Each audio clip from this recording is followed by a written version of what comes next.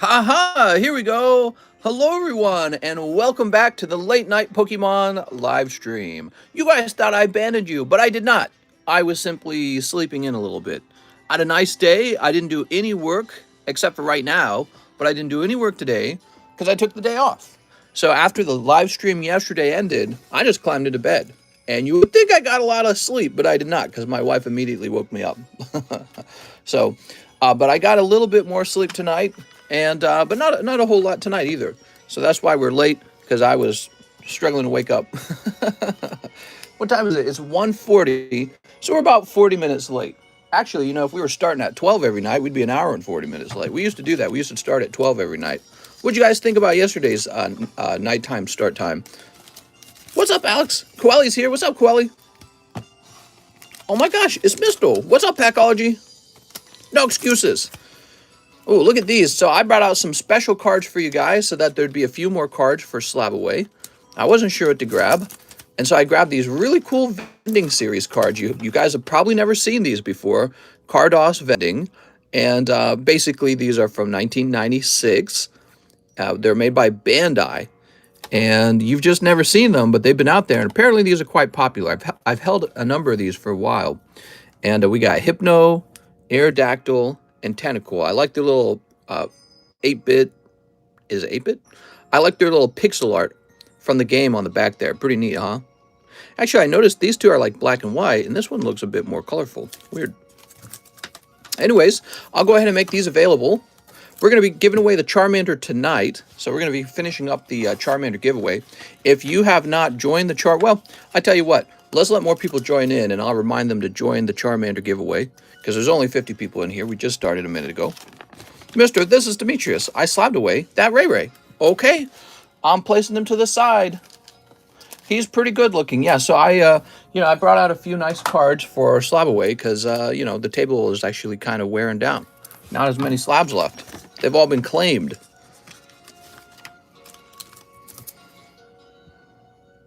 Okay, so these are real nice. They're also kind of pricey because they're quite rare. Yeah, these are not cheap. We'll also do another shout out for our friend Mary. And the last two streams, Mary donated $710. Wow, really crazy amounts. I love it. So let's jump over here. We started late, so we want to jump into this quickly. Hypno Cardos, right?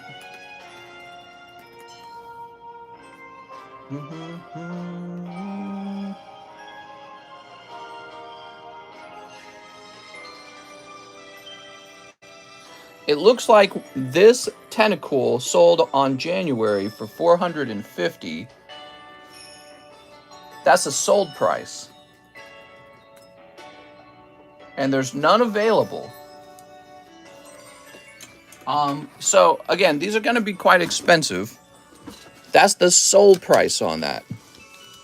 Let me show you, just so that you know I'm not making it up. I want to show you the sold price. These are just highly desirable cards, I think. So, sold on January, $450.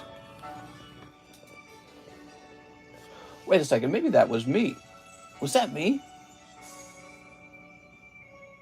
Oh, I forgot how I bought these. Oh, man. They were in my collection. I'm like, where did these even come from? Boy, I must have been drunk when I bought those. I see now. So the Tentacool and the Hypno were purchased together. Oh. So hold on. That would make the Tentacool what? Oh, I see. So I must have gotten these for about $225 a piece. It looked like this is sold for $450. So I'm gonna mark this down. If I got mine for $225, I'm not gonna ask for much of a difference. I'm gonna make it for $245. All right, what's up, Mary? So these would be $245 a piece. Dude, I moved through too many cards. Let's see, and then the Aerodactyl.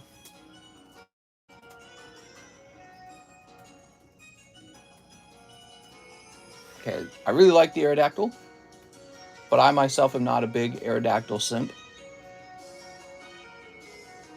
Take a quick look. I think for the Aerodactyl, we're going to do about 350, not 3. Yeah, 355.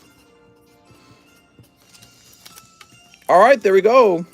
Have you ever done psychedelics? I've never done psychedelics. Nope.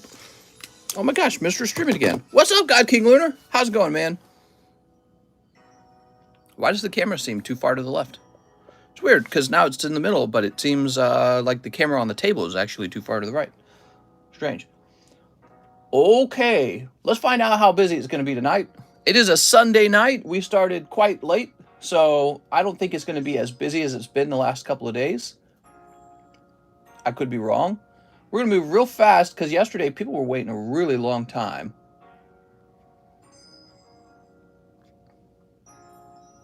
Trying to find out where the stream cut off. Ah, I see where it cut off.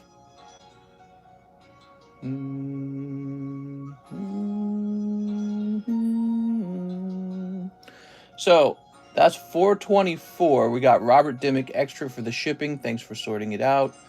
And then we got Joey Barton a little while later who orders 1 live custom and a 25th anniversary Charizard pack. Did we do that? I don't think we've done that, right? Can you explain how to enter the giveaway for the Charmander? I sure can, Ultimate Kid. So in order to enter the giveaway for the Charmander, you need to click the link at the top of the description. That's the giveaway link. That'll take you to our Pokestan Marketplace Discord server, a place where you can look at cards that people in our community are selling. And we should have a channel called the Charmander Giveaway. You make a guess between 1 and 1,000 in that channel. Just one guess, okay? And yes, so we're giving this away out tonight. This is your last chance to join that. You know, it's buy now prices of about $168. So that's kind of a nice giveaway. Even if you could argue it's only worth $100, it's $100. So I'm giving that out for free. And I'm doing that to help build the Discord. I want the giveaway for the Articuno. Articuno's getting close, man. Articuno is... that Articuno, what was it at? Hold on. Here's Ancient Origins. We'll probably open that tonight. Here it is. Articuno's at 351. Kind of scary. Yeah, real close. Nice how the stream looks cleaner. New laptop. What's up, Hi Hop Lives? No, it's not a new laptop. This is a new cell phone, maybe, from the last time that you joined. Okay, so here's Joey Barton. I don't think we did this Joey Barton order, did we? I think this is a pre-order. Yeah, it really helps if you guys actually mention that it's a pre-order. I think it will. Okay. Well, he's got this Mewtwo. I can't tell. It's gotta be. It's gotta be a pre-order. I'm pretty sure, because our last order of the night was not Joey Barton opening up a live custom. I feel like I would have remembered that. I'd have been like, that live custom came in pretty late. So, okay, let's go ahead and pull him a live custom booster. Good luck, Joey Barton. Caleb Carvo, last order, says CS Daking. Yeah? Let me look. Caleb Carvo, 3 brilliant stars, 3 over scale. Okay, good. So, good luck, Joey Barton. Whoop. It's Hollow Mew. Oof! All right, that's the first pull of the night. I'll go ahead and get you some bonus ones, okay? 1, 2, 3, 4. You might have just pulled 2 energy cards there, the back there. No, actually you didn't. So Dark Raticate, Farfetch, Psychic Energy, and Potion. Nice. I'll have you know, I'm a super nice little angel. I just called you an angel. Mew. Ooh, let's get that Charizard. Okay, Joey Barton. So we're waiting to see a Charizard come out of here. We've seen an Umbreon come out. If Charizard doesn't come out, I'm going to be highly disappointed. What's the Neopack at? It's probably pretty close. Oh, look! It's beautiful Luxray, which we haven't seen up to this point. So Luxray's cool. That's for Joey Barton. Oh, Joey. Ouch. Mr. Joey. First order of the night. When are we doing the Charmander giveaway? In this stream, we'll find out who pulled it. Coeli Jimenez. 1 for the pack break, says Coeli. What's up, Coeli? 1, 2, 3, 4, 5, 6. Okay, we're at 6. This is going to be 7.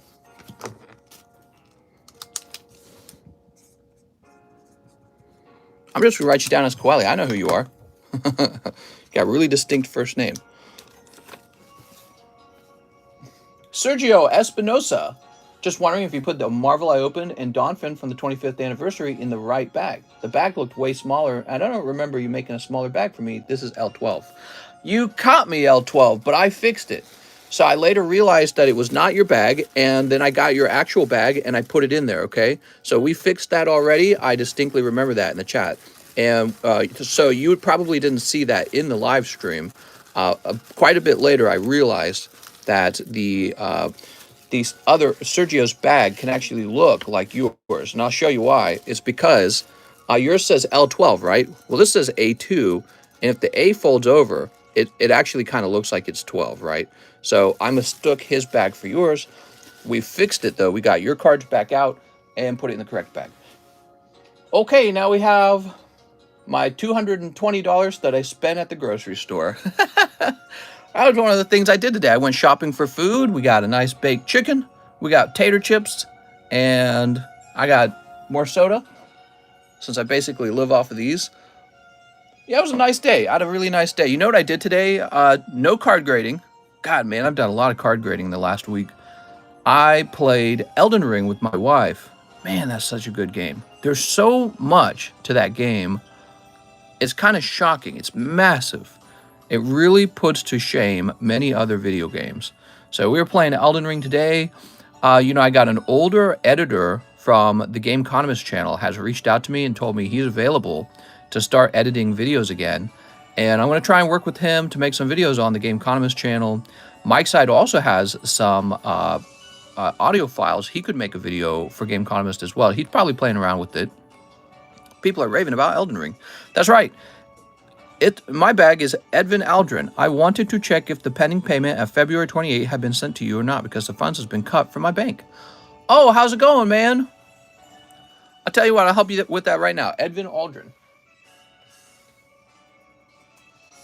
So anyways, I've been having a lot of fun with Elden Ring. It's a pity that I don't have as much time to play it. That would have been my whole life in the past, right? So back when I was running the TheCardconomist, it says pending until March 3rd.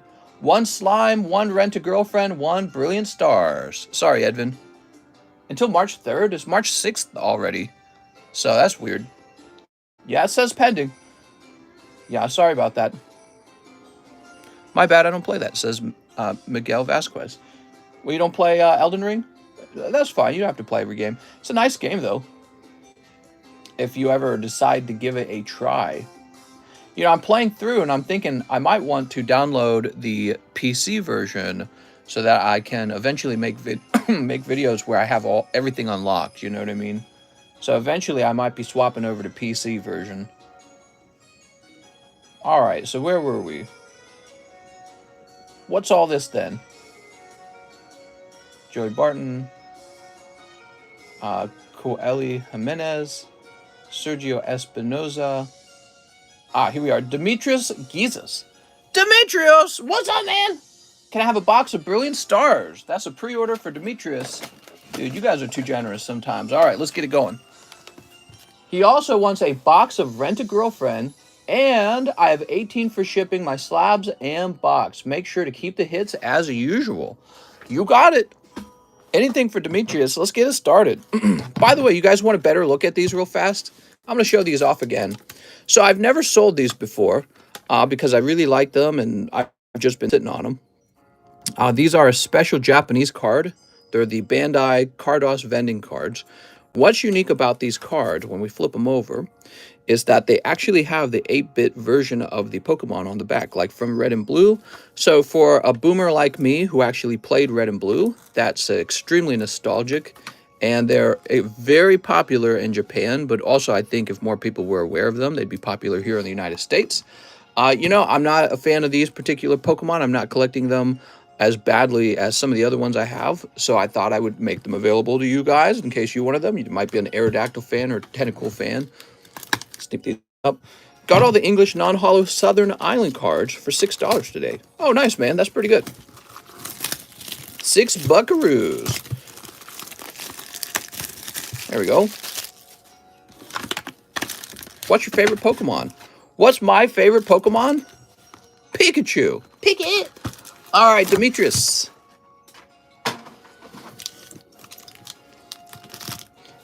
I'm excited. I hope you guys have taken a minute and followed me on TikTok, because I'm going to be focusing on a series of videos over on TikTok where I just answer every question that gets asked me.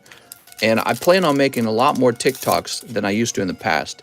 In the past, my content strategy for TikTok has been, talk about some fun thing about a Pokemon card in particular, or open up some packs. I'm kind of going to change gear, and from now on, what I will be doing is just answering each question by talking. You should see Q, says Anthony. What happened? Coeli?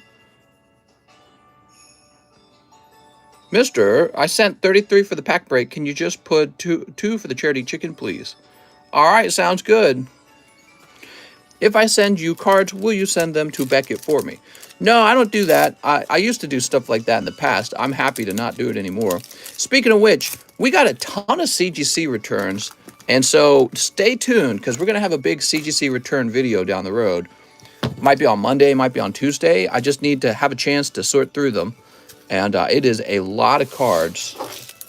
They just sent me all the returns in one big box, but I think what had happened is they sent it all to my old address, and then they all got returned, and then they pulled them all together and then shipped them off to me. So CGC has been a disaster. I don't know if you guys heard that story.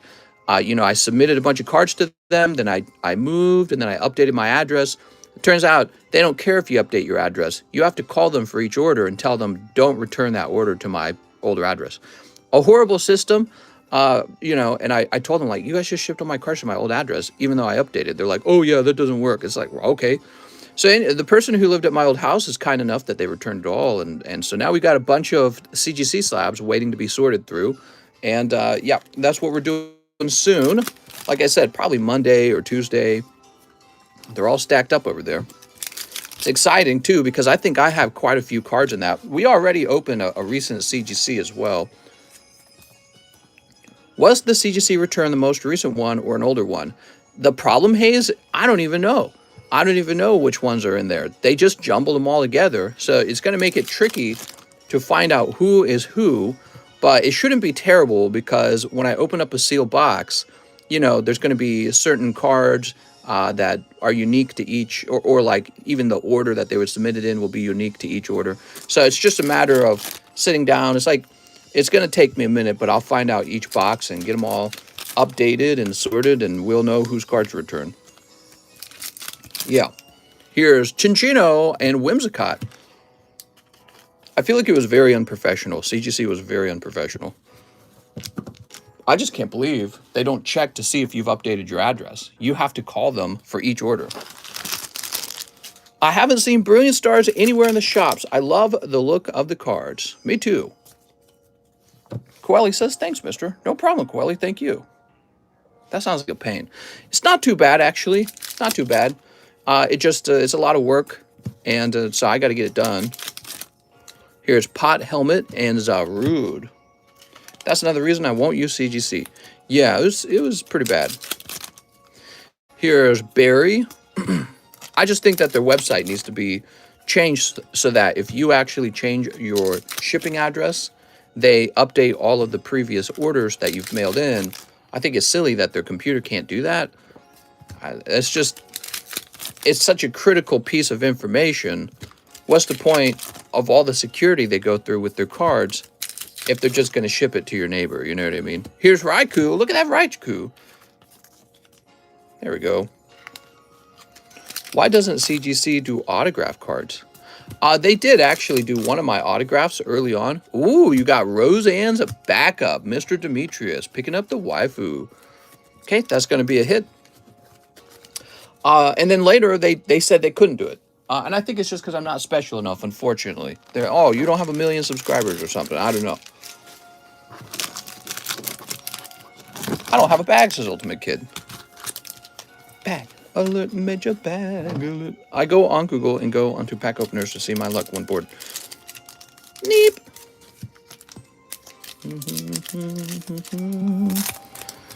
CGC should allow pack grading.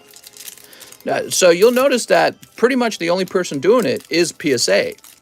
And that's because pack grading is really tough. I'm guessing you need a whole separate machine for pack grading. You need your own encapsulating machine that only does pack grades. And then your slab provider, wherever they might be, your slab provider needs to be able to do packs. So it's very expensive to start it up. A lot of people keep asking about pack grading. And it's obvious that the people want pack grading. That's what the people want.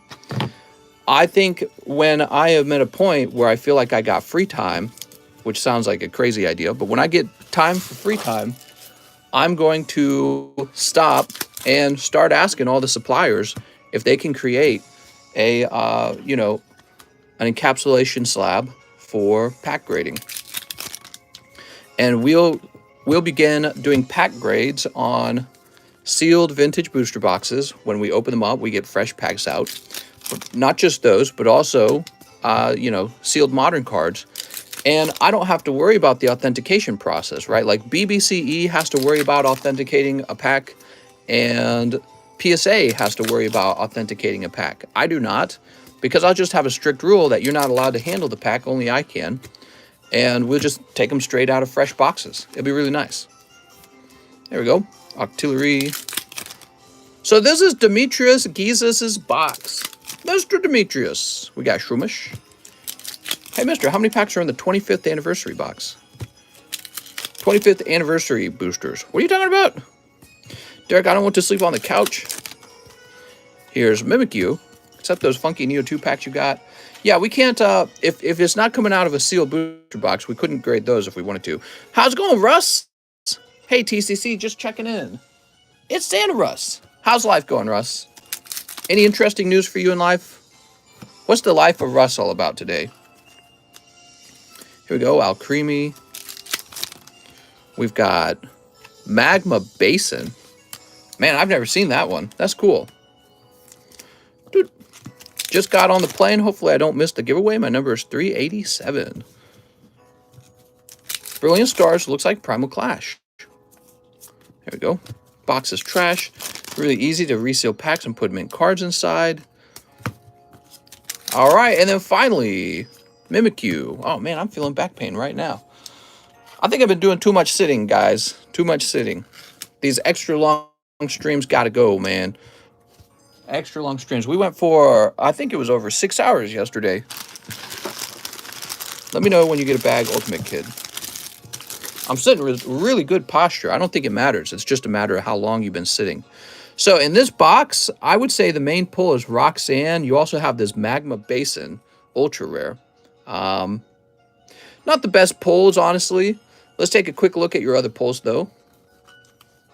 You also pick up Octillery's cute, Alcreamy's meh, and Eevee's pretty cute. So those are your character galleries. And then you've got one more full art. That's Rapid Style Mustard, who would be a nice pull, except he's a Gaifu. So guys don't really buy Guy cards, it turns out. Look at this Raikou V. Can we say that this Raikou V is actually really awesome looking? Very neat. So yeah, but these two, Roxanne's nice. I don't think anyone's going to spend a lot of money on Mustard. And overall, the box has a pretty standard or even good pull rate, you'd say. Now, Demetrius has a secondary order. He wants a box of Rent-A-Girlfriend. You got it, Mr. Demetrius.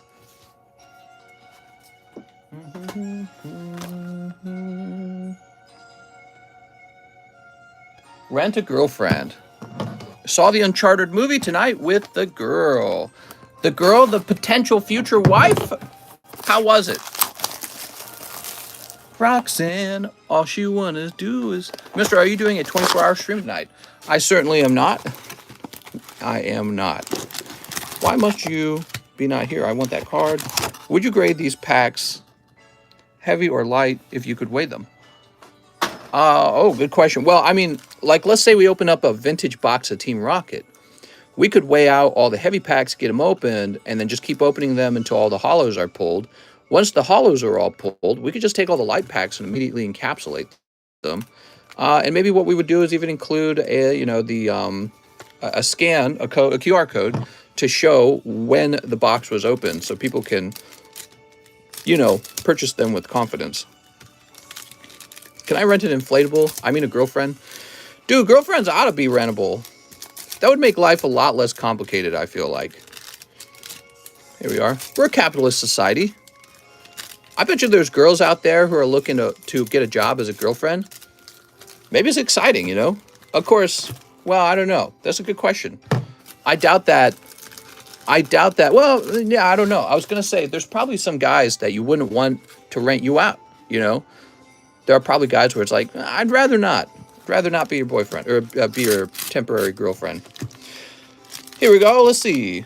Imagine some creepy guys, some kind of stalker or something like that. I mean, guys can get attached, you know what I mean, real fast. So it's a complicated thing. You ever hear those horrible stories about a guy stalking a girl, and then she rejects him, and then he goes on a killing spree? Some bad stuff, man. But I don't know. You're the one, Chizuru. I feel like if girls had like a rent-a-girlfriend service, maybe it would be actually quite good for guys who need practice learning how to talk to girls, learning how to feel maybe like comfortable around them. Like when you stand up and you give a public speech. It's always easier if you practice it first. Well, you can't really practice dating. Maybe a rent-a-girlfriend service in the US could be like, all right, this is what girls like. Be sure to, you know, buy her drinks, blah, blah, blah, you know, all the information. There's guys out there who could really use the practice. All right, here is two hollows. I would know when I was in the computer science club. The computer science club at my university was full of guys just like that. It was really obvious. Really, really obvious. Oh, here we go. What do we got? We've got compared to when we were dating. What? And that's a full art. Beautiful. All right, there you go, man. You got your full art. In Japan, you can. Oh, double full art. You got a double full art box. Signature. Oh, another mommy signature. How many of these are we going to pull, man? We need one of the other characters now. Demetrius got the right box. Congratulations, Demetrius. Beautiful. Oh, no, my eye's itching. I think I just rubbed cat dandruff into my eye. I do that. That's why you can't touch your eyes when you have cats and you have cat allergies. Great job, Demetrius. Oh, I know he's going to be excited to see that if he's not here. Japan, you can rent some school girls. Here is, what do you think, Ruka? Hey says, I win! Are the MTG packs on the menu from the collector booster box? I think these are just standard booster box. She going to drop another Mr. Beast doggos? What? Say, Ruka. You can also hire Japanese moms. Wow, really? Dude, I could use that. Have a mom come over here and, I don't know, help me clean the house up. Dude, we need to hire somebody to help us. We need like a house helper really badly. Oh, it really is quite bad. My wife doesn't cook, and she does do. We both have like critical chores that we each do. Like I take out all the trash, and she does dishes. That's about it. We don't do anything else around the house, and it's because we're both working full time, and that's about it. We value our free time. So whenever we're actually off, we just don't work on the house. We'll like hang out or have fun. But so we're both completely employed and working our butts off. She works more than 40 hours, to be honest. My wife does. She's supposed to work 40 hours, but her job spills over into, overtime. She's salaried, so they don't care how much she works. They care if she gets her job done. And she ends up working when she shouldn't be working. And of course, you guys know I work a lot too. So neither of us just has much free time. We need help. We need help. I think you got a good girl round. Look at this, Roxanne and Signature Mommy here. Is it Mommy? Is that really how it's pronounced? Now, Demetrius says, $18 for shipping of my slabs and box. Make sure to keep the hits. Okay. Grab this real fast. Ugh. Get a Roomba. Nah, that's not going to help.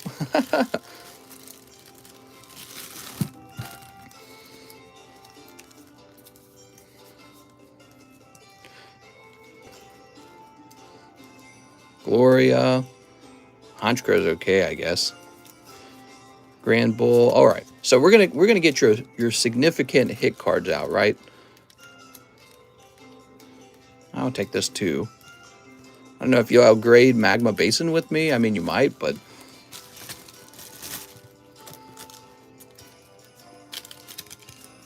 So we're now going through Demetrius's pulls to pull out all of his hits.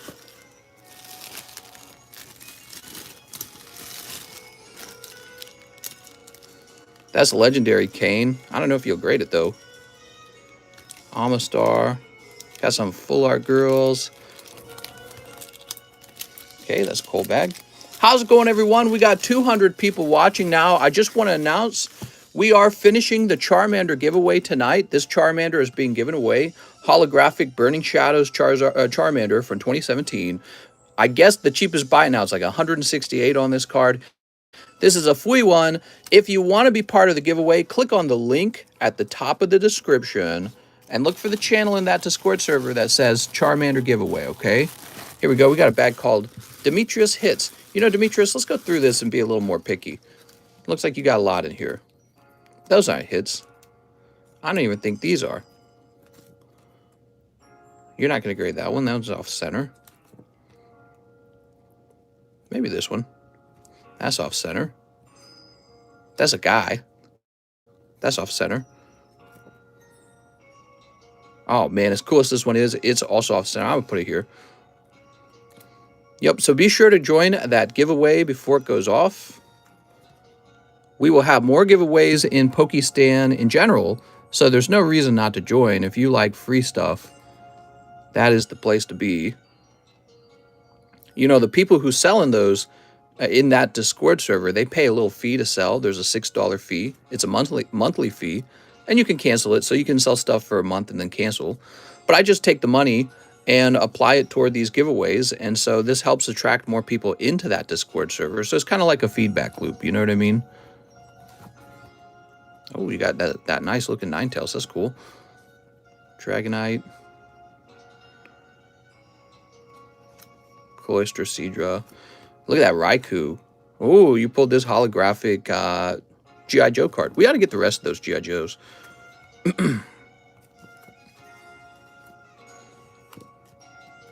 Honestly, these Mews aren't going for a lot. Phoebe, that's cool. You gotta sell those to Stefan Chang, man. I don't know if Stefan's watching right now, but I think Stefan likes this character, right? Stefan Chang. So Demetrius has these, Stefan. Yeah, this is actually pretty clean. Tag call.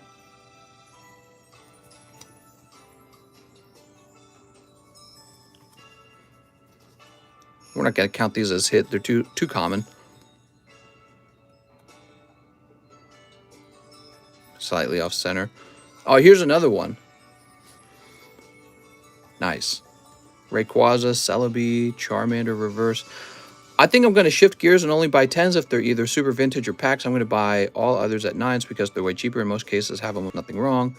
Yeah, I mean, I've done that kind of stuff. Shifted back and forth over what I want. These days, I've got a really fantastically large collection. And I just kind of like, it's like shifting sand inside of that collection. Jabba the Butt, one of the best Star Wars cards and one of the reasons people actually open Star Wars. I hate to tell you this, that's off center. This actually looks nice. That's just a Zeraora. That looks really clean. Then on the bottom, unfortunately, hate to tell you that. I mean, you can still grade it if you want a 9.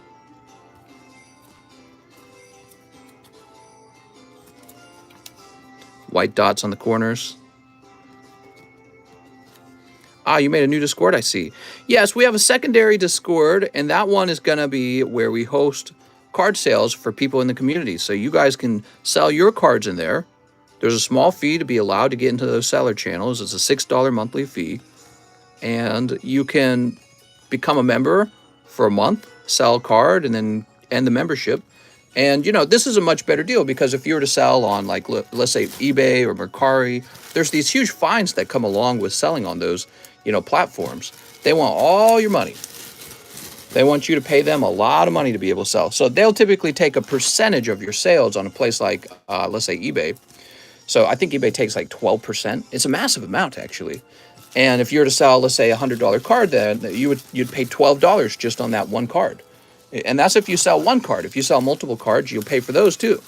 So eBay, really, you could call it Feebay, and that would be pretty accurate for the name. When I get more money, I will send for a bunch of grades then. Soon, I think I will have 30 with you still waiting. Well, the good news is we're all done with Mr. Nogla's order, and so I will be able to put more time and effort into the ones that have been waiting. I think I might take a day and just focus on cards that have been waiting a long time. Tell the express guys they'll have to wait.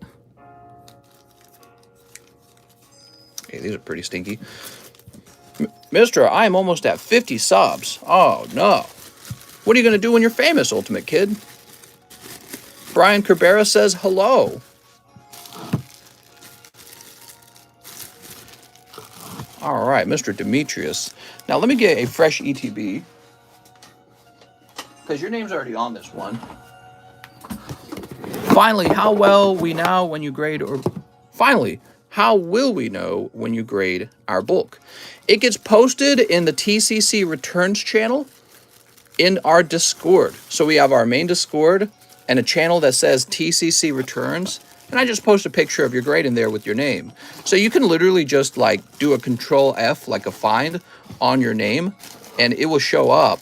And all the cards I've graded for you will show up as well. You will also be able to see that it's been graded when you check the nightly stream that night, because I'll show them off in the actual stream as well. The last method, I suppose you could request shipping or just like ask me if it's done or something like that. That'll be a little harder. If you ask me if your grades are done, I'm probably just going to refer you to the Returns channel. You did a good job reading my message. I'm on my phone. All right, there you go, Mr. Demetrius. Here's a fat stack of hits. Now let's get you a label. Where would one sell vintage Pokemon tints? That's not a pack, not a box. Which channel? I guess you could do either, whichever you prefer.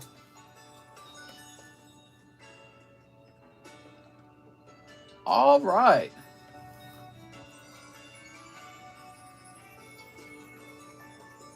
So you've got a heavy package for me to ship. And you said you also had slabs, right? So we're going to go with the regional rate box. A priority mailbox. How come Mary has her own card?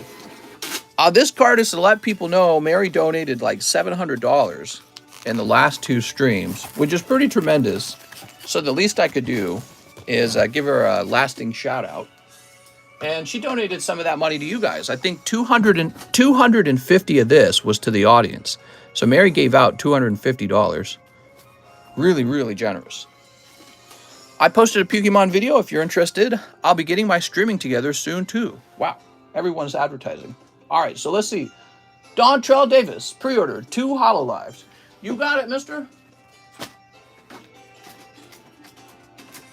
1, 2, and 1 poker card. We've got, oh look, it's Vileplume. All right. I just want to know when you guys start your OnlyFans. That's the only thing I'm curious about. Here goes. Is this little white kitty's hair? Oh my God. How did that get in there? Oil stocks go brrr. Oh man, it's getting bad out there, isn't it? You will hope that the military war in Ukraine would have ended quickly with peace talks, but it is not ending quickly. It is looking pretty bad. They're just going and going.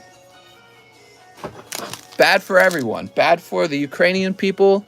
Bad for the Russian people. They didn't say let's go to war. So they're going to have it bad too. There's going to be food shortages over there, I'm sure. They're just going to live poorer. If you were a Russian living in Russia, you are just going to be more poor because of the conflict. And, you know, it's not like you personally sent the Russian military out. Plus all the Russian men who are dying. I'm saying Ukrainians pass away in the fight. So do Russian men who are told to go fight. You know what I mean?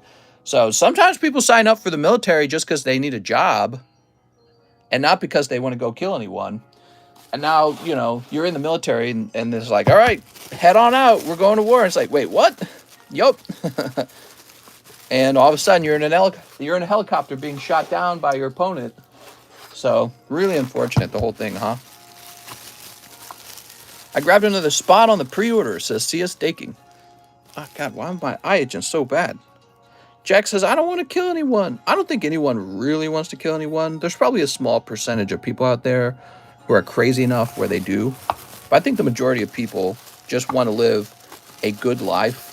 And, you know, and I think there's quite a few men who enjoy competitiveness. But, yeah, the sports are a great way to express that competitiveness. That doesn't require anyone to die. Let's see. Dontrell, you didn't need a new bag, did you? I recognize your name, Dontrell Davis. I've ran into your bag many times. But why am I not seeing your bag now? 2 reasons: because Ukraine wants to join NATO and because of separatists in eastern Ukraine. Yeah. Well, we've talked a lot about Ukraine and Putin's intentions and what went wrong. Oh, here it is. I found you. Your bag's really small now. Your bag used to be so large, Dontrell Davis. Eye drops? I need eye drops. Yeah, we've talked about it a lot. San A. Hey, mister, I'll take 2 VMAX Climax packs. All right. You got it. How long will this war go on? Dude, it might be a long time. Might go on for a while. Might go on to the bitter end. How far am I in Elden Ring?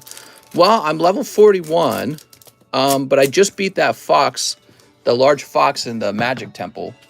And so I think I've done a lot of exploring, but not a lot of progression.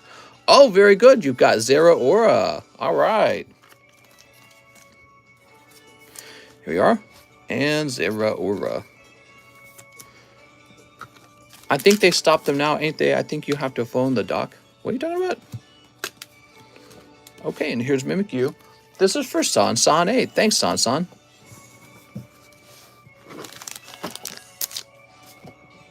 So San, I don't think you have a large bag, but we're going to check up top first just to eliminate it.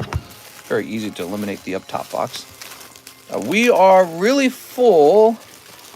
We are running out of room. Okay, you are not up top. I do suspect you're down here. As for flying, you see Ryan Air just sent me an email. Q, you want to finish the box break? Steven, Sergio, Sean. I have a large bag, he says. Oh, you've got a large bag, you say. So actually, you might be in this box over here. Ah, thank you for that little tip about the bag being large. That helped locate you faster. Did you know that? When you guys let me know how large your bag is, it gives me a better clue as to where you're going to be. Because besides sorting people out alphabetically, I sort them out by bag size. Good tip. All right. Trey Allen Bursey. What's cracking? I would like 1 Star Wars Series 1. Okay. 1 pack of the Dragon Ball Z Showdown. Okay. A Final Fantasy Opus 4. Ah, we haven't seen that in a while. Okay, let's see. Where are the 4s hiding?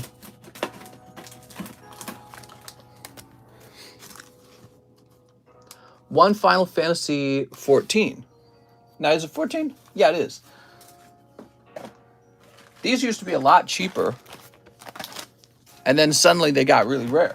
It was really interesting. They just must not do large print runs of the Final Fantasy collection. All right, here we are. This is for Trey Allen Bursey. I've been in line for 2 months, so yo, mister, please grade my Star Wars cards. I'm not jabbed at all, but they said need a PCR test. Go ahead and snip this. You take Cash App. I do not. I take PayPal, okay? All right.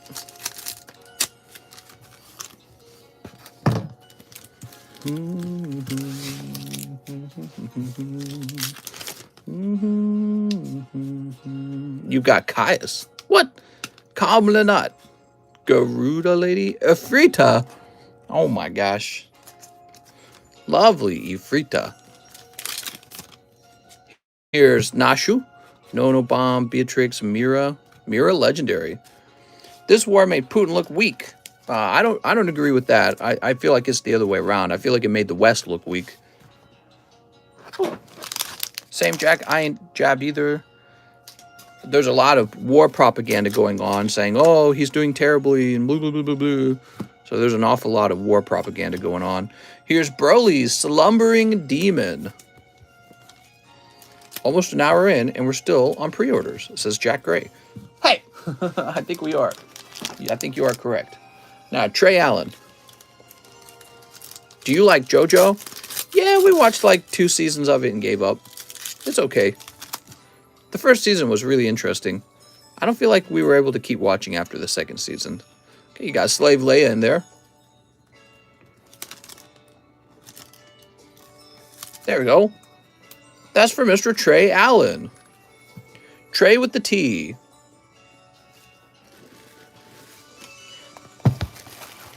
Here's Tyler Ward. So we just got to find Trey Allen. Bercy now. Season 3 is amazing. What? Why does it make the West look bad? Well, I mean, if you were to think about what's going on without, let's say the news telling you how to feel about it, the West has put all its sanctions on Russia, and Russia says, we don't care. And they're running in there, making moves, taking land. The Ukrainians are having to flee. It just seems a lot like the West does not actually have the power it claims. It seems like the West is afraid to engage in war. And it makes, let's say that Russia is actually successful in all this. They also do gain Ukraine, right? So they look tough. The West sounds tough. We've got a lot of rhetoric. We've got a lot of saber rattling. But Russia's the one actually out making moves. So Trey says, I have a bag. Well, Mr. Trey, we need to find that bag. Trey Allen. I thought you could just take one of them little tests and show them. Haha. Let me take one more look at this. I feel like you would be right here.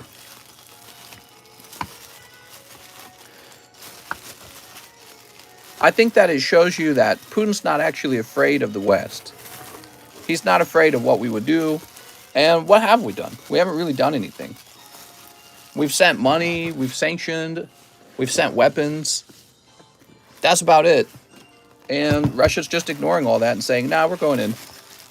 They will never conquer Ukraine. Yeah, I mean, it's easy enough to sit back and say that. But all the countries that exist today, they were all conquered. So the borders that exist today were based off of the outcomes of war. Like even as recent as North and South Korea, you know what I mean? So you can say what you want. It really just, it comes down to however the battle plays out. You just sit back and watch the battle, I guess. Why are we not running into Trey Allen Bercy? Toro Tio Tenzenberg.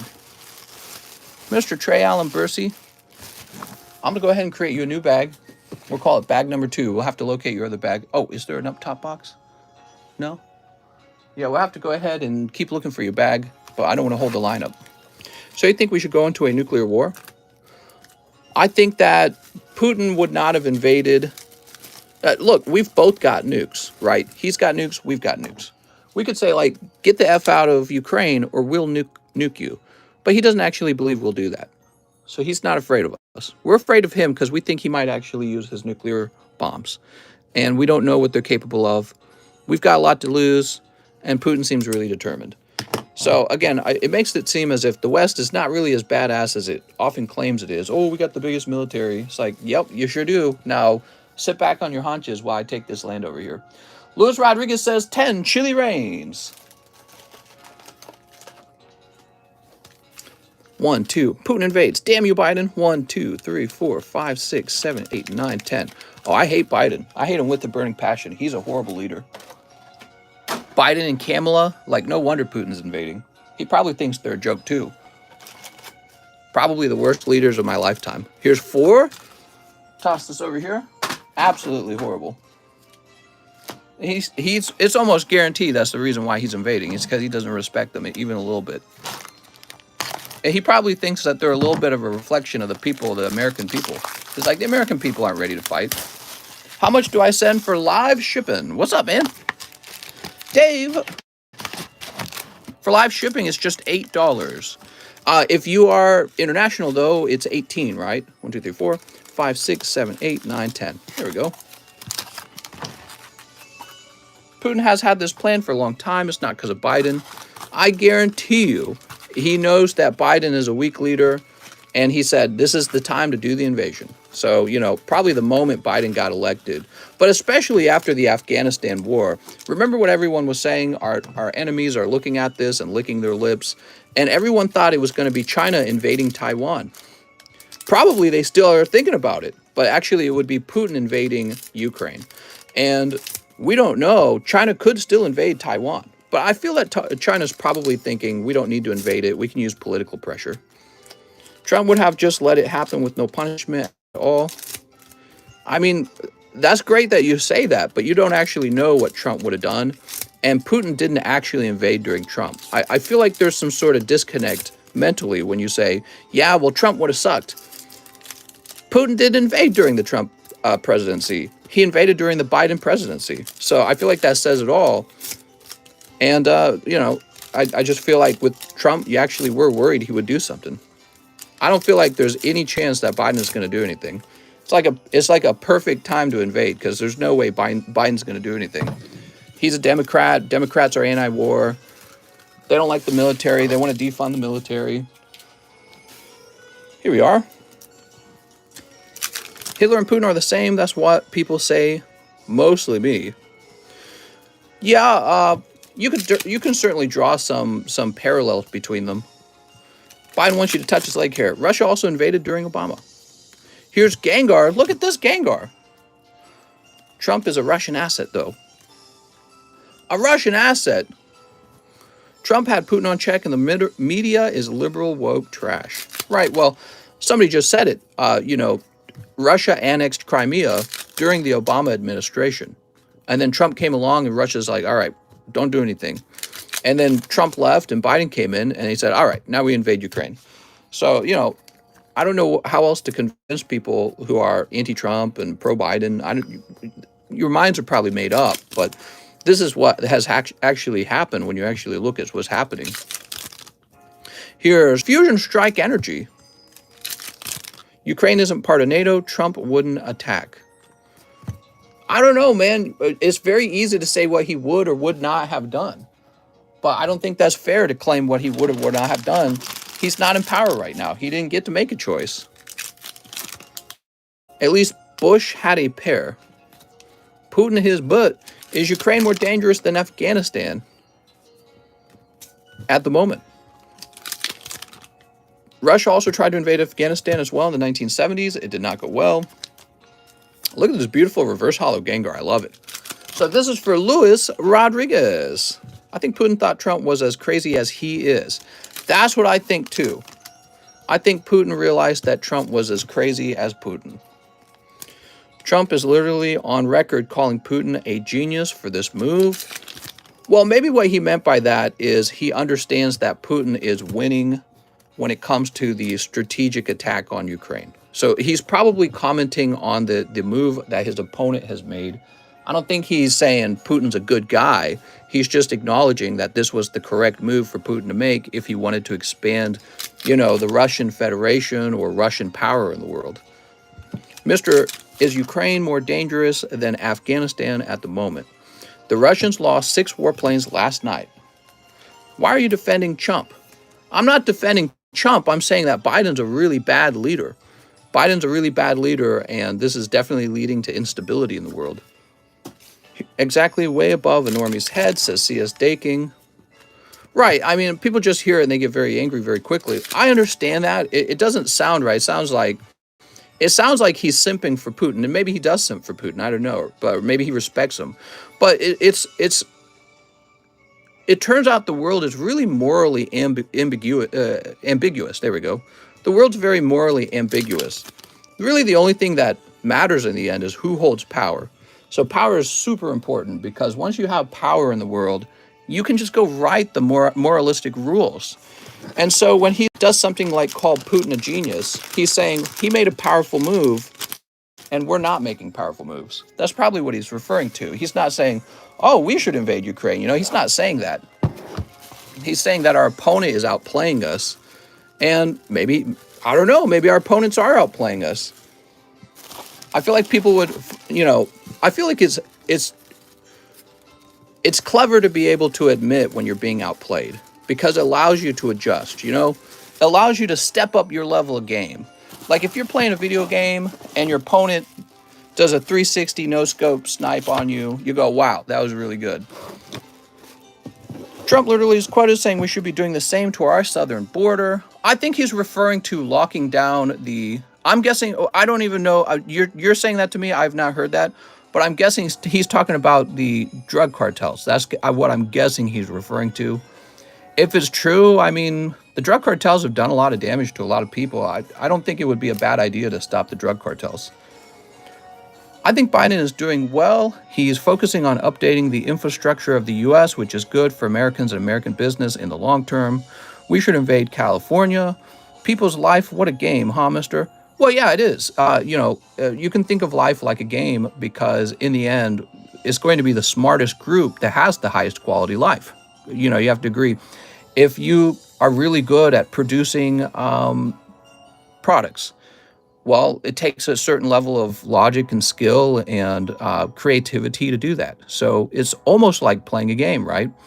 And the better you are at creating products and having a military and being politically savvy, the better the quality of your life is. So that's why I refer to it as a game. But, you know, I don't mean it's literally a digital game. So I'm not saying that. But I think what you're trying to say is you're playing with people's lives, mister. But that's just an emotional thing. You're not really saying anything. Here's Kevin O'Neill going on the Ancient Origins box break. I'm making a card game just like Pokemon. I still remember those kids in cages under the Trump administration. Right, those cages were actually built by Obama, and that became a really popular term to say, kids in cages. They're like holding centers because there's people who are crossing who aren't supposed to be crossing in the United States, and because we have laws about how to get into the United States. And they would bring children with them, and sometimes it wasn't their children. Sometimes it was other people's children, and they were using the kids as a loophole to get into the country. Mr. Kevin, and if you didn't know this, just about every first world country has those. I don't know if there's any first world country that doesn't do that, but, you know, being able to trash talk a politician is all part of the game. So you're supposed to trash talk the politicians to try and influence voters. So, you know, and you're part of this game. So you listen to that sort of information, and it's very easy to be, oh man, children in cages, he's a horrible monster. You know what I mean? It's very easy to be influenced that way. David Capistran says 1 VMAX Climax. If you had it the other way around, if you couldn't detain people, if they had a kid, there'd be a whole market for buying other people's kids so that you can just cross the border and be like, oh, I got a kid. You can't do anything about that. You know what I mean? All right. You can donate the hollows in my bag. Also can have a quick look at my hits. That's for David Capistran. Put calls on Russia stocks. You would be laughing all the way to the bank right now. I don't know about that, mister. That's too risky for me. Zara Ora. Look at this, Zara Ora. But, you know, people really praised Obama, and he actually did quite a lot of deporting as well. So David Capistran. I thought the kids in cages was cool. Oh, mister. It's not cool. It's a disaster, obviously. It's a disaster. But that's why they started to change the rules, where they started to say you can't come over here to try and get amnesty. What is it like? A lot of people were coming over and trying to get into the country by claiming they're sort of like they're a class of people. What is it called? It's like somebody's coming after you. I can't remember the word. And so they're coming over trying to get protection from that.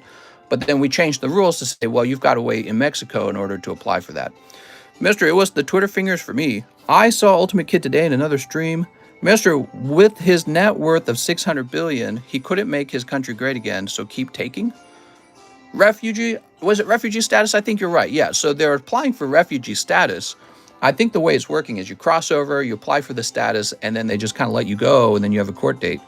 And they changed the rules because of like the kids in cages and all the bad publicity, and said, you got to go and stay in Mexico while you wait for your day in court or something like that, right? Mister, he wanted to see his hits. Oh, I'm so sorry. I'm so distracted with the conversation. Mr. David Capistrand, he said, take my hollows. Here we go. I want a better border wall so America is protected from people coming here solely to do our country harm, says Mr. Ben Franklin. Look at this, a beautiful signature Hulk. Here's Pikachu. It's a very sensitive subject. It's a very sensitive subject for sure. You know, people feel like there's a lot of people who feel like there should be no borders and that, well, you should just be able to move freely between countries. Here's, oh, look at this, far-fetched. But there's repercussions for that as well. You know, like when you have a very open border, you can have your international opponents like China sneaking in a lot of drugs. And if you take time and see people's lives being destroyed by the drugs, you start to feel like, oh, well, I don't like that. You know what I mean? I actually lived in next to St. Louis, Missouri, which if you guys didn't know this, St. Louis, Missouri is one of the highest murder rates in the country. And the murder rates in St. Louis can be as bad as it is actually in Mexico. So if you go look up like cities with the highest murder rate, it's funny. There's a bunch of Mexico cities where they have the drug cartels fighting with each other for territory and fighting with the politicians and the police officers. And then on that list is St. Louis. It's like really high up on the list, one of the highest murder rate places in the world, and it's in the United States. It makes no sense. So, you know, I lived about 20 minutes away from St. Louis, and I've been there a lot of times, and it's just this really crappy city. And you ask, well, what's going on in this city? It's drugs. It's all about drugs. You have these drug cartels in St. Louis City. They get their drugs over the border, and then you have these warring gangs in St. Louis shooting each other, and there's a whole bunch of, you know, people getting murdered as a result of it, like innocent people, because they get caught in the middle of it. And it gives you a bitter taste for it, man. You go, wow, this really is a pretty serious problem. And then you have a lot of normal people living in regular suburbias. They don't live in or next to St. Louis, so they don't know that this is going on. And they get really strong opinions about, well, here's how we should just have everything be open and easy. And it's like, well, why don't you go live in one of the drug-infested places where all the murder happens, and you'll have a different opinion, I promise. You know what I mean?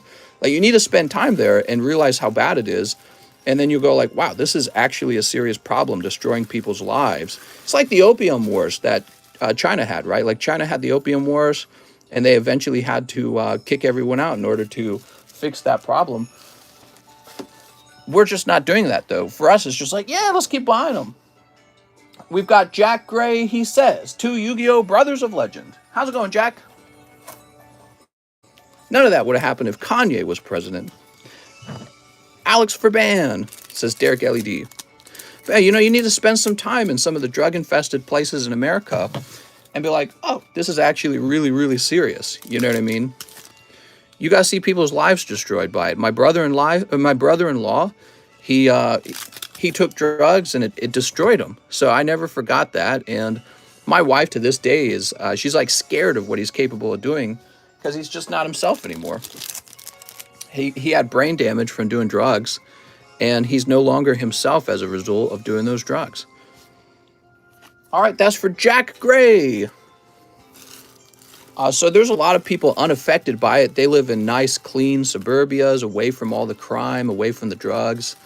And their opinion is typically it's very sympathetic, but the closer you actually get to the danger, your opinion changes from sympathetic to sort of like, wow, we need to like stop this or fix this. You know what I mean? So it depends on where you live.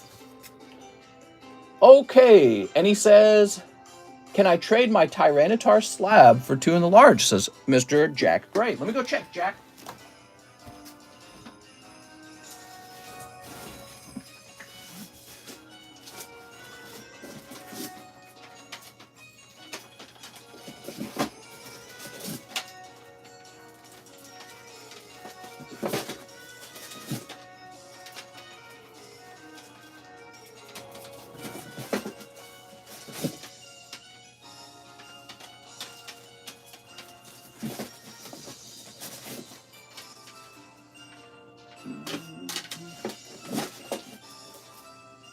All right, Mr. Jack. So we are going to put you in the large.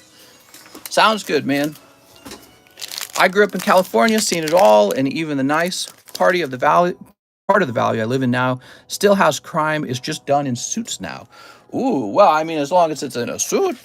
In LA, they got Skid Row, blocks and blocks of homeless drug addicts, and police contain them by keeping them in. Hey, mister, what's your favorite condiment? Definitely sriracha. I'll take that Fwee Charmander, says David Fillardo. You got it, mister. What's up, David? How's it going, man? We need to introduce Pokemon cards to these places. That's right. Pokemon Peace Talks. Heck yeah, sriracha. Oh, dude, I eat bottles of sriracha in like a week. I love that stuff. Probably going to get stomach cancer from it. People will be playing TCG in a wholesome way. That's right. Pokemon card therapy. Sriracha sucks. Mods, ban this man. Did I say bond?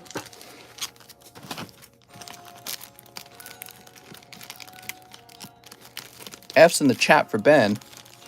Make drugs, not war. Here we are. No, but I mean, again, I think that the more it starts to affect you, the more you start to go like, wow, this is out of control. We need to have some level of control. You know what I mean? The more it affects your life. And if it doesn't affect your life, you're probably like, yeah, drugs are cool, bro. Jack Gray, 2 spots in the large. Here you go, Jack. We should invade Puerto Rico and force Logan Paul to give away all of his Pokemon. There we go. GTA in real life. Mister, say something nice about Biden. I have nothing nice to say. I think he's a horrible person. I think in the past he was horrible. Under the Obama administration, we had the rise of ISIS and the fall of Syria. And now Biden's empowered. We have the fall of Ukraine, the fall of Afghanistan, and horrible energy prices. And there's just nothing nice to say at this point. And he is genuinely very creepy. I don't understand his whole like sniffing people. It is genuinely very weird that he's like that. I don't know how he got into power. It's actually really shocking. Also, his backdoor deals with China that his family did. His son, Hunter Biden, who is whatever, I guess, doing some kind of drugs. But Biden wrote like the crime bill, but his son can do all kinds of crime and sell his paintings for $1 million, which what is even that? It's obviously some kind of effort to have connections with the Biden family politically, because obviously the painting's not worth millions. Yeah, the whole thing's very creepy. I don't like them at all. Demetrius says 25 to slab away. That Rayquaza level 10. You got it, Mr. Demetrius. Here it is. You like feet, though. You can't speak on sniffing. I don't like feet. I'm not a feet guy. You guys are feet guys. Feet have never been a fetish for me. It's just funny because I think it is for like a lot of people on the internet, it turns out. It's a good joke. All right, Mr. Demetrius, let me add you to slab away.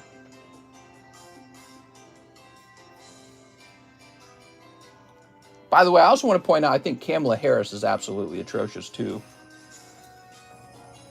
All right, this is going to say Rayquaza. She was extremely unpopular in the Democratic primaries, so even her own party did not like her. And she has definitely been chosen because she is a woman and a woman of color, and that's the only reason. And I think that is, there we go. You know, I think that's, first of all, I think it's patronizing. But, you know, she's going to be remembered for probably having done a poor job as well. Christian Donaldson says 1 in the box break and 1 live. Put this over here. Christian Donaldson.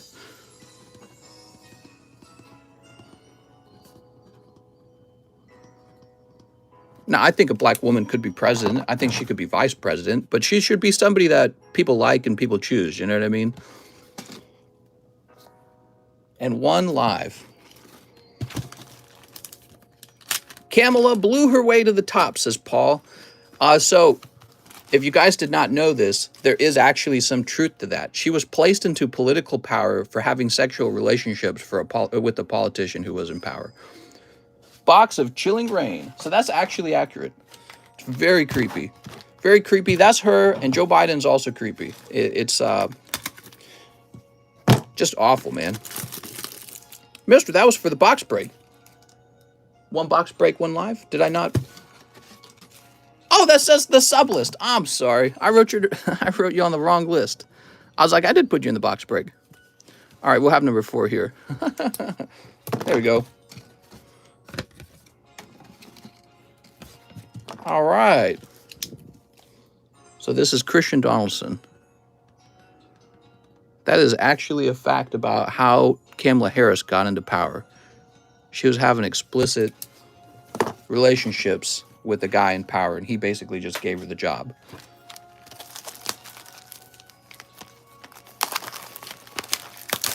All right. Black Lotus is stronger than Charizard. Oh, I still itchy. Did Melania get deported? Oh my God. Wait, is Melania from Ukraine? Where's Melania from? No, she's Hungarian. No, wait, she's not Hungarian. I don't actually know. She from like Belarus?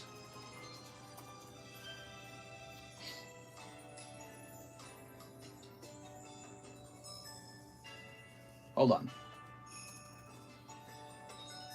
Slovenia? She's Slovenian. Woo! Mister, please go over my order, says Mr. Christian Donaldson. All right, give me a moment, Mr. Christian Donaldson. We have Christian Donaldson. 1 box break, 1 live. I need a new bag. So we got you into the box break, Christian Donaldson on 4. And you pulled the Chilling Rain out of the live custom boosters, and we're going to get you a new bag, okay? Sounds like a mail order bride. Mister, I sent 50 with that slab away to bring the price down to $350 from $400. You sure did, and that's what we did in slab away. So it says $350 if you go look it up. So I caught that. I think normally what happens when I'm working, I shout everything out. And right now we're talking all kinds of politics and fun stuff like that. And so I'm doing the things, but I'm not shouting it out as much. But yeah, we got that $50 removed, Mr. Demetrius. Did I miss anything? Sneep. Last round. Sneep. Talking about Mr.'s feet fetish. Oh my gosh. Kamala Harris, Rule 34. Oh my gosh. Guys are out of control, man. What's your favorite breakfast food? My favorite breakfast food? Dirty? No, I'm just kidding. Good question. Maybe sardines. Not oatmeal. God, I try to eat the oatmeal. They say oatmeal is super healthy for you. And I can't do it, man. I try and I can't. Politics are frustrating. No one agrees. I feel like politics can be really fun. You just got to be able to talk about it without getting too engaged. You know what I mean? I think if you talk about it a whole lot, the frustration starts to subside. Mister, your analogy comparing Pelosi and Hillary to an old shaky poodle dog still got me cracking up. Oh my gosh. Good morning. Sunday morning. Oatmeal is for 80-year-old women with no teeth. Yeah, well, they live to 80. I want to live to 80. Dude, I'm going to die of heart disease. All right, we got Obama Snow. Here's a Blitzel. I do all this sitting, and then I eat pizzas. Good night, TCC. Time to sleep. Oh, thank you so much, Mr. Demetrius. You have a nice night, man. I had sex with a bowl of oatmeal once. I hope that's not true. Simon says, for the children, we're going to have a pizza party. Pizza party at 9. Pizzagate. Oh my God. I thought that was all like just some sort of like right-wing crazy stuff. And I suppose in a way it is. But man, I didn't actually ever see what caused that conspiracy. Have you guys ever actually looked into what caused the Pizzagate conspiracy? You got all these high-level officials and government officials, and they keep sending messages to each other about the pizza party they're about to have and that you're all invited. And it's like super weird. It's like, what are all these hyper wealthy politicians doing having pizza parties? And so people are talking about how, well, it's just code word for some other thing. Mr. had sex with a bowl of oatmeal, but I saw it and it was actually kind of creepy. I'm like, there's no way they're actually just having pizza. Why would these rich guys? Yeah, you're invited to the pizza party. Come on over. We're 80 years old eating pizza. Definitely. It's real. It's too much to not be. Right, right. Like, the messages are so strange.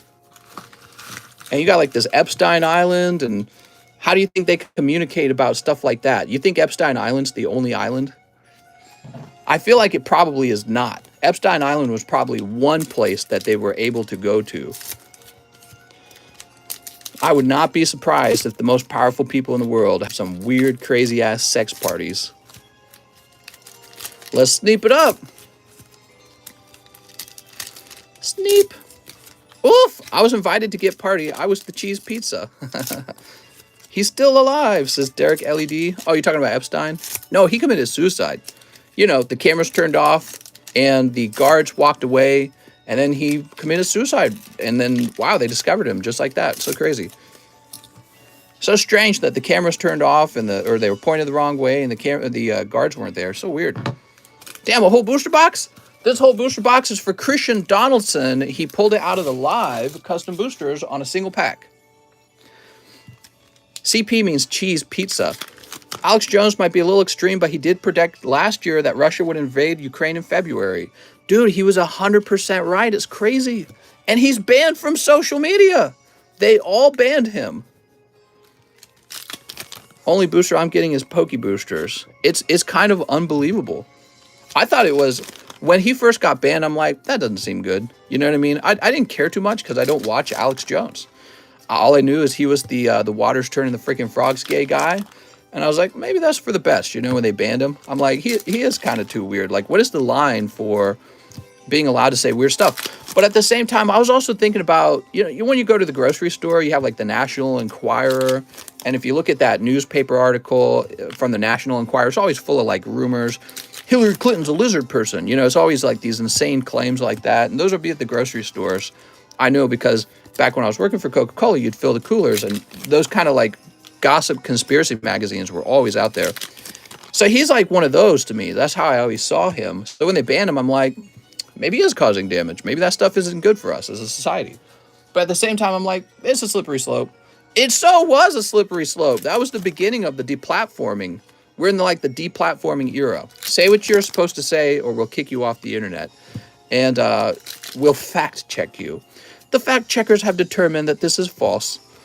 What a creepy ass time to be alive, man.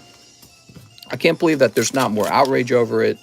And yeah, I don't know, man. It feels like the country has gone in a downward spiral to me. Donate the hollows. Oh man, you're saving me over here, Christian Donaldson. I love it. That was the whole box, and out of that entire box, he pulled Moltres, Metagross, Calyrex, Sandaconda, and a single Celebi V. That might be the coldest box of Chilling Rain. Wow, man. Holy molies. He should have curbed his schizo rants. True. Or maybe he should have freedom of speech. But the private companies are able to kick him off. And so we could either remove their right to be private and say, you're the general public now. The government has to protect speech. Or I don't know, man. It's how are you supposed to compete with Google? Somebody explain that to me. Tell me Google does not have a monopoly on speech on the internet. I don't believe it. They do. And they probably will continue to. They've got the infrastructure. They've got the money. They've got the name familiarity. They are the public. And that's why I think that platforms like Google should not be able to operate as a private company. Just like our, here in Missouri, we have Ameren EU, which is our energy company. Well, the energy company is so powerful and important, the government said, guess what? You aren't a private entity anymore. You're like central to us as a country. So you're a government entity now. So I feel like I would not, I don't know, but that could lead to bad things too. So I don't really know how I feel on that subject. New bag, Mr. Christian Donaldson. Chilling Pain strikes again. Dude, that was a cold box, man. You gonna join the People's Convoy? Not me, but I'll be talking about it probably. All right, Christian Donaldson.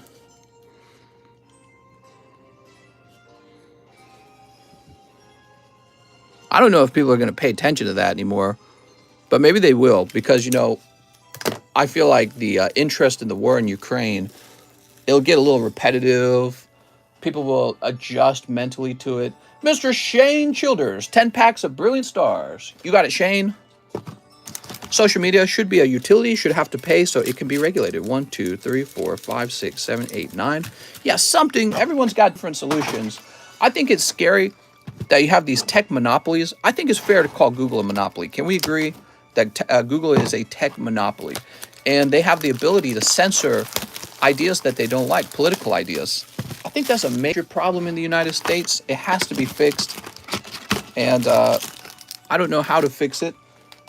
It needs to be fixed in the smartest way, right? 1, 2, 3, 4, 5, 6, 7, 8, 9, 10.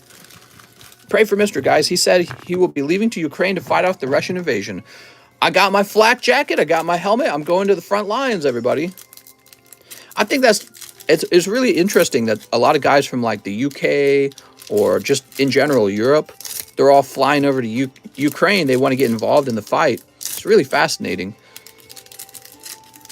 Sleep. It makes you wonder at what point, like, is a government involved versus not being involved? Because it's like, let's say 10,000 healthy fighters from like the UK joined the fight in Ukraine. It's like, okay, the UK hasn't officially joined the fight, but it has. You know what I mean?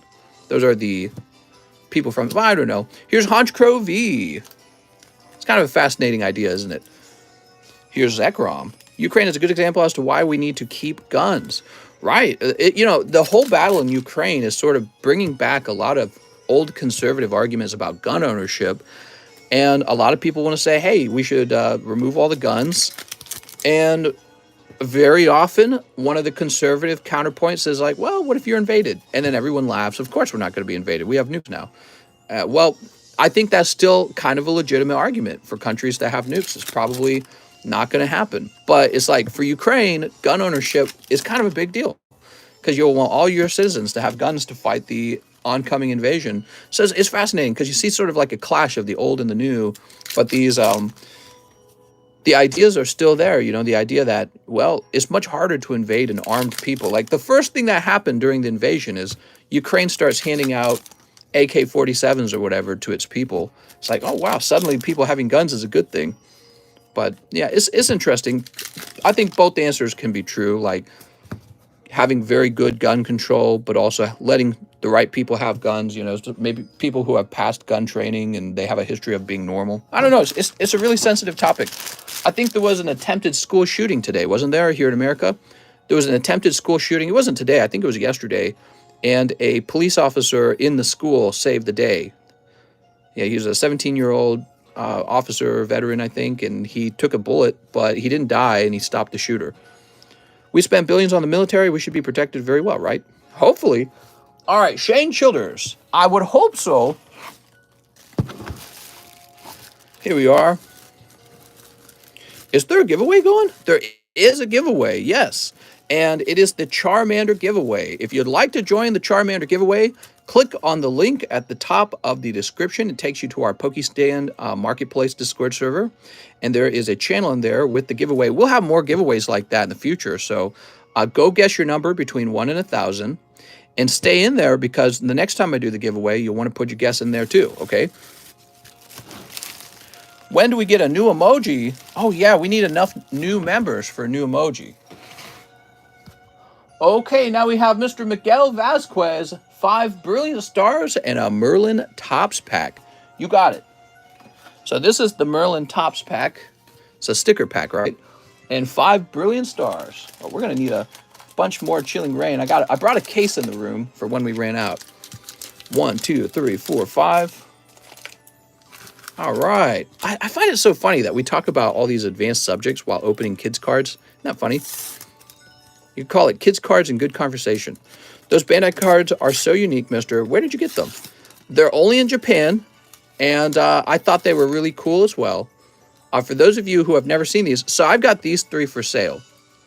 And this Tentacool actually has the old 8-bit art on the back. Do you recognize the artwork? That's from the game, right? How neat.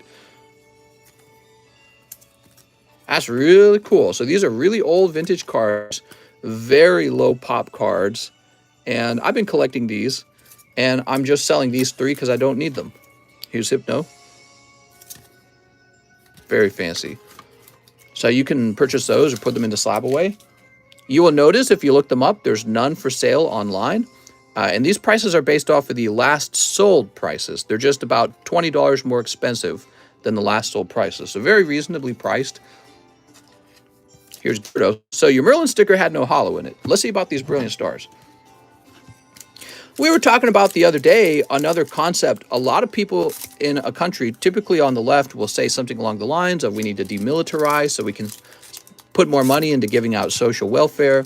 And it's like, I think, once again, the mistaken belief is that if you demilitarize, defund your military, you'll get along with that fine because, oh, well, there's nothing bad going on in the world and nothing bad will ever happen again.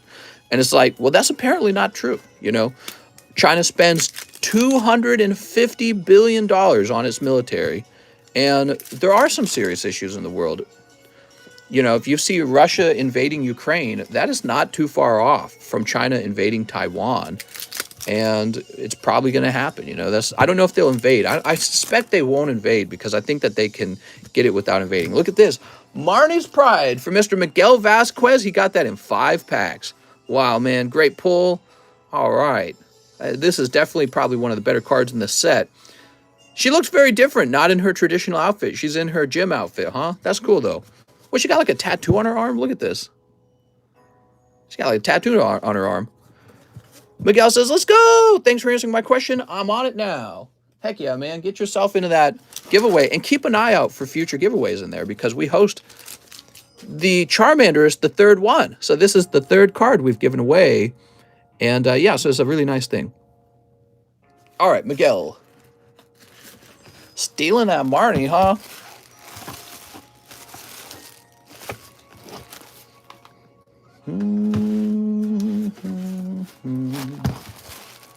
Mike's side, Michael Ragonin. You must be in this box.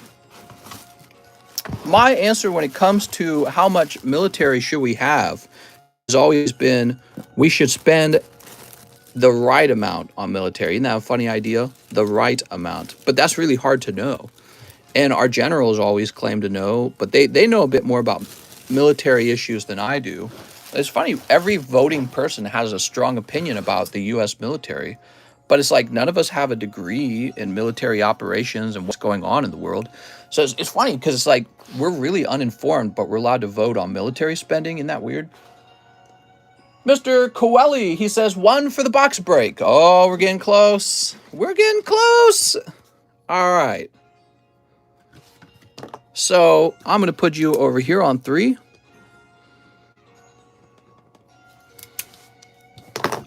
Two spots remain.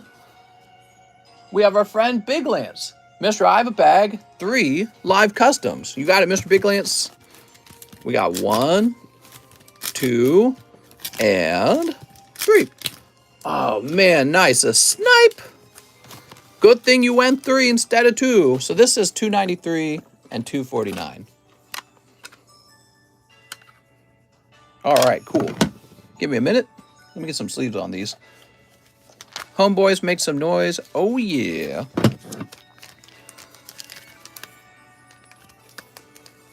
Simon says, is a communist. I'm actually going to add a slab to this. I'm going to make this pull a little hotter. I think I rushed to make this and it's not hot enough.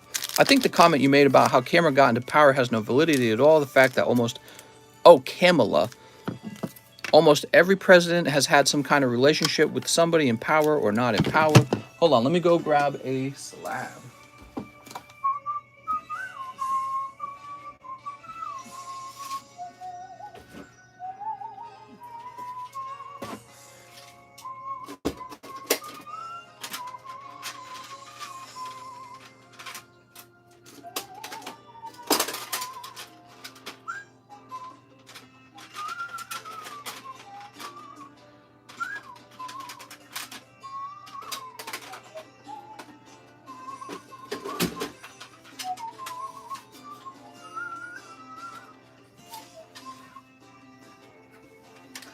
All right, I'm back.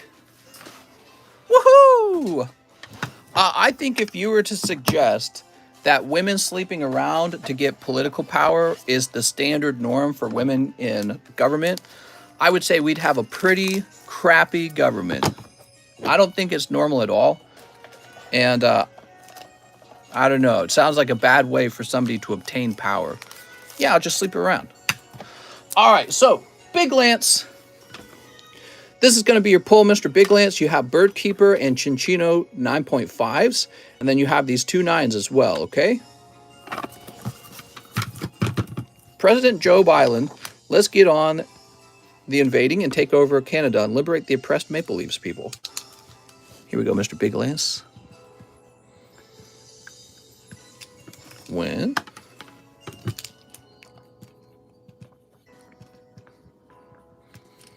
Oh my gosh, thank you. No problem. Oops.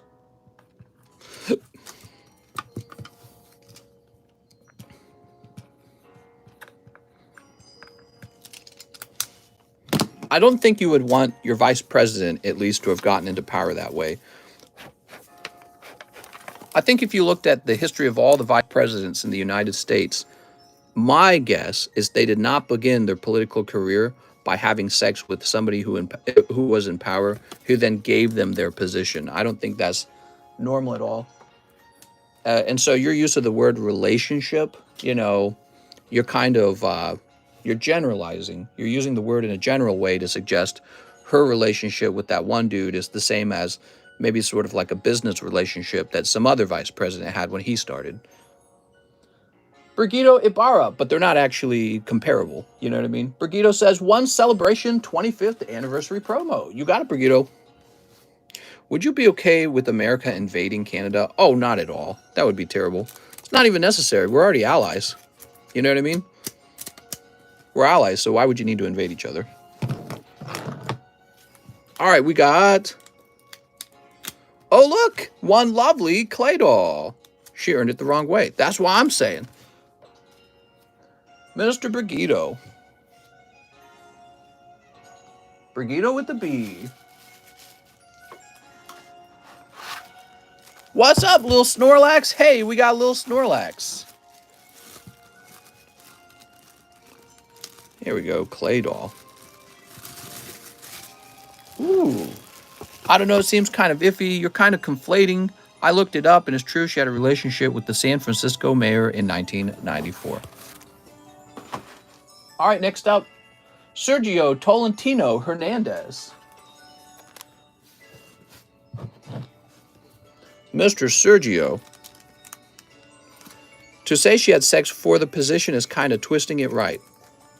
It sounds like she had sex with this guy, and then he said, all right, you're in power.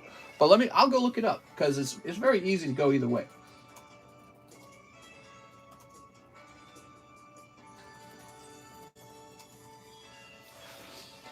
Kamala Harris had an affair with a 60-year-old married man. He was still married to his wife, Blanche Vitero.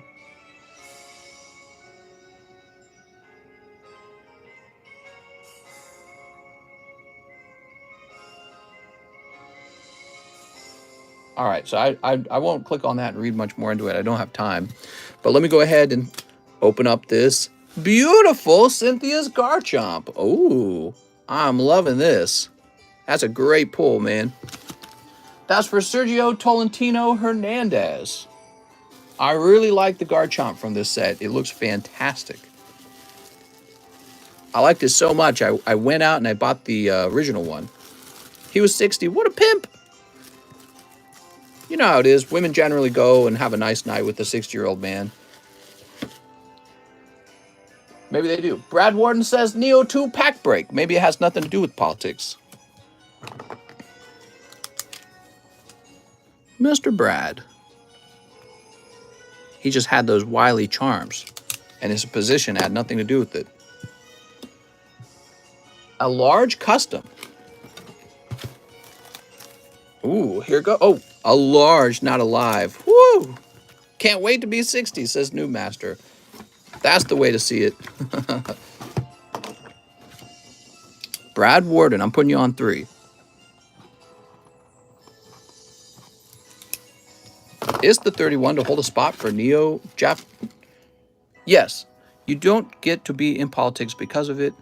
Next up, we need a Refresh. All right, we're refreshing the list. Mister, you wouldn't happen to have a side throw of those Cardos slabs? No, I do not. They're pretty interesting to look at, though, aren't they?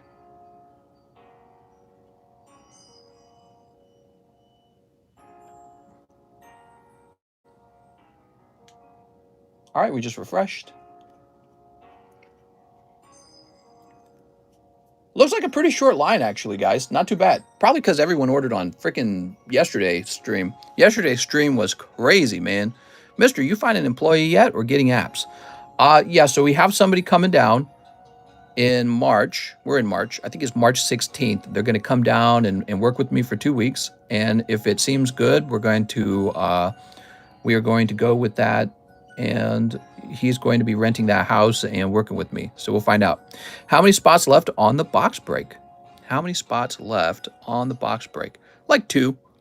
Cardos Gengar's nice, says Will Snorlax. So we have William Valls. 10 brilliant stars. You got it, mister. Can I get a background on those Cardos slabs? Hey, mister, do you think I'm annoying? 1, 2, 3, 4, 5, 6, 7, 8, 9, 10. Who's this annoying guy?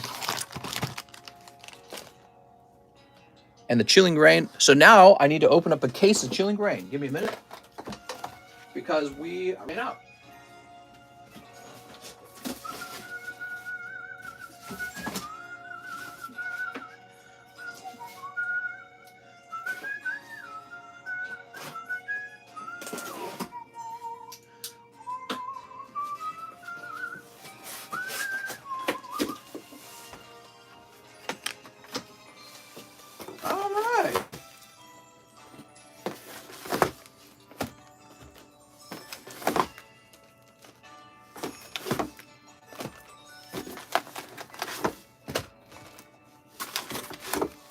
There we go. We got 6 fresh booster boxes. Sweet. Could you take on 25th graders in a cage fight? Easily. I had 11 siblings. I know all about fighting little kids. They're terrible at fighting. Mister, my couch doesn't fit in my new house. What should I do? Get a chainsaw out and start chopping up parts of the couch. Good luck. Can we get a surprise Pikachu emoji? Pick it! 1, 2, 3, 4, 5, 6, 7, 8, 9, 10. Biden couldn't find his way into the cage, let alone fight his way out. Get a bigger house, says Cheese. All right. Thank you, mister. I have a chainsaw. Heck yeah, man. Just chop that couch wherever it needs to be chopped. And then once it's in your house, just kind of glue it all back together. Duct tape, you know? Duct tape can do wonders. That sucks, though, man. We got a really large couch in our home, and we're about to hire some people to move it out somehow. We think they have to remove our double sliding doors in order to get it out. We're guessing that's how the couch got in here. Kind of sad, man. Why don't they just design larger doors? Like, what's the problem? Freaking house developers? My God. Who doesn't love large doors? It's kind of cool. Ooh, Sylveon VMAX. All right. Claydol. Here's Baltoy. Raolu, Professor's Research. We've got Alcremie Raikou. Look at that Raikou.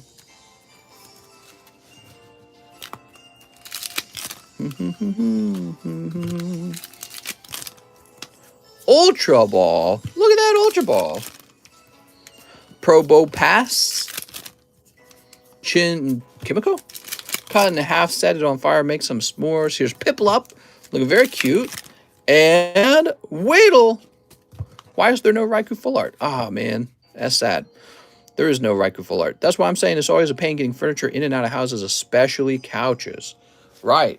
We could just have larger doors. Like, they always design the smallest doors ever.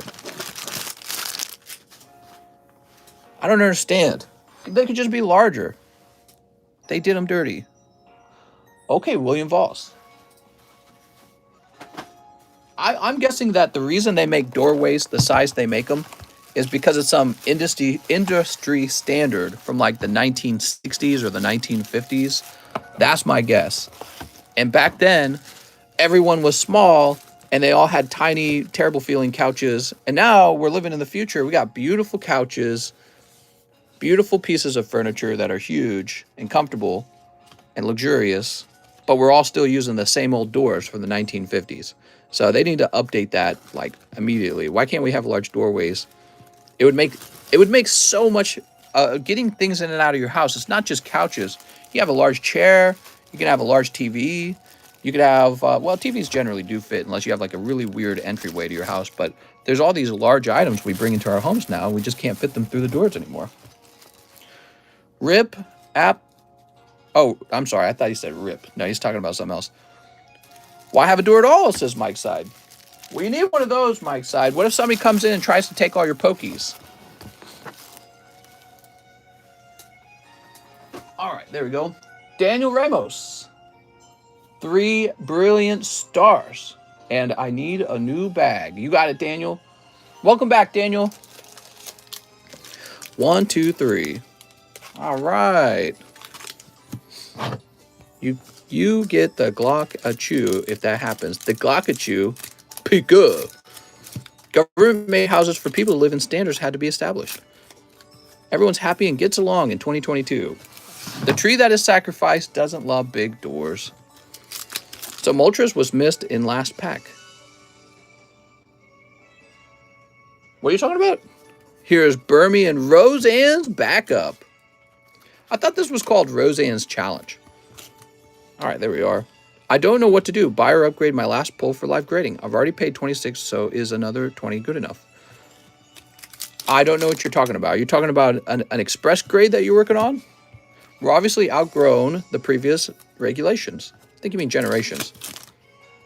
Okay, and here's boss's orders. What's up, TRN? How's it going, man? Roseanne is still cooking up that booster. She's got that booster shot for you right now. Daniel Ramos. Daniel Gomez. Daniel Sandhue. Oh, he said new bag. I'm a goof. All right, Daniel Ramos. I'm like looking for your bag. It's going. Any good pulls tonight? Oh, yes, mister. Like Roseanne's backup. Didn't Roseanne run for president? Roseanne from the TV show? She got canceled. That's all I remember. And I don't even remember what she said that got her canceled.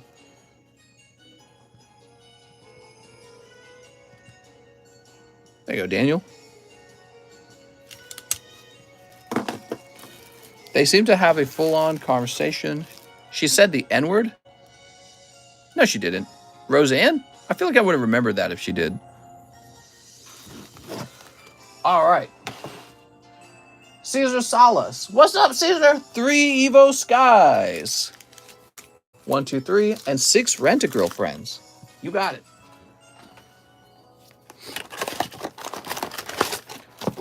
One, 2, 3, 4, 5, 6. Ooh.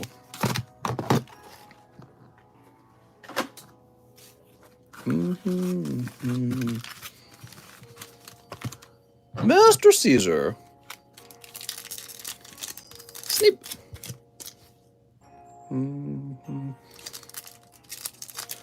Sleep. My most favorite movie of the year was Jackass Forever, more because it was so funny. Oh, man, I haven't seen that one yet. She was talking about how the Holocaust wasn't about race. And now Simon's being sarcastic here. He's making a reference to the fact that Whoopi Goldberg has said something very, let's say, racy, and she didn't get canceled, but Roseanne did say something racy as well, and she did get canceled. So, yeah, I noticed that as well. I heard people making that comparison. I don't even remember what Roseanne said. It was such a while ago. I remember when it happened. All right, we've got Done with the Love. Does anyone remember that jerk that kept on buying all those live customs, Yakov? Why are you calling him a jerk? I liked Yakov. Yakov, he always spoke with, did he always speak in capital letters? I don't remember. That wasn't Yakov, was he? Here we are.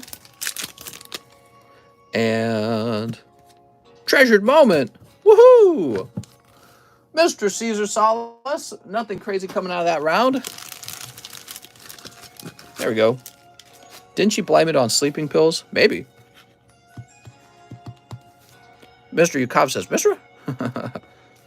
Okay, maybe it wasn't you speaking in capital letters, Mr. Yukov. It might have been a different guy. I like Yukov, though. Mr. Who wrote that comment? I don't know. Who? Scroll back. Beat him up. We've got Vigoroth and Florges. Here's Hitmonchan. Kalen, what's up, Kalen? Papa Toad. All right, very good. Caesar Salas says, I'm new. What's up, man? Your name makes me think of Caesar salad. Has anyone ever said that to you? Caesar salad. The best salad, for all of you who don't know, is the Caesar salad.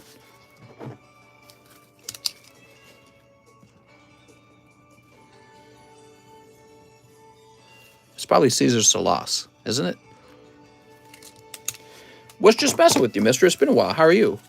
Oh, were you the one who wrote the comment? Oh my God. I don't always read the names of the people who are speaking to me. I'm doing very well. How's it going, man? I didn't realize it was you talking to me when, so you're the one asking about Mr. Yakov. I'm such a goof. This goes into the C1 box. That's where this will go. Now I get it. Danny Marks. 3 brilliant stars. Okay, we got 3 brilliant stars. All right. Sneeps. Sneeps. Please tell me if I should ship or buy so my bag is cheaper to send when it's heavier. How's it going, Dave? I don't know your PayPal name, so I don't know how to look you up. Here's Kingler. Ooh, look at Kingler. Look at that Kingler. He's got a big beard. Sweet. Here's Magma Basin and Tortilla. And Agzu, in this pack, he will pull a VMAX. You know it. He's psychic, everyone. Danny Mark says, I have a bag. Let's go find it, Mr. Danny. Daniel Ramos. Looking for Danny Marks. What'd you guys have for food today? Did you guys eat anything yummy? I had a baked chicken. Don't you guys love baked chickens? Baked chickens are awesome. The rotisserie chickens. Whew. I feel like after I eat a baked chicken, I feel pretty decent. Some food makes you feel like you've eaten something real unhealthy, but never baked chicken. You know, it's always so wholesome. It's Dave O'Callahan. All right, Dave O'Callahan.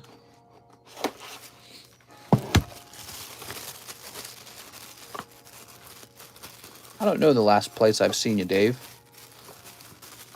Dave wants to know how heavy his bag's going to be for shipping. I had pizza. Radical, radical, radical. I'm not seeing Dave O'Callahan at all. I think you have a really large bag, don't you? Oh, my God. So, Dave, you have an extremely heavy bag. This bag is definitely in the $32 range for shipping. It is quite heavy. And that is, you can see how fat it is, right? And that is because of all this Star Wars cards you got in there. So it's one of the downsides to having so much Star Wars.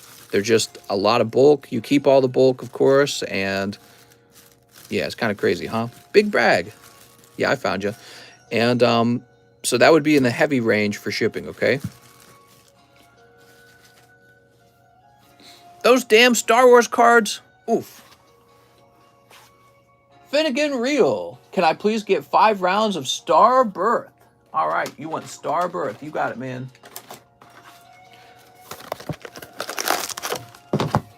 1, 2, 3, 4, 5. He says, wig it for me, please. Please. So 1 live custom, but make it a wigged one. I'm in bed ready to sleep. Score, Bunny. Nah, I'm sorry. Just a regular live custom. Is it cheaper to go heavier, mister? Ooh, that's a great question, actually, Dave. Think about it for a minute. It technically is cheaper to go heavier, and that's because every time you add about a pound of weight, it's about $14 more. So it would be 32 and 14. 14 is cheaper than 18, right? So it'd be about $46 shipping. So yeah, you could probably add quite a bit to it. And it would be, so yeah, it would cost around $46. That's the Air Scorch Bunny. It's the Air Scorch Bunny. I knew it. Here's Tortilla. Oh, look, it's Shaman. All right, Shaman. Even if she slept with someone, I mean, we really don't know how she and the person in power she slept with know.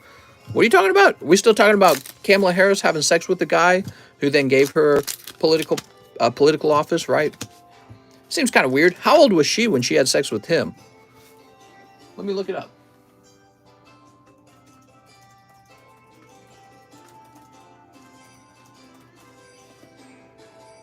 So Kamala Harris had her whole affair. That was in 1982.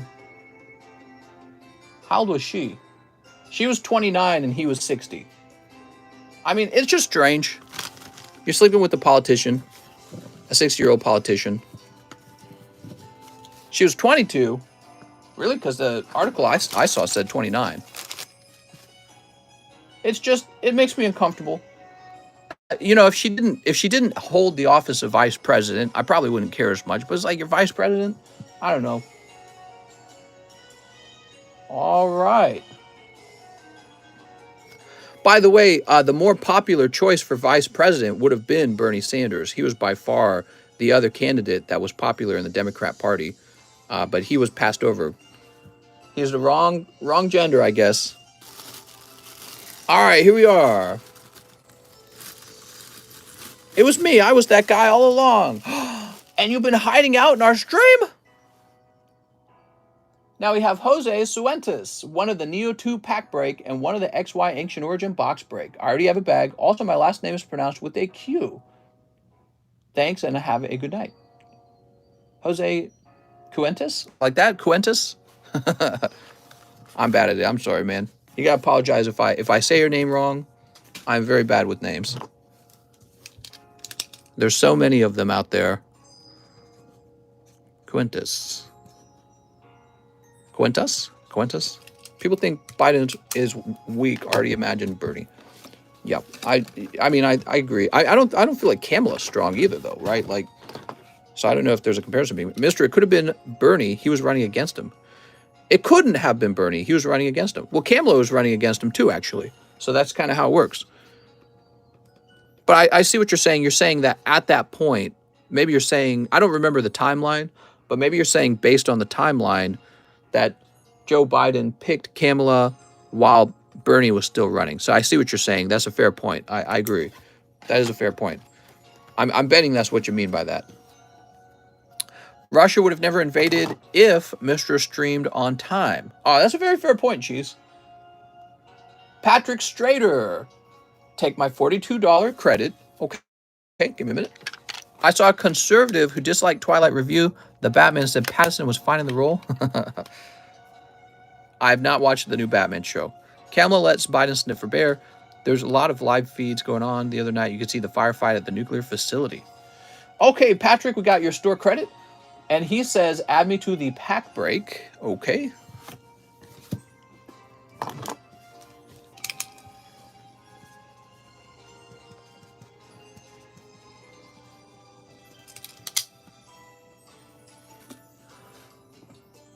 Add me to the pack break. One live boosty?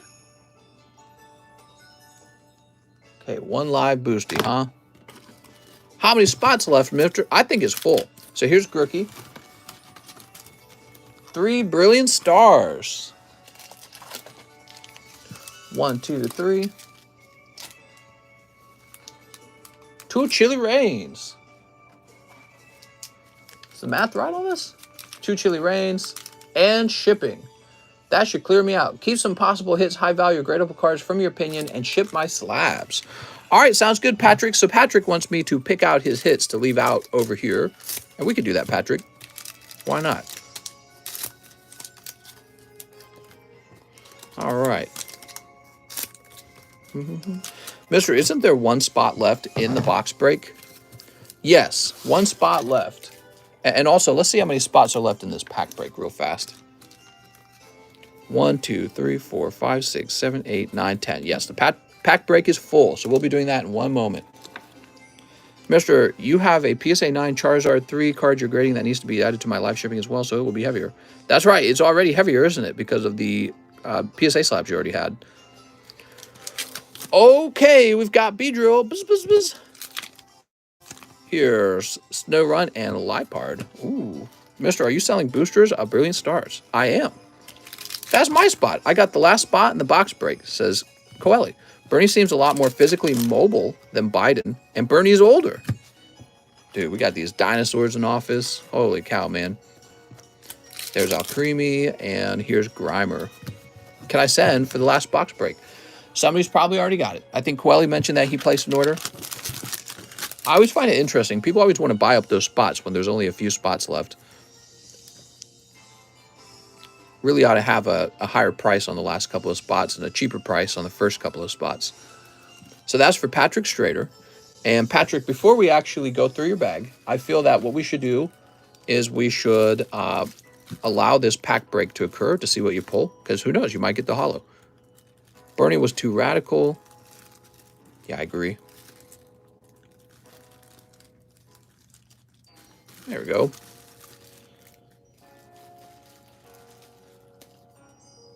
Okay, now the pack break. You ready? Elon Musk is probably the Antichrist. I like Elon Musk. He won me over. I didn't like him at first, but I liked him over time. I thought he was annoying at first.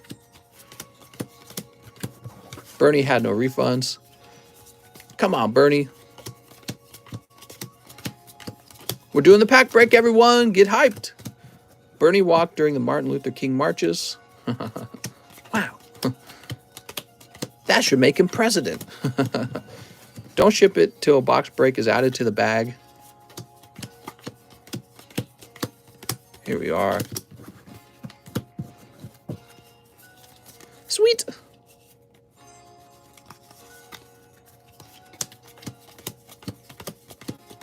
Not a big fan of Bernie, to be honest. Bernie popularizing socialism. Very against socialism. I think socialism, in my opinion, destroys your country. If you have a good country and you add socialism to it, it becomes a weak country. At least he didn't go out with the 60-year-old to gain political power. Bernie looks like he's lost in a simulation. People say things like, "Oh, well, Bernie's been consistent with his positions over the course of his lifetime."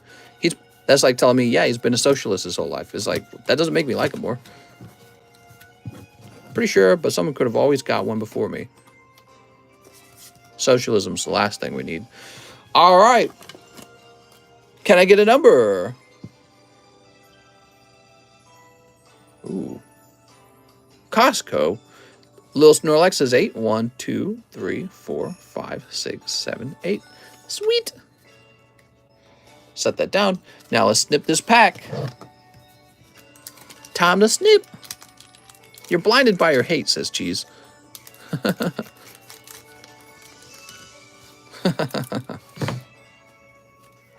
I've been wrong before. One time. We need more fracking and destroying of our planet, says Matthew Shaw. Please, could we get some more of that?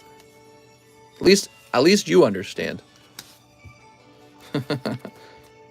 All right, here we go. As opposed to what, like electric vehicles? Or how about those big windmills? We put up those giant windmills, right? And how do you think we produce the parts for those windmills? They'll get produced by, these giant manufacturing plants that don't use wind and solar for their energy sources. They use fossil fuels. Tyler Matson, where do the basic resources come from those? It's all fossil fuel. Oh, look, one Amistar for Tyler Matson. Mr. Tyler Matson, let's find your bag. Tyler Ward, Tyler McKinch, Tyler Nix. A lot of Tylers, by the way. Tyler Burton, Taylor Adams. Make semen-powered cards. Return to Monkey. Social ideologies evolved to socialism that Bernie is going for is different than the socialism you thought in school. Right, everyone keeps saying that. They're like, this is socialism 2.0. The way they did socialism in the past was wrong. They didn't do true socialism. This is a very common argument, and it's not accurate at all. It's the same thing. It's always the same thing. What it means is you get a bunch of people pulling the wagon and a bunch of people sitting in the wagon, and eventually the balance between that, who's pulling and who's sitting in the wagon, becomes imbalanced. You got people who are well overpaid for what they do. Their job is not a valuable job, but they get overpaid. And then you get guys who are doing the most important job for your whole country, and they get underpaid. And those guys eventually leave. They leave, or they hide their money, or whatever they do. They'll hide their money either way, but they leave. And you end up with fake prices that don't reflect the market. And you end up with budgets that can't afford all the free stuff. And you got your country. We're already basically a socialist country, if you didn't know that. So we already do quite a lot of handouts. And we're going bankrupt already, right? Like our $30 trillion debt is insane. Zachary Stekskowski. Mr. Zachary. So we're already there. We are already there. Let's find your bag, Mr. Zachary. Healthcare, Medicaid, Medicare, social, what do they call that? They call it Social Security. Social Security doesn't work.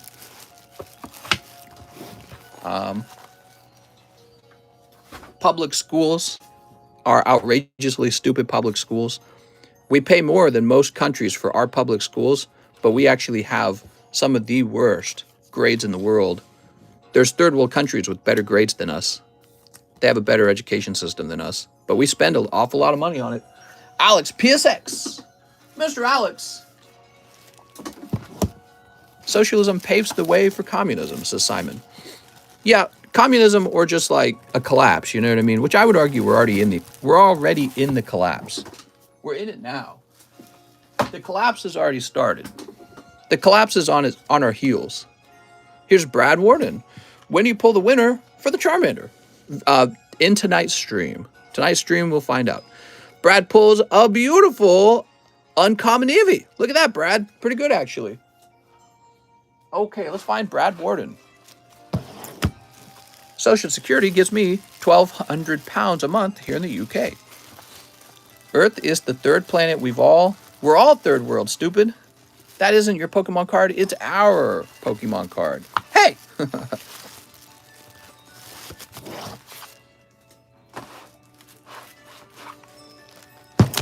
Let's see, Brad Warren.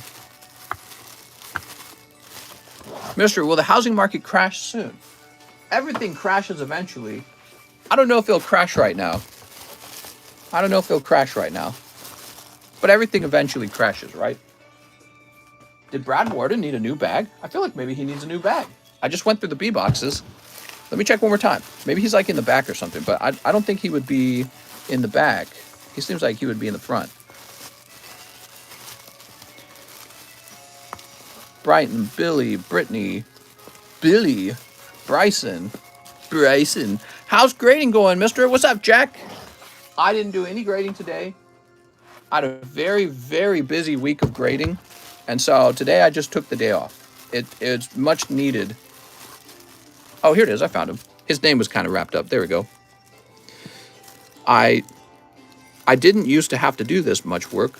I didn't always do the grading. So I've been working extra hard with this grading. And but today, not today. Selling Hunter Biden's painting was a way to cover up a shady deal. They were selling, just acted like $1 million deposit into his bank account was because of the art. Yeah, it could have been drugs. It could have been anything. You are correct. That is correct. If he was some other guy, that painting would not have sold for $1 million. The painting sold for $1 million because of who he is. There is a new communism being established, technocratic communism, surveillance state, smartphones, Alexa, 5G, and the list goes on. Behind on chat, sorry, but just wanted to say that. Flareon, next card. Jose Cuentas. You ready, Jose? All right, he pulls a Kabuto. That's so cute. Let's find his bag.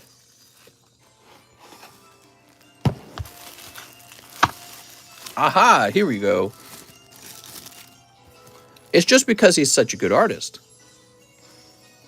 He's brilliant. Brilliant, I say. What if it was? What if that was the only reason? It's like, oh my God, I moved to tears. I'll buy this one for $1 million. Mr. Coeli, you've got your first one coming out. I think you had more than one, right? How many cards are left? Larvitar. All right, so that's the first one for Mr. Coeli. Here's your bag. Got a lovely Larvitar in there. Oof, says Coeli. Did you just have one spot? I don't remember. Okay. Here's Hunter Bratty.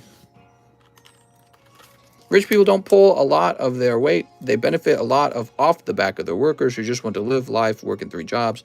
Time, money that you can use to focus on health. I'll take Larvitar, says Coeli. Here is a Puppytar. Right after that Larvitar, huh? Very interesting. It was meant to be. You know what that means? It means the last card has to be Tyranitar. Because we've got Larvitar and we got Pupitar. All we need is Tyranitar. Then we got the full evolution. Tyranitar pack? It's got to be a Tyranitar pack. It was meant to be. Okay. How many names are left? 3. Alexander McKay. Mr. Alexander pulls. Whooper. Now, Alexander might get this empty pack because I think this guy here gets a rare. But if he doesn't get a rare, he gets the pack. Tyler Matson. Oh, you're so close, Tyler. Sorry, Tyler. You're right at the end. It is just a common, so actually the empty pack will go to Tyler Matson. All right, and we just had Tyler Matson. Here he is. I will throw Pop on a canvas and sell it for 500,000 Metazoo. I think it's time for me to get into art. That sounds like a good early retirement. I'll just get into making art. So Alexander McKay, you'll go over here.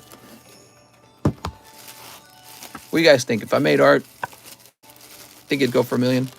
What if it did? That'd be great. I'd be like, why was I doing Pokies the whole time? Could have just been selling art.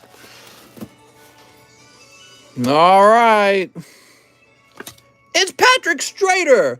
I told you, Patrick. I said, let's do the pack break first before we ship you out. Didn't I? All right. And you pull Houndoom. Wow, that's cool, man. Beautiful Houndoom. He's a little bit thin on the left, though, okay? Ooh, beautiful. Okay, we'll get a fresh pack going. Imagine going to art school and seeing Biden go for millions. Dude, I'd get hyped, though. I'd be like, all I got to do is become the son of a president, and then I could make tons of money on art. That would get me super hyped. Now, going back to Patrick Strader's order. So he wants to be shipped out, but he wants me to hold on to some cards that might actually grade. Okay. So the Houndoom is one of those cards. I don't think he would grade 10, but he is a worthwhile 9. Still a great pull. We got your bag. The first thing I'm going to do is take this giant chunk of hollows. This is why I don't like hollows right here, guys. Look at that. You remove the chunk of hollows, and voila. Now he's got a much more reasonable sized bag. Now, the other thing he had going on here, and these take up a lot of room too, he's got these Nintendo cards. And these Nintendo cards take up a lot of room. So we remove the Nintendo cards and the bubble gum in the front, right? And voila, he's got a bag just like all of you guys. Just a regular bag. Crazy, right? Crazy how that works. There we go. See? Huh? It's a bag. All right, Patrick, let's see what you got in there. Sharon, Roseanne's backup. Flareon, Chimchar, Croconaw. I don't know if you would have graded Croconaw. There's Slowking. There's Professor Oak, your Joker card. Rainbow Melanie, Alcremie, Poliwags, Pikachus. Oh my God, we got to keep Galarian Moltres on the table. So you got a chance for that Galarian Moltres when you open up Chilling Reign. He's one of the chase cards in the set. He looks really good. Urshifu, Grookey, Eevee. Shaman. I don't think you're going to grade Shaman. Nobody ever grades Shaman. Here's Boltund. Here's some more of those hollows. Look at that. And even more hollows. Dude, hollows are so outrageous. There's just too many of them. I made it. Are we still taking orders? What's up, Jordan? Of course. We're only 130 minutes in. Okay, Patrick Strader, here's your bag now. Much easier, right? No, wait. This is getting shipped. That's the bag being shipped. This is your bag now. It's this little pile right here. You know what? That's too off-center anyways. Might as well do a little pre-grade, huh?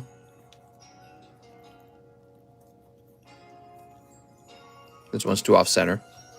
Okay, sorry about that. Roseanne's backup is not going to be worth grading. You will hope she is. But she's definitely too off-center. Ban the hollows, says Jack Sutton. Right? Dude, hollows are so close to being as frustrating as regular bulk. If you guys ever want to donate your hollows to make your bag thinner, just let me know.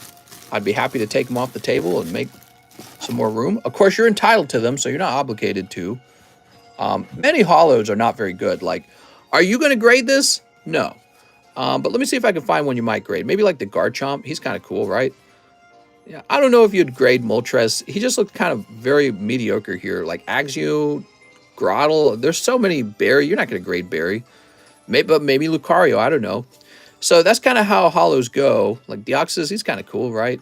Some hollows are nicer than others, and they might be worth like $1 or something. Like if you had to go buy them again, they'd probably be like $1. But then, you know, you saw like a couple cards that I pointed out, like that Energy Hollow. You're not going to grade that. It's basically as bulk to me as the non-hollows, that Water Energy. Okay, cool. Let's get you that fresh bag.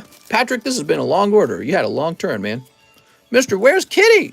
Kitty doesn't hang out in here anymore. She's there's not enough room, but it's kind of a good thing because she gets in the way and then she kitty pukes. And we just can't have kitty puke on the cards. You know what I mean? Patrick Strader. And she climbs underfoot. I worry I'll step on her and break her back or something. Or maybe I'll step on her or I'll roll over on her. We got this chair, right? And the chair's got wheels. I worry about that stuff. All right, and it does look like we've shipped you before. You have the 7-5 address, right? Let me just make sure. That's definitely going to be you. And you're going to get priority mail shipping. Cool. Print. Your cat pukes a lot? She has a long hair cat, and she does. She gets hairballs. Is it hairballs? All right, there we go.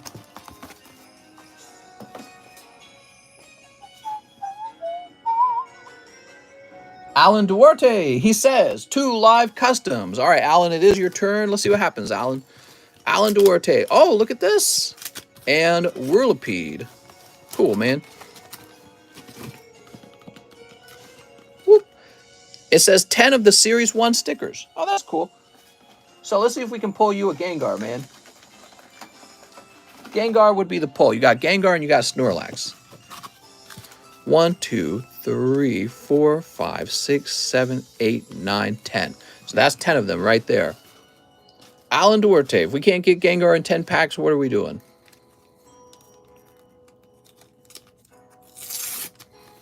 I got to remember that these take a while to open. So I don't know if I'll put these back in the live customs just because of how long it takes. This would have been a good snipe for Zach Patch. He's trying to get that Charmander. No, Charmeleon, right? So you got 1. Zach would be gutted. That's what I'm saying. Watch us pull the hollow Charmeleon. Squirtle. Nidoking. Here's Misty and Paris. Okay, we got Misty Paris. Okay, pack number 3. These are from the year 1999 or 2000. I think they're 2000. There is actually a Charizard sticker, and these are gradable, by the way. So these stickers can be graded. We've graded a few. You probably haven't seen them in a while. I think we graded a Series 2 Charizard, didn't we? I don't remember, actually. Here's Brock. He's an early prototype of the modern-day simp. Every girl he saw, he's like, oh my God, Nurse Joy. Mister, how are we going with the large custom? The large custom's moving along. It's always chugging along.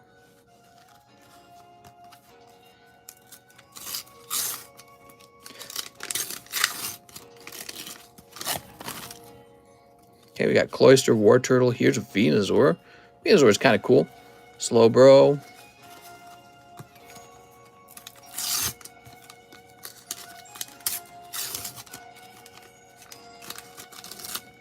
All right.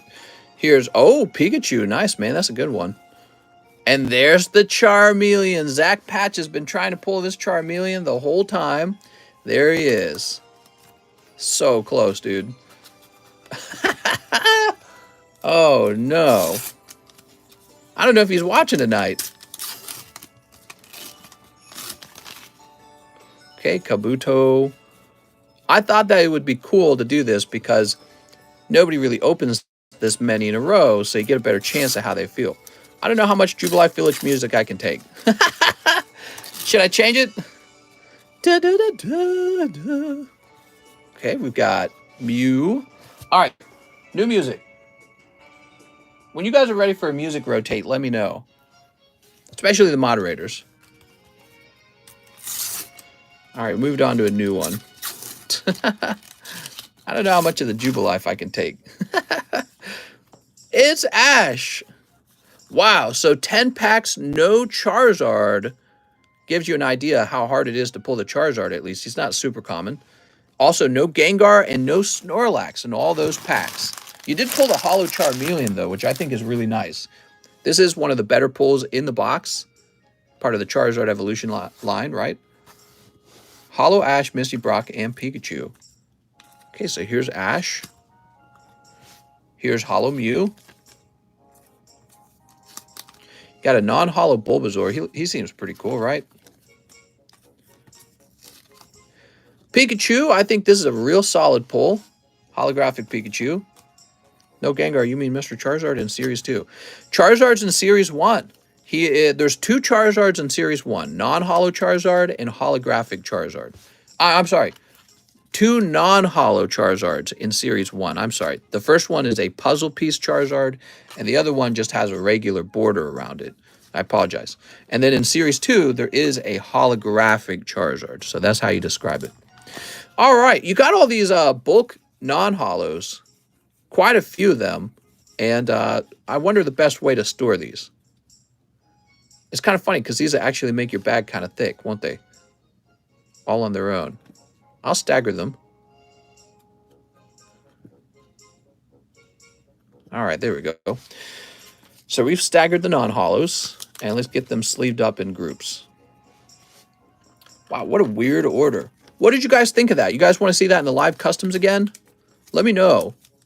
Maybe do that with Series 2 sometime. Could you imagine 10 Series 2? That would actually be pretty cool. I might try this sometime. 10 Series 2. Misty, the original Pokemon waifu.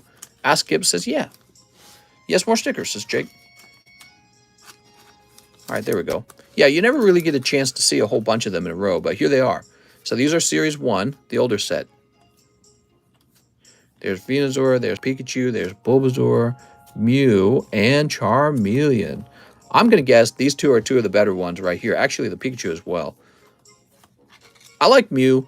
He's okay. Yeah, we'll put Mew up here too, actually. So these 4 right here, I think, are the better ones. Brock got that big forehead. Who pulled that?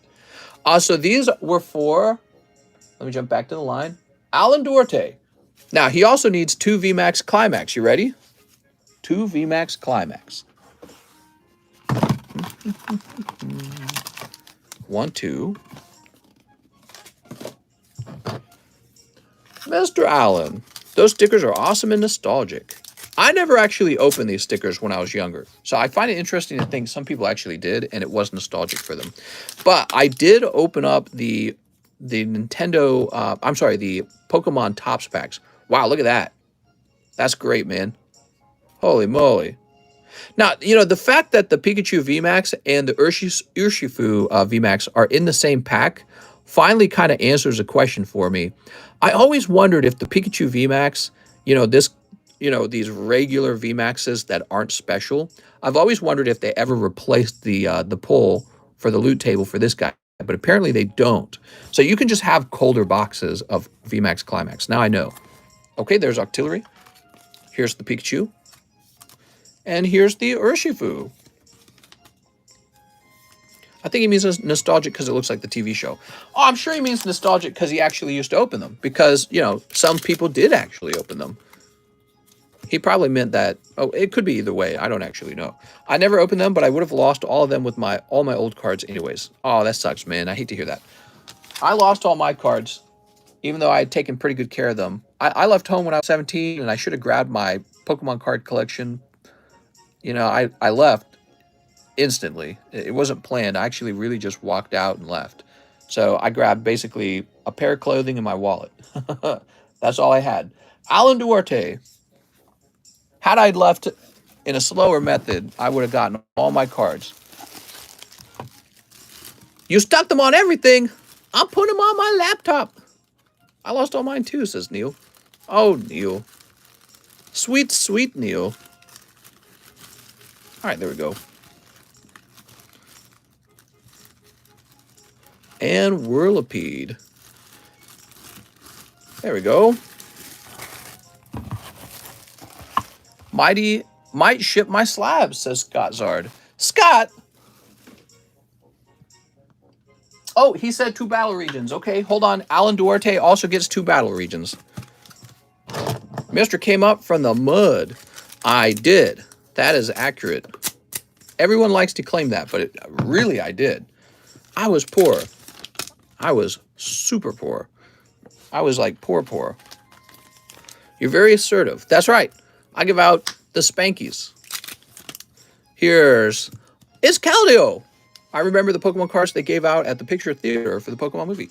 Dude, I need to get some more of those promo cards from the movie, actually. They're really cool looking. Maybe we'll get some up here on the table. I think that'd be neat. I'm back, says Brian. All right, here we go. Whoop.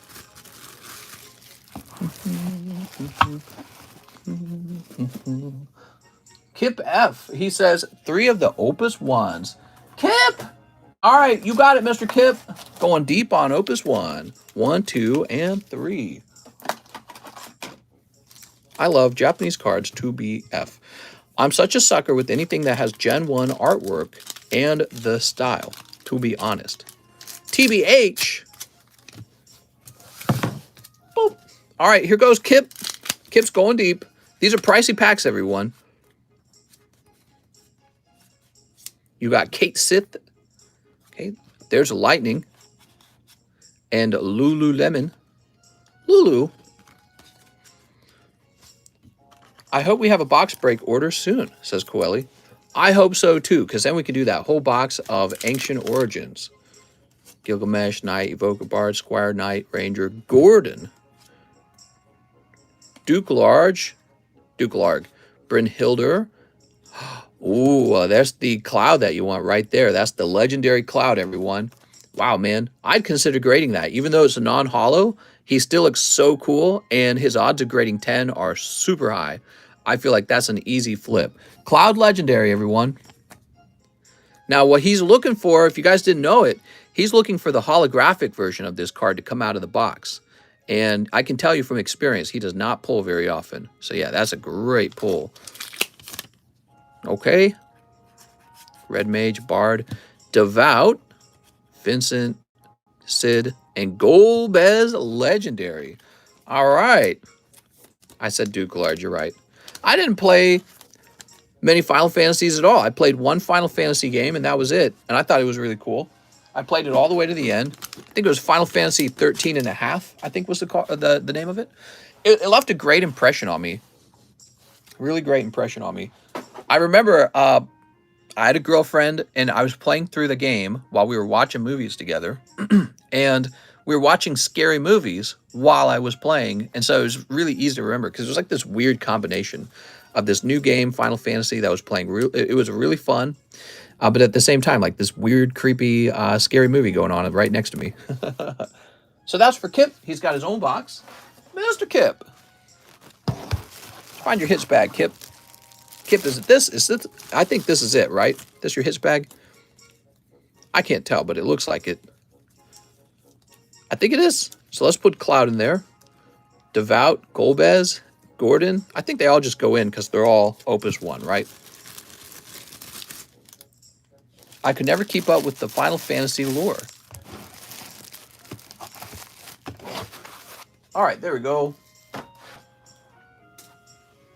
Tyler McCanch returns. He wants 20 packs of Fusion Strike. That's a huge order. All right, guys, we're opening some Fusion Strikes. Deer is a new set called Flesh and Blood, trying to take away magic, and Metazoo kind of trying to take away Pokemon. Another new card set? Wow, it's almost like people can just make up sets. 1, 2, 3, 4, 5, 6, 7, 8, 9, 10, 11, 12, 13, 14, 15, 16, 17, 18, 19, 20. Duke Large comes from Final Fantasy Tactics, which is a chess-style game that has a large following, no pun intended. Oh, cool, man. I'm a big chess nerd. I liked chess growing up. I was really good at it. Gengar incoming. So how you guys feel about Fusion Strike? Can you even imagine when this set is actually going to be expensive? Because right now you're buying it probably at one of the cheapest times to open Fusion Strike. So if you're going to pull something spicy out of Fusion Strike, I guess now's a good time to try and get that experience, you know? But down the road, this set is going to be, you know, like probably $7 a pack one day. I don't know when, but it'll happen someday. And then you'll still have the same tough box to open, and but it'll cost much more, you know? I think Fusion Strike is meh, to be honest. I think it is. I think that it's meh, except for when you pull two pulls. You got that Espeon alternative art, and that card is mind-blowing. And then you also have the Gengar VMAX, and I really like Gengar. I'm a huge Gengar simp. So for Gengar fans, this set is a really great modern set. The Gengar V is really cool too, but he's just a V card. I just want the Espeon. He's in here somewhere. Somewhere, man. Only you could snipe him with like a 5-pack pull, you know? Here's Shelmet. The only real chase cards for me are the Celebi and the Espeon. That's right. Celebi's in here too with the great alternative art. I forgot about that. Here's a Veltal. So that's 3 legit pulls. Elisa's in here, right? That's 4. Fusion Strike has too many cards in the set. Well, that's what's going on with Chilling Reign as well. I don't believe in that. I think when the set's too small, it's kind of annoying. I like really large sets because it makes it so hard to pull like a big pull, you know what I mean? Here's Cinderace. I prefer large sets. I find them more fun because they're more exciting when you snipe like the God pull, you know what I mean? The chase. It's more exciting. Whereas when a set's really small, it's like you figured the whole set out really quickly. You didn't have to buy more than a couple boxes and you're done. You know what I mean? And then you're just after the chase card and you get a bunch of duplicates of the cards you don't want. So I like variety. Here's Stoofel and Rillaboom. Mister, why did you glue to over Crabominable? Boop. You mean hide him? Because he's ugly. Metapod, that's right. I'm bullying Dreadnought and Grimmelsnarl. Ooh, look at that Dreadnought. Here's Gligar and Dodrio. Caca! Okay, Dodrio. We have Buttfree and Absol. Chili Assailant and Cress. Stantler. Here's Sizzlipede. How's it going, Casey? Elisa Sparkle. Speaking of which, here you go, Tyler. All right, Tyler, I'm glad you got a hit. Picking up the Elisa waifu card. Mister, you actually pulled me the Gengar VMAX. Oh, cool, man. I'm glad I did. I wish we'd pull more of them. Well, in a way, I'm glad that he's tough to pull, because if he was too easy, he wouldn't be considered rare. All right, there are your pulls. My best pull to date. Vahan Gvanian says, howdy do. All right, Tyler says, I got a bag. I know you got a bag, because I keep running into it. Espeon incoming. Tyler McCanch. Ooh, Tyler McCanch. Thank you for putting my Gengar as the clip. Oh, no problem, man. That is actually Mike's side who did that. He is the editor. And so he works independent of me. Basically, the way it works, I do the live stream every night, and then he has footage to make a video from every day as well. So we work as a team.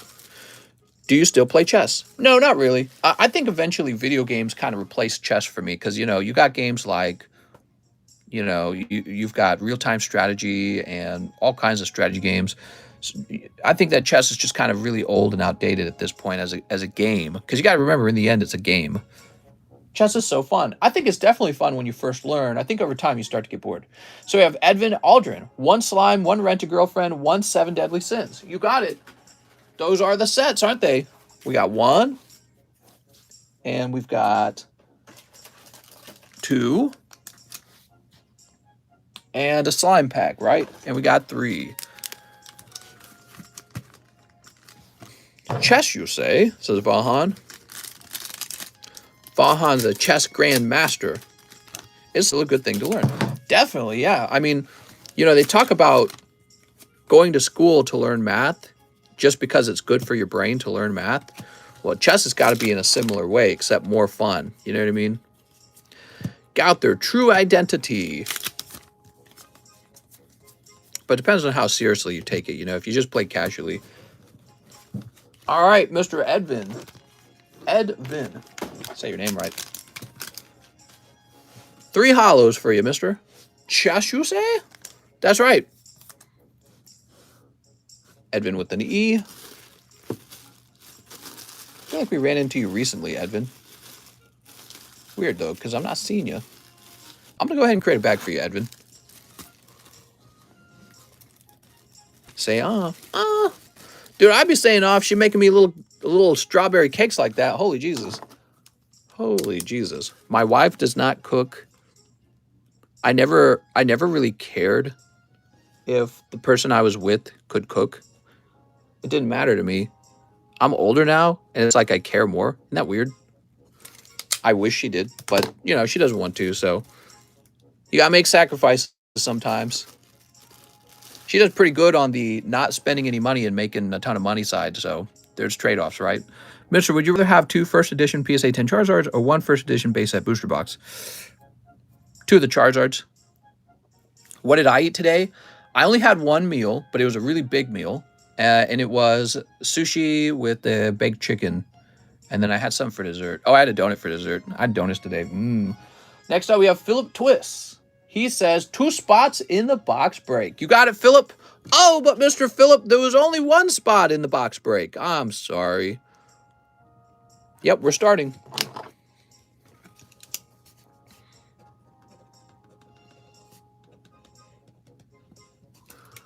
I have a bag, he says. So Philip Twists, you got 33 bucks is what you got. You still doing your daily walks? Yeah, I did one today, actually. I don't get them every day, but I did one today. I do a 30-minute treadmill, and it's like a very fast. It's basically a jog because I used to just walk, but now I kind of go faster. All right. So I got to say, that took a while to fill up the Ancient Origins. And I feel like it really moved a lot faster after Mary, she donated $200. So this whole chunk of the Ancient Origins box was her donation. So, but it really started to move after that, you know. I think it's when people see it's more than halfway full, that's when it starts filling up. They're like, I think this is going to end soon.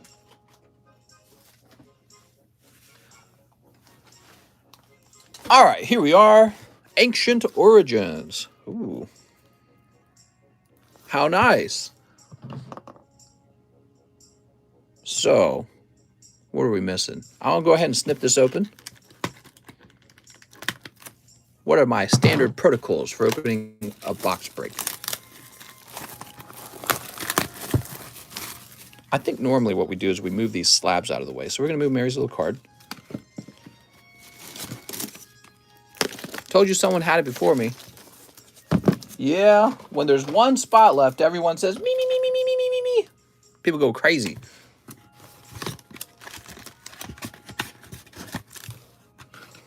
All right, now we need a number generator.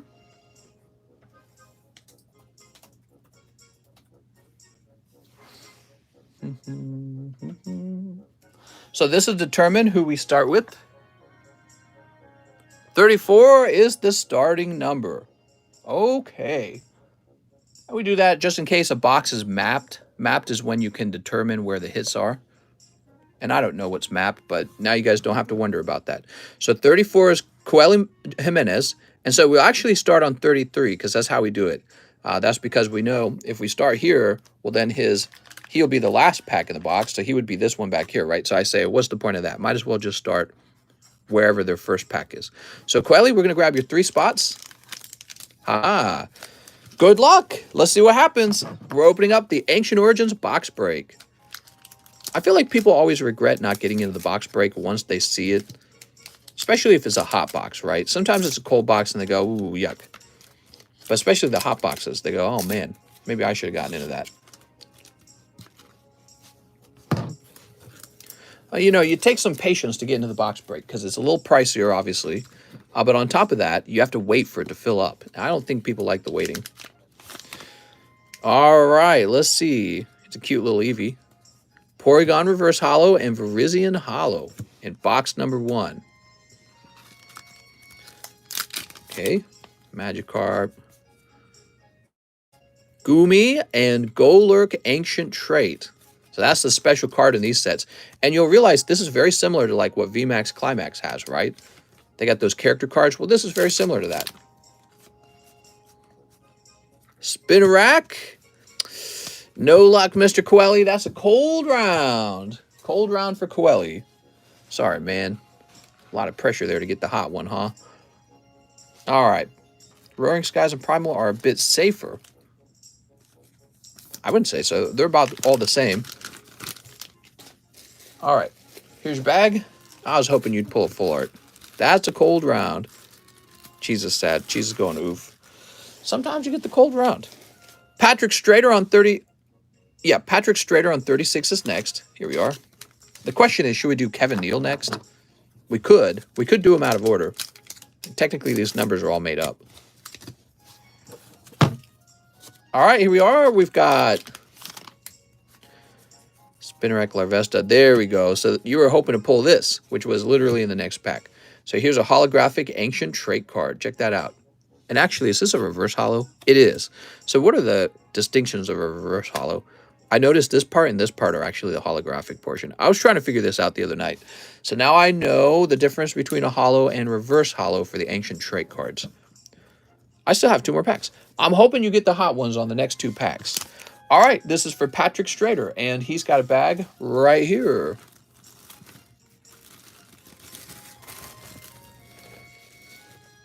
Now, Kevin O'Neill's number 30, so we don't do him yet. Philip Twist is next, though. Good luck, Philip. Regular holo is the art, reverse is the border, just like regular cards. There we go. Mr. Probably playing Elden Ring right now. Oh, man, I wish. It's a really fun game. Here's Baltoy. Tyranitar Spirit Link. Here's a nice little Vaporeon. We'll toss that in for fun. Even though he's a non-holo. So he's not really gradable. Like, if he was a reverse holo Vaporeon, I would grade that. But non-holo, you know, it's just too common. All right, Baltoy for Philip Twists. What a twist. 1-pack orders should be banned. Yeah, I mean, it definitely slows it down. That is the truth. But, you know, especially as the packs start to get more and more expensive, we can't expect people to be going deep on an expensive booster box break, and these are expensive. So it's understandable. In this case, it's perfectly fine. Okay, now we got Jose Cuentes on number 2. Do you play Pokemon TCG? All day, Bill. That's all I play, actually. Okay, here we go. This is a good night for this because it's a Sunday night. Ooh, Baltoy Holo and Vespiquen. And there's that cute little Vaporeon again. So this is non-holo Vespiquen, but we always toss that in because I feel that you can actually grade those non-holo Ancient Trait cards. All right. Jose doing okay? And here's his bag. What deck do I like? I'm a big fan of the Jirachi Raichu setup. I'm just coming up with things. How do I fast forward to skip this part? Coeli, you ready? Here goes 1 pack for Mr. Coeli. Open it in the traditional style. Oh, you got something back there, actually. There's Rotom and Kyurem. Man, I'll take it because you need a hit. So that's 4 spots, 1 EX. That's actually kind of standard, right? Like if you were opening up a modern box, you would get something that looks kind of like this. 4 packs, 1 EX. All right. Maybe you get really lucky on that last spot. Remember, you got another spot. You'll notice I'm actually also sleeving the holographic cards in this collection because these holographic cards are packed fresh. And I don't think they're generally very expensive, but I feel like it would probably it's probably harder today to sort of pull those pack fresh hollows. You know what I mean? Like you can't just go online and find pack fresh ones as easily. I could be wrong though. The number of hollows out there could really be much higher than we know. So Christian Donaldson, ball toy, Relicanth, and holographic Entei. Who is it that likes the Entei? Was it Coeli? Coeli, you missed the Entei by a pack, dude. Oh my god. So close. This is the holographic ancient trait Entei in the set. My god. That's for Christian Donaldson. All right. Christian Donaldson, the no good, naughty nooner, super Entei sniper. She says, I like Entei. How a look. Damn, the Entei is nice. Jealous. It is. Charles Bell. Charles Bell. Coeli says, me. It should have been mine. Here's Metagross and Volcarona. So far, we mainly see these really cool ancient trait cards. Metagross Hollow coming out. That kind of tells me that we're going to be out of these later. So later on in the box is going to be colder. Because I think we've pulled like 4 of these already. Christian Solis, Christian Guy, Charbel. All right, I'm not seeing a Charles Bell here. Let me check up top real fast. I didn't think so. I'm gonna go ahead and create this guy a new bag right away. I don't recognize his name. I think he needs a new bag. Charles Bell. Charles Bell's gonna come back and he'll be like, did we do that box break? I'll be like, yep.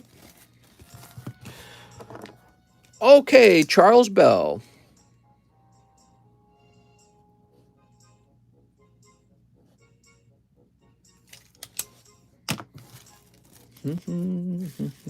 I really gotten into the habit of adding which month we pulled this cards out.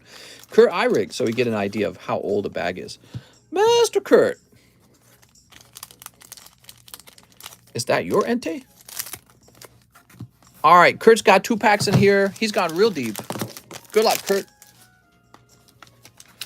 Kurt pulls Baltoy, Reverse Hollow Persian, and Vespiquen. All right. On pack number 2, Charles Bell pulls. Oh, Energy Retrieval Full Art. That's not what we want to see coming out of the box, though, to be honest. We don't want to see a Full Art trainer coming out. That's a poopy. Hopefully, 2 more Full Arts in the box. We've definitely ran into 3 Full Art boxes many times, so hopefully this is one of those good ones. Kurt Eyrig. Now, I remember, Kurt, you've got a bag on the table somewhere. Guess you couldn't fit in the K box anymore. Here we are. Mr. Kurt. Thanks, Kurt. Let me check it. It says CS decking. Decking? Cesar Rodriguez. Mr. Caesar pulls.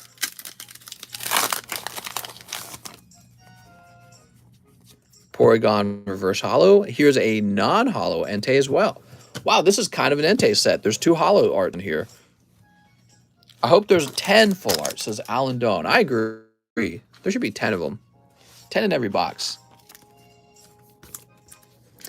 Cesar Rodriguez, you're way over here. I know exactly where his bag is. Isn't it crazy when I have a bag memorized? Coeli says, bro! Juan Martinez. Mr. Martinez, have a nice night, Mr. Peter. Thanks for hanging out with us. You pulled 5 full arts in a box before, mister. I was in that box. Didn't get one, though. Okay, hold on. We got a little Eevee. Reverse Hollow Vaporeon. So now this Vaporeon, that would be a card that you might actually grade. Reverse Hollow Vaporeon from Ancient Origins. You know, if somebody saw that, they'd be like, oh my god, I need it. You never know. People are crazy.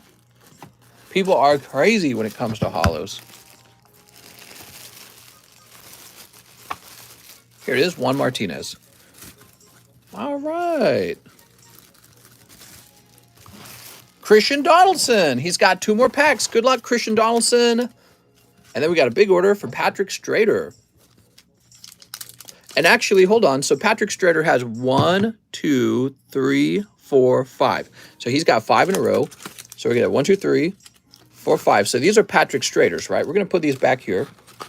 And after that, we have another Christian Donaldson. So we're going to grab that next pack. So we're going to do all 3 of yours together. It's more fun that way, right, Christian Donaldson? All right, here goes. More fun this way. Well, you had quite a few spots in here, didn't you? I have Gem at 10 of the Reverse Hollow Flareon from this set. Oh, nice. Okay, what do we got? Ampharos and, oh, Mega Ampharos. Not bad. All right. Mega Ampharos EX. I like how you got it with the Spirit Link, too. That looks really cool. Porygon 2, Hollow Jolteon. Very good. Another nice Hollow, man. And finally, you've pulled Blossom. And just Blossom. Okay, that's all right. That's a decent round, actually. 3 packs, 1 EX. And the Mega Ampharos EX is so colorful, you know what I mean? Okay, we'll put that Jolteon in the front. There we go. Sweet. Mr. Christian Donaldson, let's grab your bag. We just had your bag. Where'd it go? Oh, it's over here with Charles Bell. Did Charles Bell already have a bag? Maybe he already had a bag. Wait, is it not over here? Where did we put your bag?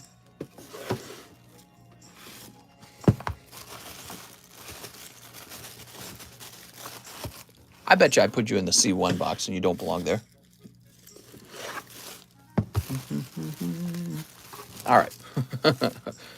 There we go. Small bag.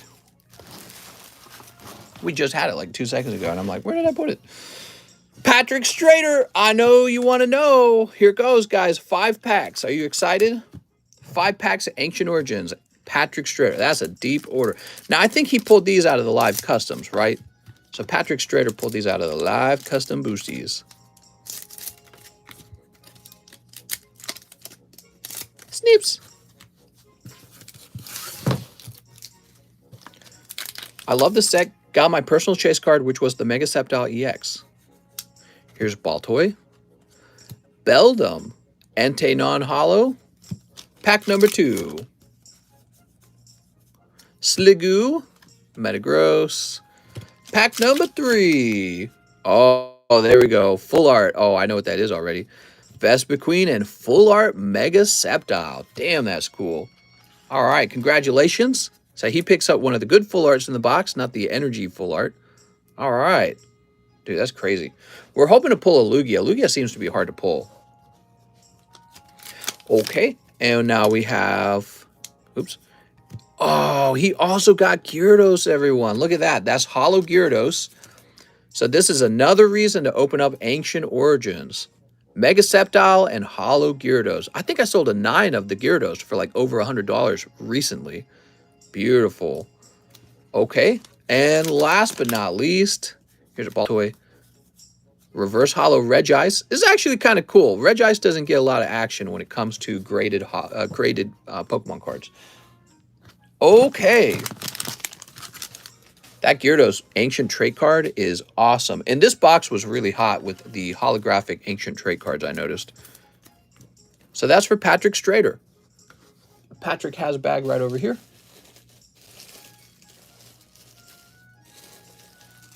Oh, that's Philip. Here's Patrick. All right. Orders still open? They sure are. We're not even 3 hours in, mister. Coeli Jimenez, you ready? Mr. Coeli. Now, I'm a little scared for you, Coeli, because he just pulled a full art, and Christian Donaldson just pulled an EX card, so this might be a cold one.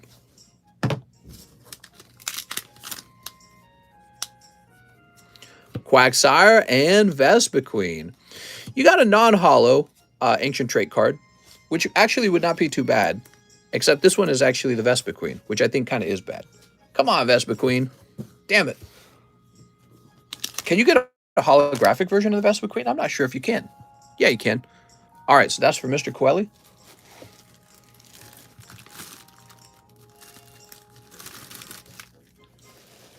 Now, Now, these are the free spots, right? So we got Aaron Frisbee. Mr. Aaron. These are the spots donated by Mary. Mary donated $700 to the stream. $250 were donated to you guys. Really, really generous. Here's Malamar, Flareon, and Golurk. All right, Aaron Frisbee, you got a lot of pulls, but you didn't get a lot of, like, big hits. You know what I mean? But again, those non-holo ancient trait cards, who knows? Maybe if they graded 10, if it can grade 10, and if it did, maybe somebody'd want it. They're unique enough looking that somebody might be interested in them. Not a lot of those graded out there.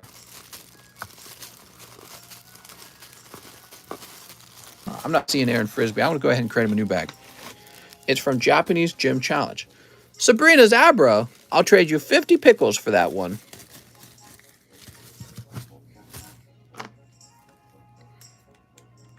All right, here we are. Aaron Frisbee. I feel like he might have a bag. I'm going to write down 2 question mark. I got 5 cold packs. That's like Coldplay. 5 Coldplays. Sylvester Sands.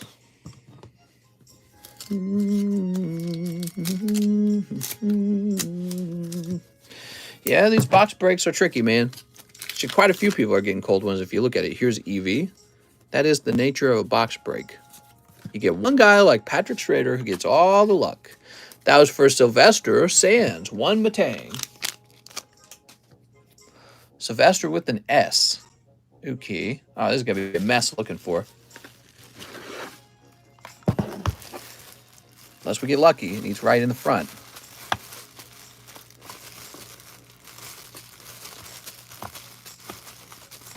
He should be in the front, right? Because he got that spot based on already having an order recently. So you would expect him to be in the front of an S box. Sergio, Steven Alexander, Squid Pokemon. So it's not in here. He could be in this big S overflow. Sansan's in the big S overflow. And he could be up here. Have you seen the new Dialga and Palkia V-Star cards that have been leaked? I don't want to see them. Why is everyone always leaking? You need a diaper, mister. No leakies. All right, so I didn't actually find Sylvester Stan's bag. Weird. I'm just going to go ahead and create him a new bag. Yay, new bag. We're going to keep moving.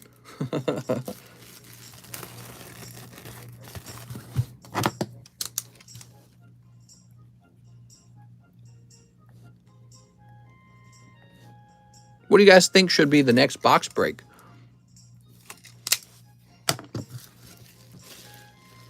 Now that this one's done. Daniel Beard. Daniel Beard. Oh, Daniel Beard. Sky Ridge. Let's do Sky Ridge. Here's Hoopa. I'm looking for some Hoopa. All right, Daniel Beard with the free Hoopa EX. Cheap Packs. Burning Shadows. Daniel Beard with a D. He'd be over here. Team Up. That'd be cool. Of course, I'd be really low on Team Up if I did that. Might be for the best, though. I've been thinking a lot about removing Team Up from the menu. It's just too expensive. I'm worried about people sniping.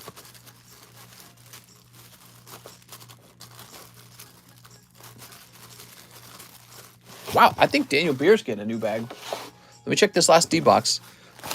How did these guys... Oh, here he is. My God. He shouldn't even be over here. This is the giant overflow box. Let's put him in the regular DA box. There you go, Daniel. Christian Donaldson. You got another pack? My God. I was about to order up Team Up.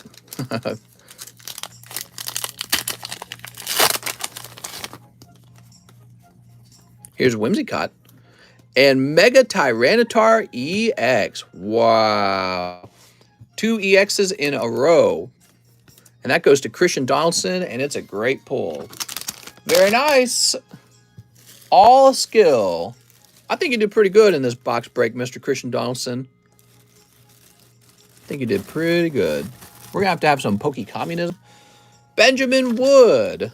All right, Mr. Benjamin Wood. You ready?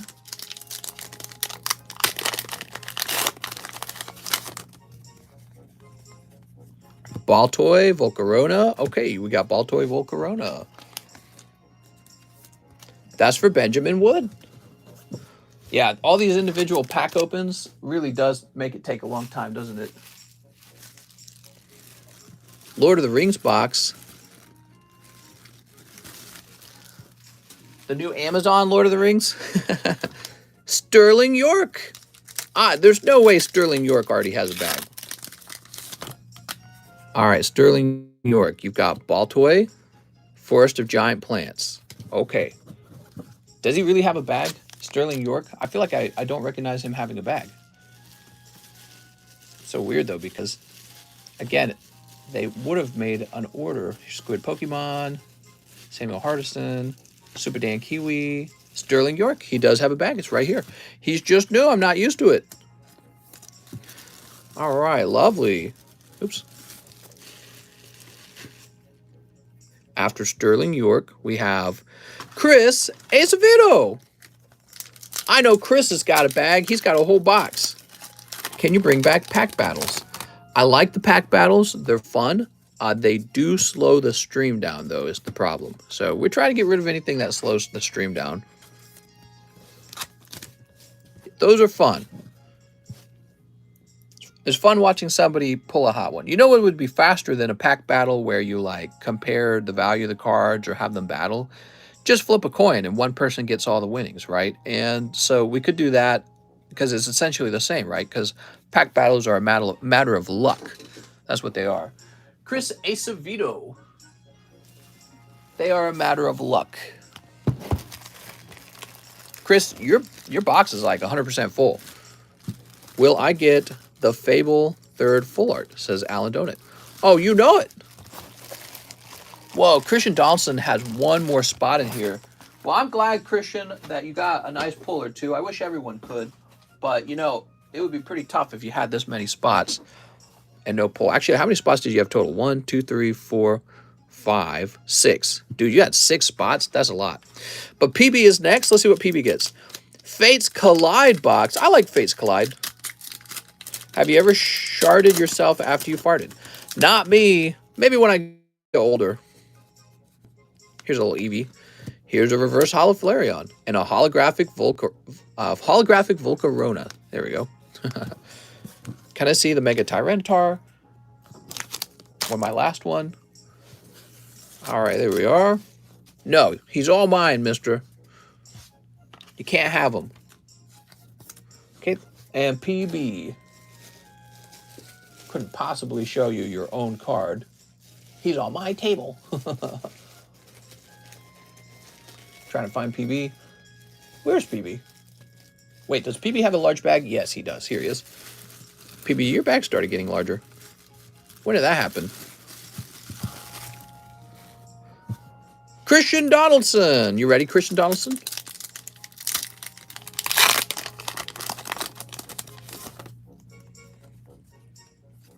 Reverse holo Eevee. That's probably one of the best reverse holos you're going to pull out of this set. Eevee and the Eeveelutions. All right, very good. You think you can just look at your own cards, huh? Okay, got that Whimsicott out.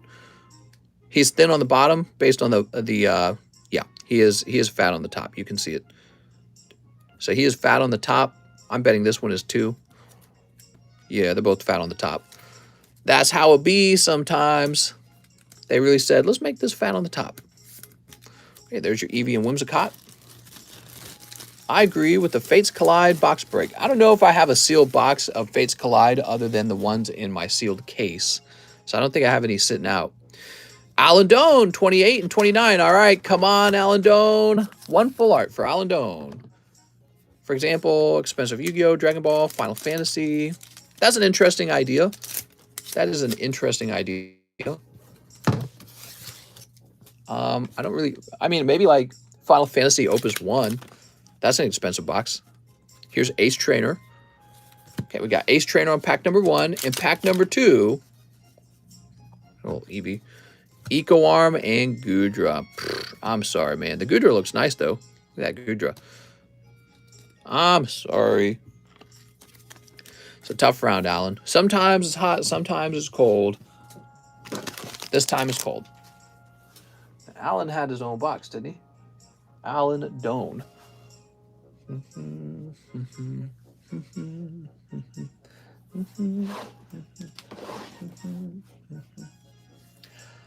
Yes, he did. Here he is. Oof, really reaching there. Whew.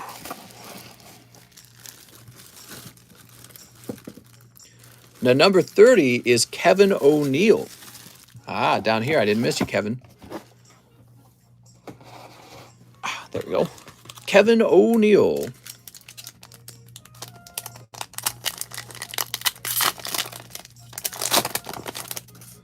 Kevin O'Neill pulls holographic Meowth. Meow. Look at that. He's so cute. I can't take it. He's so cute. All right, Kevin O'Neill Meowth. We got to find your bag. He's right here. Face Collide for that Umbreon Chase card. That is such a cool Umbreon. And then Sergio Tolentino Hernandez. All right, Sergio. A team-up box will be fun, says Matthew Fowler. You can do 36 packs of the blisters, I guess. That would take forever to break through. Here's Baltoy. Oddish. Oh, my God. There was a third full art. Mega Tyranitar full art. What a crazy hit there. Wow, this is definitely probably the best hit in the box. What do you guys think? Beautiful. Unless Sceptile's more popular, is he? I think Tyranitar is more popular. Do you have Shining Legends packs? I do, actually, yes. I got Shining Legends. Last time we did a pack break on Shining, or a box break on Shining Legends, it did not go well. They're pretty expensive, and they're even when you do pull a hot card, they don't grade 10 very easily. I might liquidate my position on Shining Legends. I don't think I'm a fan. It's the grading rate. I don't like the grading rate on them. Sergio Tolentino Hernandez, let me grab your bag. I feel like there's something better I could be holding. Here it is. This was a good box of Ancient Origins. Yeah, we had Sceptile and Tyranitar. And then we also had holographic Gyarados, holographic Entei, and the EXs were decent as well. Now, finally, we have Tyler Lambert. He's the last guy in the box. Toss that over there. How much? God, dude, I think I was selling them for like $45 a pack. Some really absurdly high price. I can't remember. It might have been $40 a pack, actually. Actually, you want me to stop and give you an actual price? I'll give you an actual price.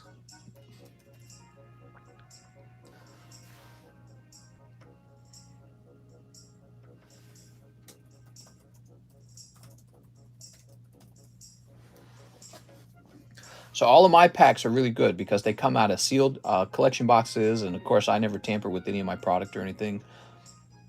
I don't have to because I sell these packs for profit. And so my whole job is to make sure that you get really good product. Yeah, so it looks like the price I was going with was $42 a pack at least.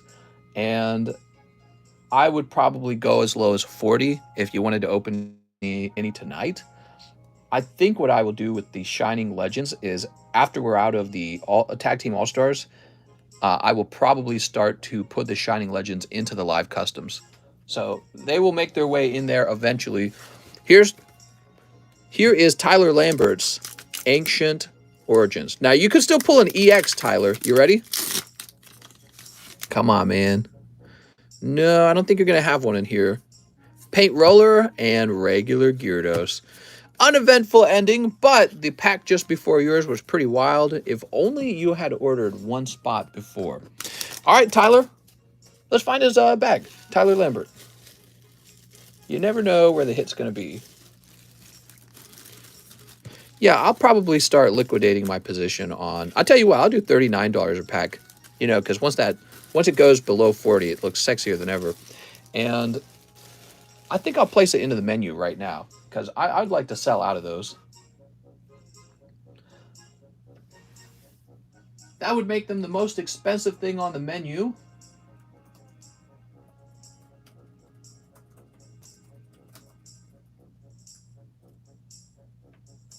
All right, cool. Oh, cool. Mike's Side did the thumbnail. Mike's Side's so great. What would I do without Mike's Side? Okay, and we'll put this away. And we need a new box break, everyone. What do you think? Let me go get that. Let me go get that box of Fossil. Okay. First edition Fossil box break, easy mode. Should mix up the packs in the booster box in case it's seeded. Well, we don't do that, Brendan. But what we do is we have a random starting point, so that fixes that problem all on its own. All right, I'm picking a box. Don't judge. Let's see.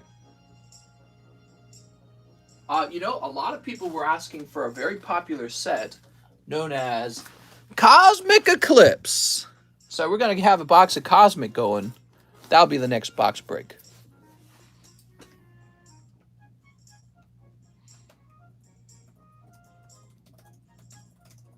Good old Cosmic. This set is so popular, they reprinted it multiple times because of how popular it was. And it's still going for so much. I love it. Okay, give me a minute.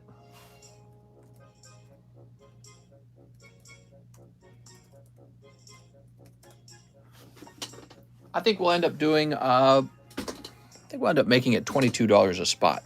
So that's going to be the Cosmic, $22 a spot. New music? Let's get some new music. We ought to have a jukebox option and create like a playlist on Discord. And then you can pay like $3 and change the music to what you want. And it'll just be on repeat. So this would be Cosmic Eclipse. What'd I say? Did I just say 23?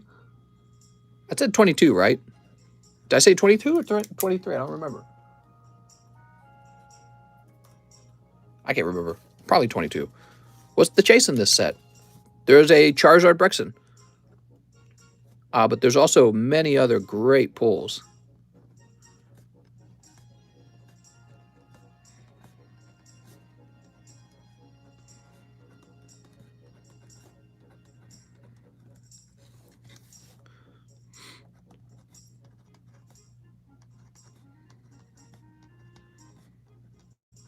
We actually have Cosmic Eclipse on the menu.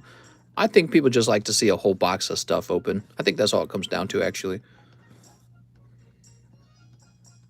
Yeah, I favor Cosmic Eclipse because it is like Ancient Origins, and it is like Roaring Skies and Primal Clash and Brilliant Stars. It's got those extra pulls in it. Did I do this right? 7, 8, 9, 10, 11. All right. So here it is. And we'll place it up here. So that's the new box break. I hope you guys like Cosmic. It's a nice set. I know you guys like Cosmic. I don't even have to ask. I know you like it. It's almost nostalgic at this point. When did it come out? It came out like 2 or 3 years ago. I miss it. I miss it. How old does something have to be considered nostalgic, you know?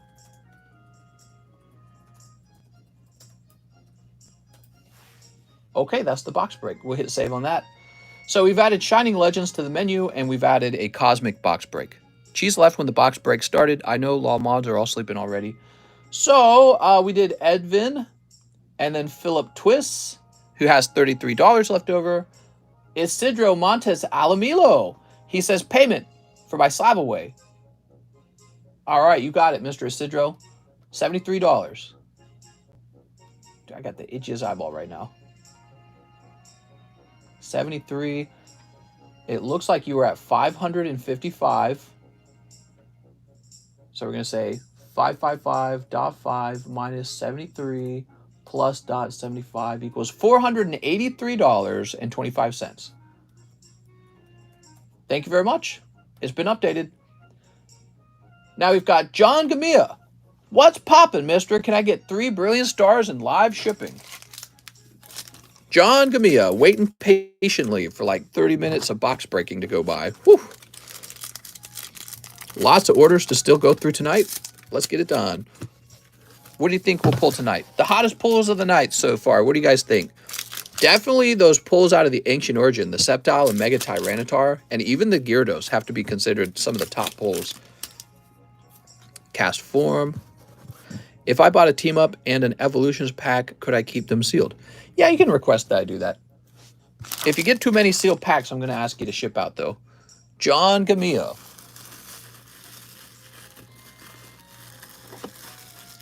We're looking for John. Is he not just here? Here he is. Master John. Here we are. Where the heck is Alex? Mods slacking? Guess we're going to have to get new mods then. All right, who's going to be the new mod?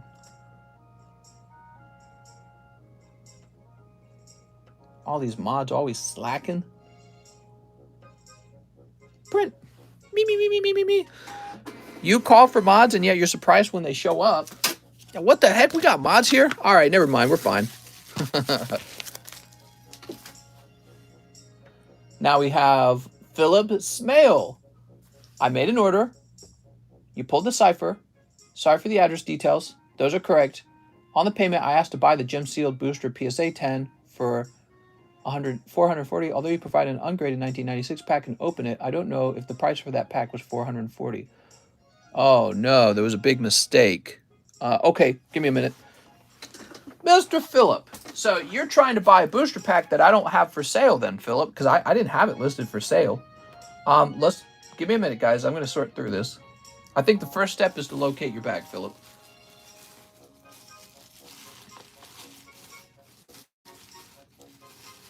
The first step is to locate his bag. Now, wait a second. You asked for shipping is what you said in your message. So your bag's going to be over here.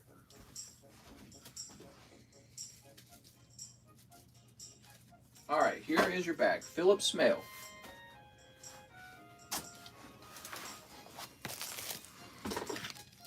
And you had an international order.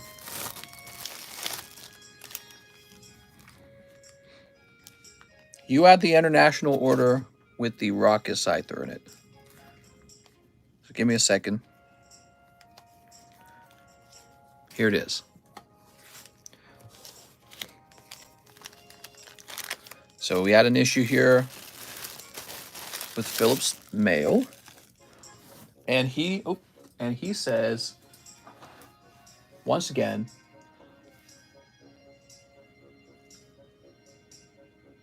he says, the address is right. I wanted to buy a gem sealed booster PSA 10 for $440. You provided an ungraded pack and opened it. I didn't know if the price for that pack was $440. So no, it wouldn't have been $440. Probably I just saw a large amount and thought, oh, that must be right. And because I don't normally sell whole packs of the vintage booster packs, or maybe you had multiple things in your order, so I didn't like work out the math in this case. And yeah, so I wasn't selling a sealed booster pack of Gem Heroes. However, I'm going to go look it up, and if the price is similar enough, I can just go get you one because I happen to have a few of them. So let's take a look. Gem Japanese booster. There's none for sale. There are no graded booster packs of that type for sale. Let me check completed items. All right, one did sell in February, marked down from $390. I tell you what, man, that's not bad. I think $440 is fair then. So I'll just go grab you one. I'll be back, guys.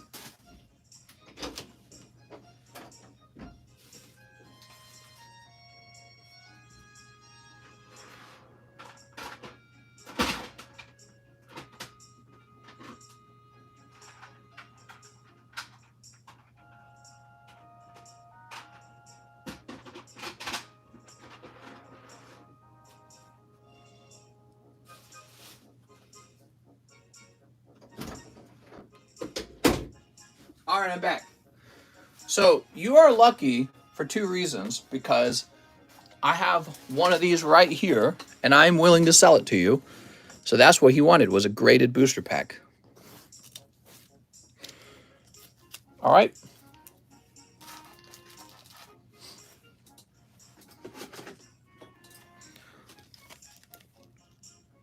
Good thing I didn't get you shipped out one day, huh? I want the Heavy Rocket pack after my Neo Destiny cards. I mean, if you've got a lot of money, I'd sell you one for, well, would you do $850? I was going to put them into a pack break for $1,000.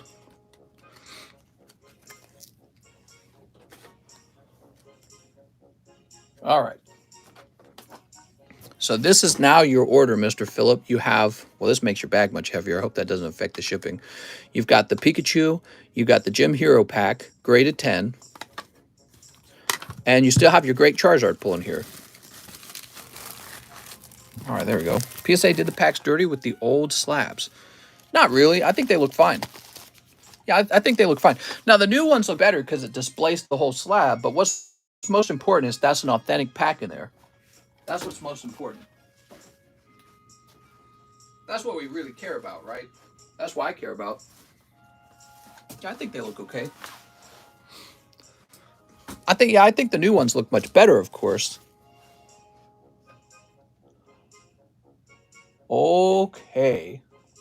Now we've got Mr. PB. Hey, Mr. Let's Go Brandon. I'll have 2 RWBYs. Is it truly PSA 10 if it's folded, though? I mean, it's a piece of foil. Not a big deal. They damaged them just to fit them into the old slabs. Shake my head. Permanent damage if you ever break it out, but yeah, they look fine. All right, so 2 RWBYs, 3 Brilliant Stars.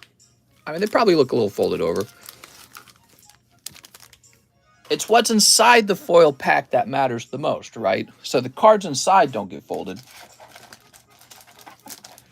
And as long as the pack is authentic, it never really bothered me that much. Their new slab, though, their new slab design is awesome. All right, here goes. Video online, they send in packs from the old case and they got a 10 again. Hey, there you go, guys. So take your old graded 10s and send it in for re-encapsulation. And they'll probably hand out a 10. They'll be like, you know what? We gave it a 10 in the past. We'll give it a 10 now. So do that, guys. All right, good luck to PB.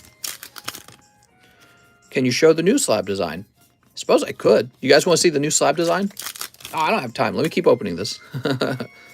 Here's Ozpin. The authenticators for packs also authenticated Logan Paul's first edition case. Right. I mean, I hear people complain about that a lot.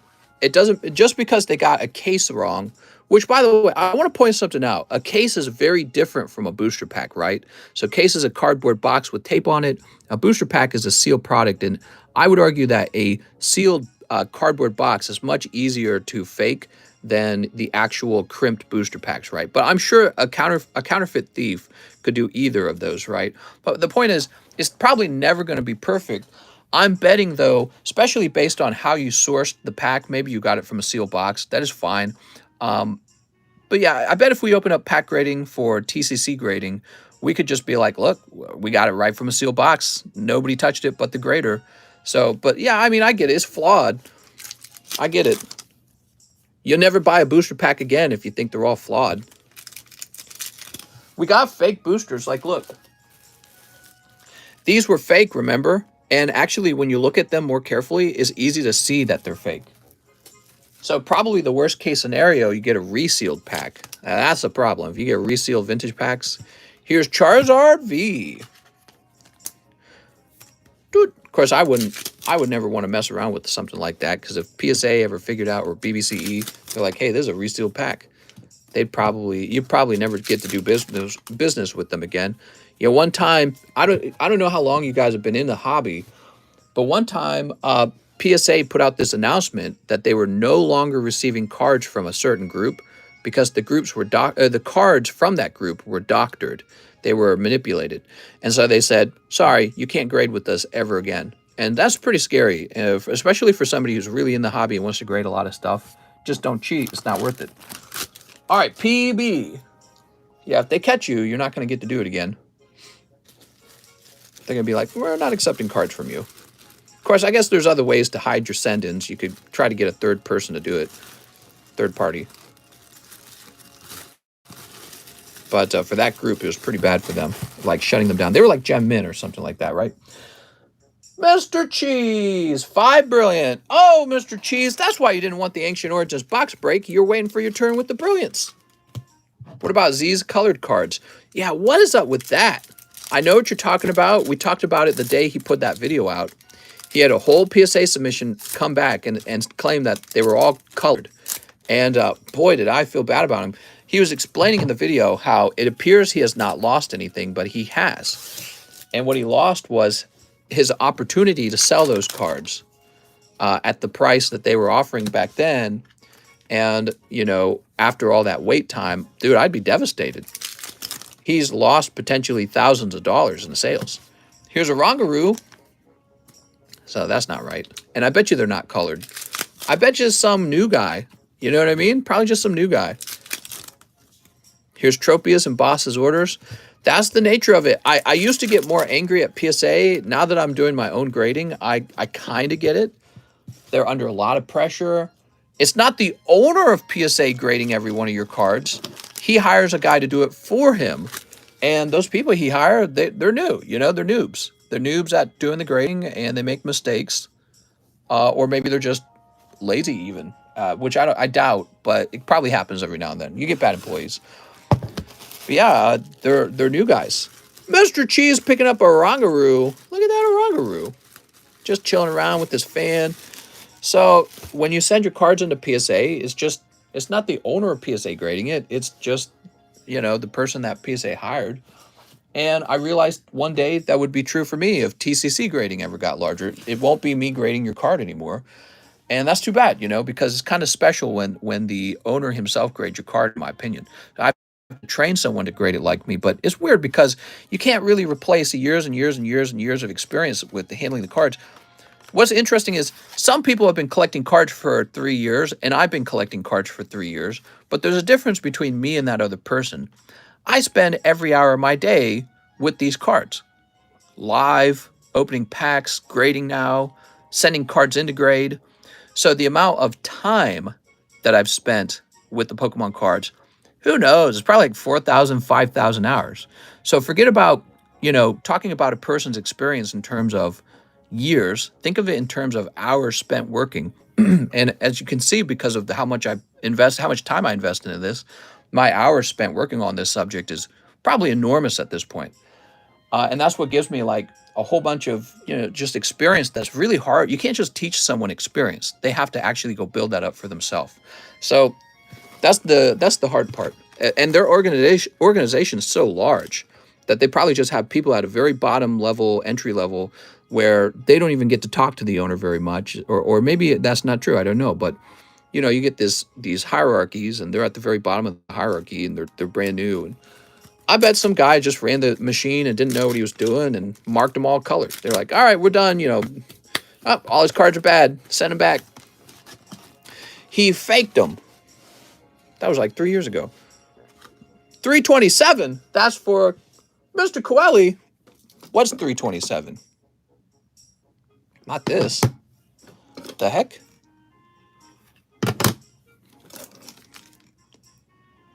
What the heck? We're getting the wrong cards. Give me a minute.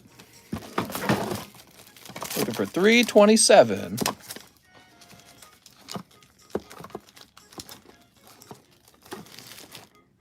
225. Well, I don't see it. Oh, no. I don't see 327 in here. Uh-oh. I think I made a mistake. I think I was meant to move a slab over here. I don't know what it could be then. It would help if I knew what it was. 327, huh? Let me go check my table. It might still be sitting over there. All right, give me a minute.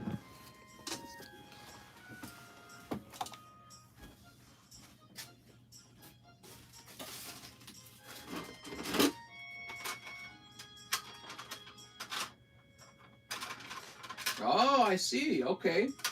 I have found it. It was on the table. I'm going to get you a bonus, just for fun. Give that last guy a bonus. All right, we'll get you this bonus. All right.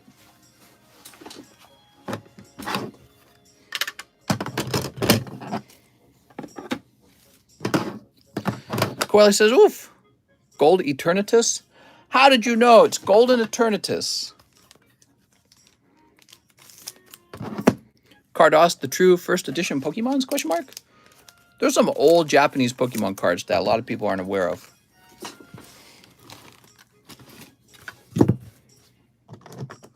Oops.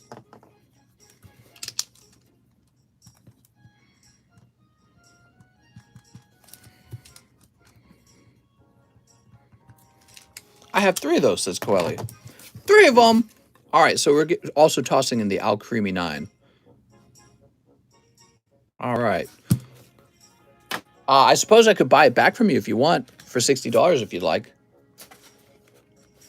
There we go. That and the Alcremie. Nicholas Richardson says 5 brilliant stars. Can't have 3 of them. You don't need 3 of them. All right, let's see what we got.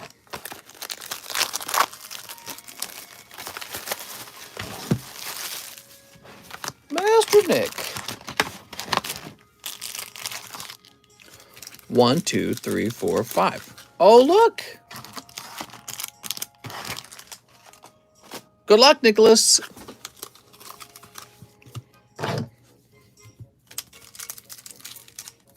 Sleep. Now you have 4. Yay! Golden Eternatus. Who doesn't love Golden Eternatus? All right, we've got Ariados. Look at that Ariados. He's a spider. Snip. That's right. Sneep. Tortilla. Look, we got Tortilla. Luminion.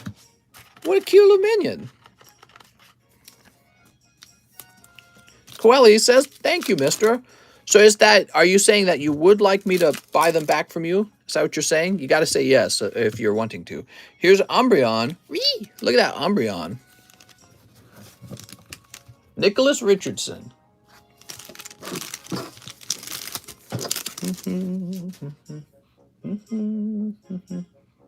Nicholas with an N.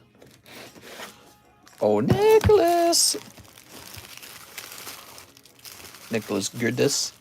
Nicholas Garuber. Nicky Blee. Who are these guys? Some of these guys make a bag and then they just abandon it. I swear, man. They go, I don't want to ship that. All right, what a great pull, by the way. He got the Karen's Umbreon. Great round. He got that in 5 packs.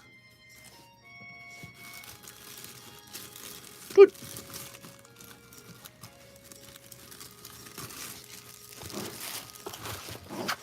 The regular V looks better than the VMAX.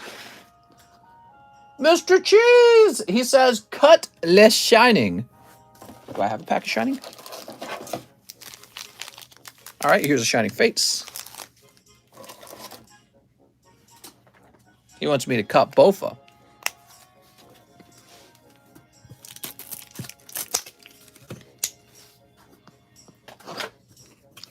And you get...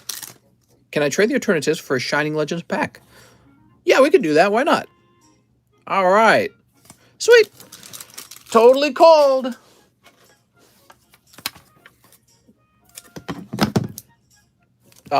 Just the Eternatus or the Eternatus and the Alcremie? Let's go ahead and refresh. Were my Brilliant Stars already open? They sure were. You pulled 1 holographic Orangaroo. Mr. Cheese, you're rich! Woohoo! Yes, Cheese, it was. Uh-oh, says Matthew Shaw.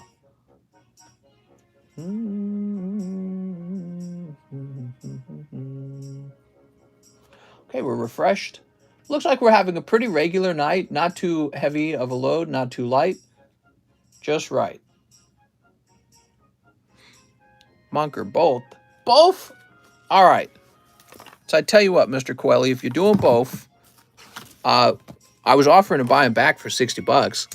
So we'll get you a Mr. Coeli card for $20. So there's $20. And now I will get you a pack of Shining Legends. We have not opened this in a while, huh? Bofas? That's right, Bofas. Good luck. These are really scary to open, to be honest. Breloom and Keldeo. That's a cold one. Woo! Loving them cold ones. We'll go ahead and sleeve these up at this point because they're getting older and more expensive. Well, you're going to need your own box in a minute here.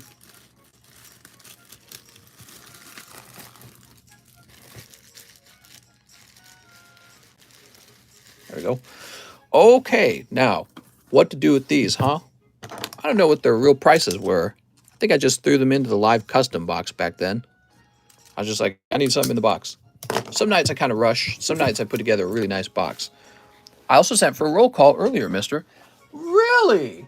Okay, we'll need to do that. So, but first let me get a price tag on these.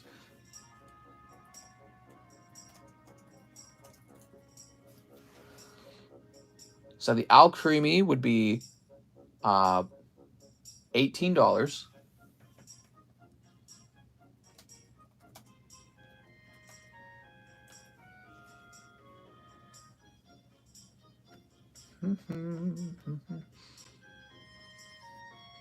And the Eternatus would be about $40, it looks. That's pretty cheap, actually. It's those damned 9.5s. Looks like it would be about $35. That's pretty cheap, actually. I'll have to be more careful with these. All right. I'm going to set these to the side. I think I might put them in with the group. And let's go ahead and grab some different music.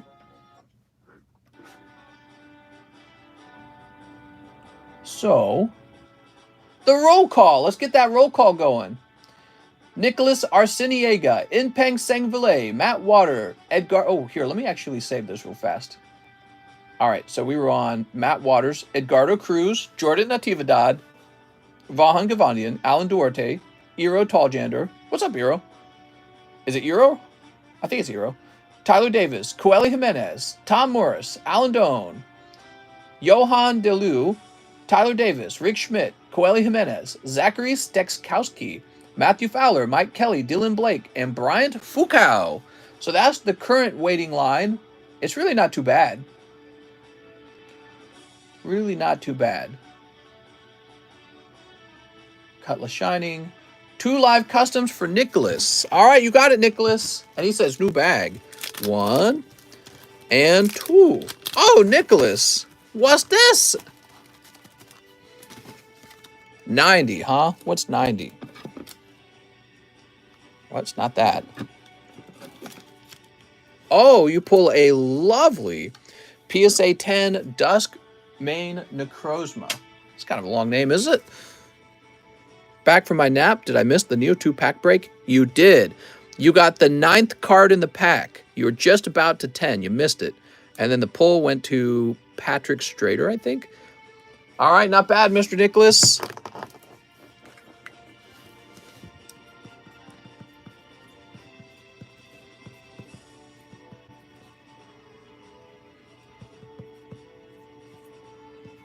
Arsenija? Maybe it's Arsenija. I too, but I'll scrub through and see for myself. The other one was a common something. I don't remember what it was, actually. But I'm afraid that was a cold round for you. Okay. New bag for Nicholas, but you didn't need it. Inpeng Sengvile, 2 brilliant stars.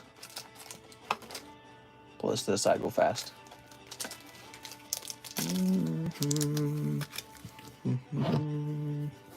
What if we had like a little mini TV here and you could actually see somebody playing Pokemon live? Maybe somebody in our community. Okay, Inpeng. Any Magneton slabs for sale? You got any games on your phone? That is a great question, man. I normally do not have any Magneton slabs for sale. All right, is there one in particular you're after? Inpeng Sengvile with an I. With an I, huh? GHI. You'd be over here. I'll fire up the Emerald Emulator. Here we are.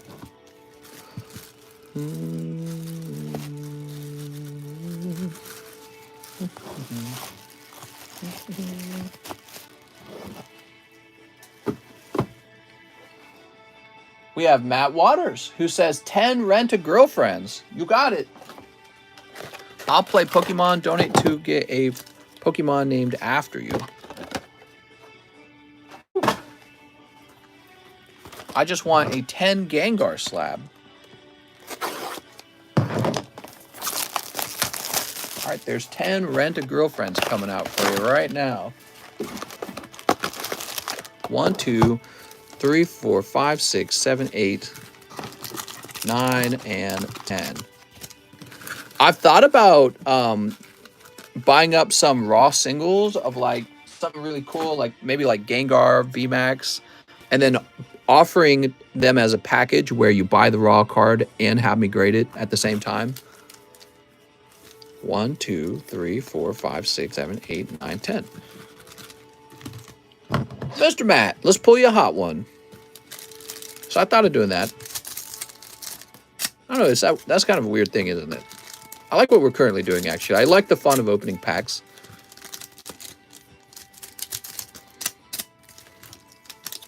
I think it's more fun when you actually open the pack. All right, very good.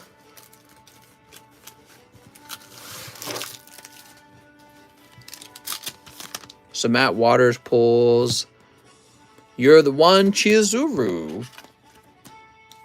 I would love that old Gengar, not the Mega Form stuff. The Mega Form, what are you talking about, mister? It's called VMAX, okay? So you got your full art. I don't know what else you're going to... Another full art! Each Other's Feelings. So you got 2 full arts, pretty good. 3 EV Heroes. I don't think I've done that one yet. Do you happen to have any Bulbasaur, Venusaur slabs? The only thing I have is what's on the table. About Kaizuya Mami. Here's high-end specs, Sumi. Ooh. Sweet.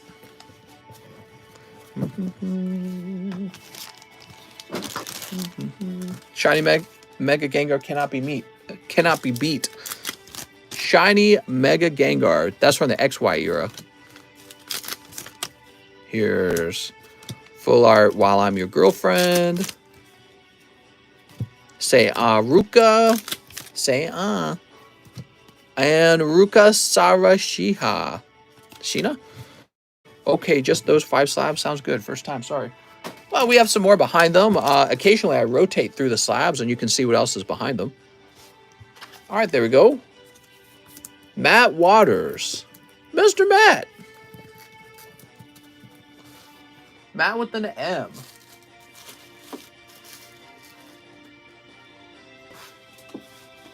Where did I see Matt Waters at?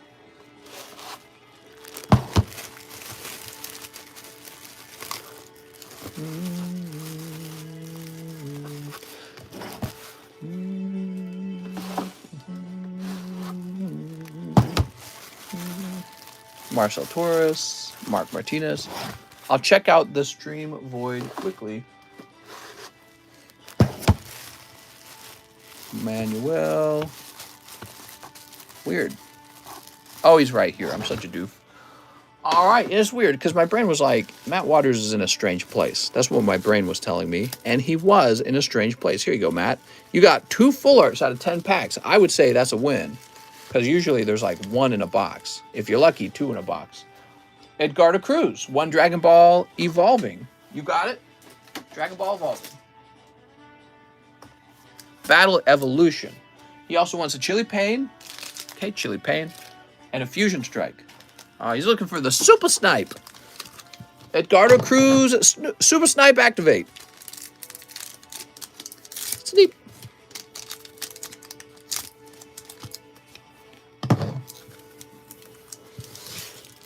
All right, you got Toa, the next move. All right. Damn, Toa. Burning Shadows Charizard for 150. Here's, oh, that is a snipe. Ultra rare Leaf Energy coming out of Fusion Strike. Wow, he got that in one pack, everyone. Odds of probably about 1 in 16 that would happen. There's Clara. Congratulations, Mr. Edgardo. Snipes really do come true. Holy mollies. I don't know if we can allow that, Edgardo. Now you're going to have to donate. Whoop. All right, let's talk about the slabs on the table. So we do like to sell slabs. I've added a few new ones tonight. The new ones were these interesting Cardos slabs, and there was a Rayquaza added too, but that got taken right away by Mr. Demetrios. We got some cards on this. We got 140 likes, so I guess that's close enough. Here's Pidgeotto, Rain Cast Form. Typically, I'll rotate through the slabs when we got 150 likes. You know, I feel like you guys have seen many of these. Let me go ahead and just rotate them to have something new, and then I'm going to check and see if we can get some new slabs out here. You guys like new slabs? I like new slabs. Ancient Origins, Mega Ampharos. This is the giveaway card. All right, there's that Aerodactyl. So Aerodactyl, right? He's really cool. $25 top Sandslash, but he's a PSA 6. But he's really cool. Tornadus 9 from Black and White. It's a pretty good mix of things, really. Some really interesting cards there. Now, I might have a new slab or two.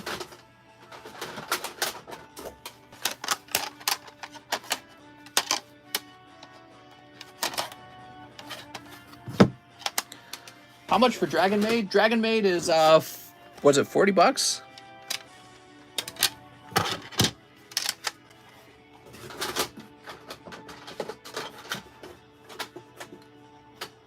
I'm actually kind of low. I am low on slabs. It took a long time, but I am running out of them. Finally. All right. Dragon Maid, didn't see. Didn't know the chat was the giveaway.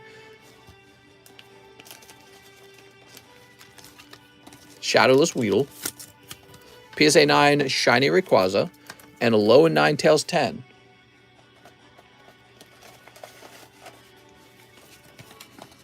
Okay, and the Weedle will be real cheap. The Weedle's going to be $17. The Rayquaza is obviously not going to be as cheap, and the Ninetales is probably going to be pretty expensive. Some of the vintage haulers are more nice than modern secret rares. I'm all about those old vintage cards.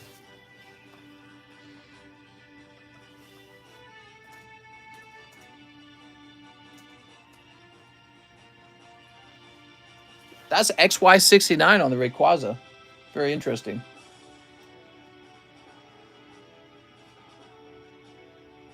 So he last sold in January for $300 in auction. Wow. I didn't realize I had a good card. Wow, really? Yeah, he last sold in January for $300 in auction. And I don't think there's any available today. But let me just double check. Black Star Rayquaza. Let me just make sure I'm not typing him in wrong. Yeah, so there's none available for sale. 300 in January. I'm going to do, I guess, 350. There's none other for sale, so I don't know why I couldn't ask for a little bit of a higher price. I guess that's where you start, right? You don't start at a lower price. That makes no sense. Here's the Alolan Ninetales.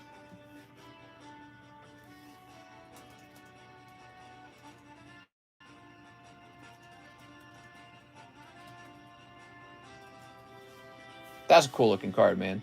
I bet this is going to be pricey. It's really not bad, actually. So the Alolan Ninetales is $220, which to me is kind of cheap. When you subtract the cost of grading, you got a 10 here. That's neat. So, and then the Shadowless Weedle, I think I said $17 on that, right? Orders open for a little while longer, okay? A little while longer.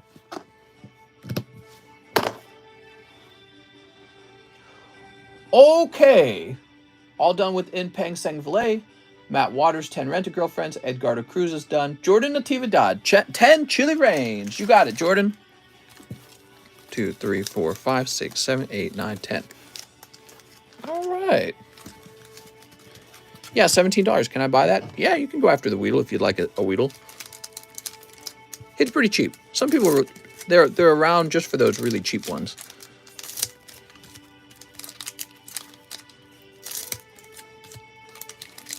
That auction seems a little fishy. One bid and auction ended the same day it started. Very interesting. I didn't notice those small details. One bid does not surprise me. I've seen that before. One bid is when, you know, the person started with the high starting price, and then someone said, yeah, I'll take it at that start price, and nobody else challenged him on it. So I've seen that before. Can you do a one-day auction? Actually, you know, if it's a one-day auction, that is actually more of a sign that it might have gone for more money, because one-day auction means that almost nobody knew about it. It takes a while for people to notice a card in auction. So in theory, it could have gone higher than 300 had it gone for a regular 7-week auction. So I know there's one-day auctions, but that's a terrible way to sell, because people don't check, you know, the internet every day for any particular card. People aren't typing in XY69 Rayquaza each day. So your card has to be seen by people for them to know that they can bid on it. So yeah, I'm saying in theory it might have gone higher than 300 had it been listed for 9 days instead of for 1 day. Is first edition Zard raw for 6K good price? Only if it grades well. If it grades poorly, then that's a bad price. All right, Jordan, you pull a beautiful Tornadus Volcanion and a bunch of hollows. I'm going to snipe your hollows. You normally donate them. I appreciate that. And I'll trade you out. I'm going to give you the Diglett, because we're such close bros. Okay? Brock's Diglett. Don't tell your girlfriend. She wouldn't understand. Oh, you had a Diglett in the front, too. Wait, XY69? I know, that's what I said. That is XY69 on that Rayquaza. Vahan Gavandian, 100 to my slab away. All right, we'll start there. Vahan Gavandian, 100 to your slab away. It's going to say 162.25. Okay, great. And then 3 live customs, is that right? Ooh, there's a bad time for 3 live customs. You're going to get wrecked. I think. 1, the dang it card, 2, and 3. Yeah, I was right. That was a cold round. Oops. There we go. Vahan Gavandian, that was a cold round. So this ticks up by 1 to 27. Dooby-dooby-doo. Doo-dooby-doo. I feel like I'm in the high seas. Hep, hep, how, hep, how. See, now I'm Link, because I make the sound effects. Just place my order. Sounds good, man. Vahan, what can I do for you? With such a tough round, Vahan, why don't we get you a little bonus pull, huh? Vahan, we can't leave Vahan Gavandian with such a tough pull. Let's give you a base set Tauros. No, that's Jungle Tauros. And a Dark Muck. You know what Muck spelled backwards spells? All right, cool. Get you a few of these vintage cards just for fun, huh, Vahan? Get rid of this bad hollow. I'll slip this into your bag. The Squirtle's nice, but just the Squirtle.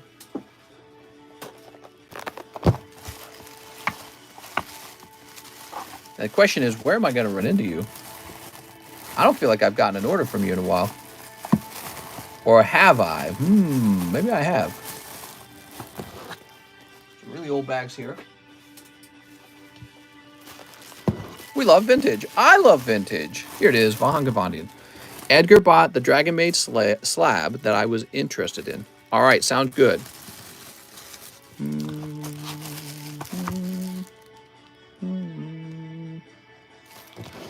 All right, there we go. Alan Duarte. 3 live customs for Alan Duarte. Damn, you guys go deep on these. 1, 2. Oh, Dark Golduck. And 3. Ooh. Ooh, like Mr. Vahan Gavandian, Alan, you have struck not gold. I'm going to exchange those out also for some of these vintage cards. Let's get you 1. We'll get you 2. I'll get you 1 more. just in case it's a bad one. All right. Ponita, Poliwag, and Spearow. I apologize, Alan. The live custom boosters are a harsh mistress, and Lady Luck is not always there at your side. One Holo Live.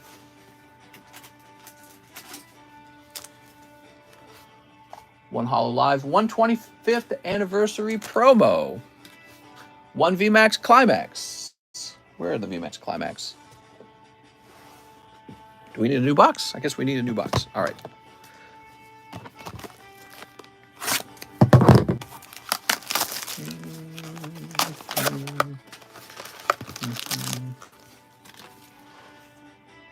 All right. 4 battle region. 2, 3, and 4.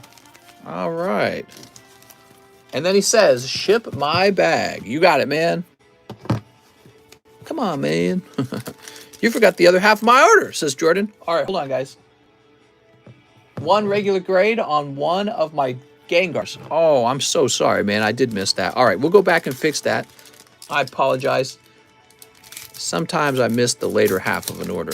That has been a recent issue.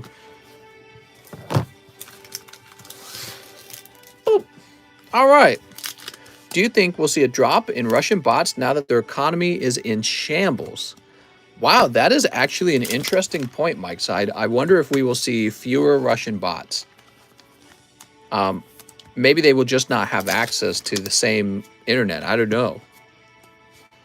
I do not even know. But if they do have the same access, then... Because I thought Google blocked them, but I could be wrong. But if they have the same access, you might see more bots as they become more dependent on alternative sources of income, right? So the fancy way to say that they're dependent on like scams and other things. The Hoo card looks great. It does. That's a cool looking card, man. That's from the new Battle Region set. Freaking Battle Region. It's neat, man. Oh, Dark Gyarados. Beautiful. Love Dark Gyarados in this set. And for your Holo Live, you pull this girl, Booby Girl, and this girl. All right. Trust CNN. Trust them. The trusted news source. Democracy dies in darkness. That Hoo gonna look funny with the yellow border. Yeah, yellow. I'm done with the yellow border. Why can't American cards have the silver border? I don't see the problem. Let us have the silver border. Oh, well. Oh, well. All right, that's for Jordan Natividad. Not Jordan, I'm sorry. That is for Alan Duarte, and he has ordered a round of shipping. All right, Mr. Allen, here you go. You got a big fat bag. You got all those cool sticker cards. Toss you in here. Pea-colored border. Essentially, yes. So Alan says, ship my bag. Might be time to pick new music again, huh?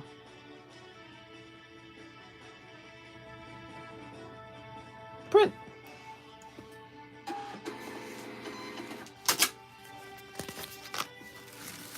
Another busy night. Yeah, no more orders at this point. We got 30 minutes till 6 a.m. And Jordan Natividad wants one of his Gengars sent to ship. You got it. This is Jordan Natividad.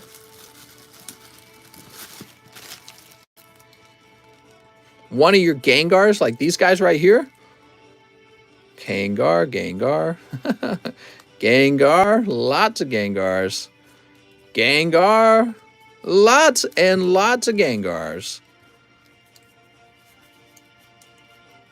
You can see he's been opening a lot of Gengar set. There's your Heatran, by the way. Heatran's a good pull. Galarian Rapidash. 2 more Gengars. How many Gengars you got, mister? This was easier setting it down, sliding them to the side. And another Gengar. Holy Jesus, dude. I don't think that's enough. Without the yellow border, how else would one know it's an English poor quality card? All right. If we gave them the border, people might confuse them with the higher quality Japanese sets. Can't have that. The yellow border is a warning. Stay away! I'm just teasing. You have your choice of Gengars here, man. So, I mean, we're going to pick you a nice one then. This one's okay. Except I'm tossing it all over the place. Here it is. Yep, this one's okay.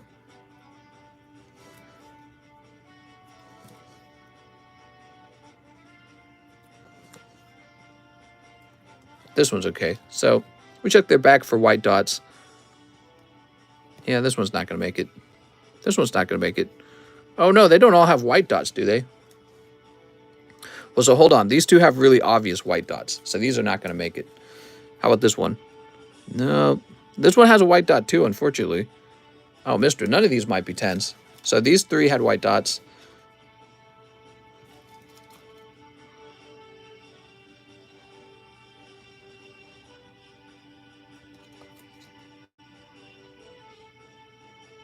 Well, there's a borderline case for 10.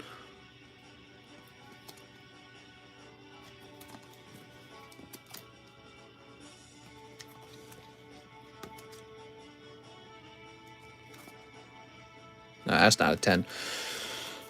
Wow. So let me put these in here.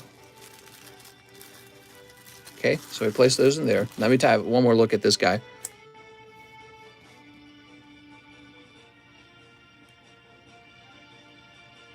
Now, I'm afraid this is not a 10 either. Jordan Natividad, none of these would actually grade 10. I don't recommend grading those. That one had an issue with the hollow surface. It had a dot in the hollow surface, probably part of the manufacturing. So you've got one TCC grade, or the equivalent of whatever it is, like $25. So you can spend that however you want. I'll let you decide on spending it on something else. You know, you got that Heatran, right? You got to send that Heatran, or maybe like the Greninja or something nice like that. Let me know. I owe you a grade, okay, Jordan? So I'll let you remember that. You can remind me, okay? That one Gengar was close, and then we checked the hollow, and it's like, nope. Okay, now, Eero Talljander, he says, for my first Brilliant Stars booster and $2 for the Ice Chicken. Just wanted to ask, I had 2-card order for standard TCC grading. Noticed that grading time has changed. Does the new schedule apply to older orders? Yes, it's actually there specifically for the older orders. I will order shipping for the first time when the grades come out. Thank you, says Eero. Mr. Eero, I didn't realize you'd never been shipped before.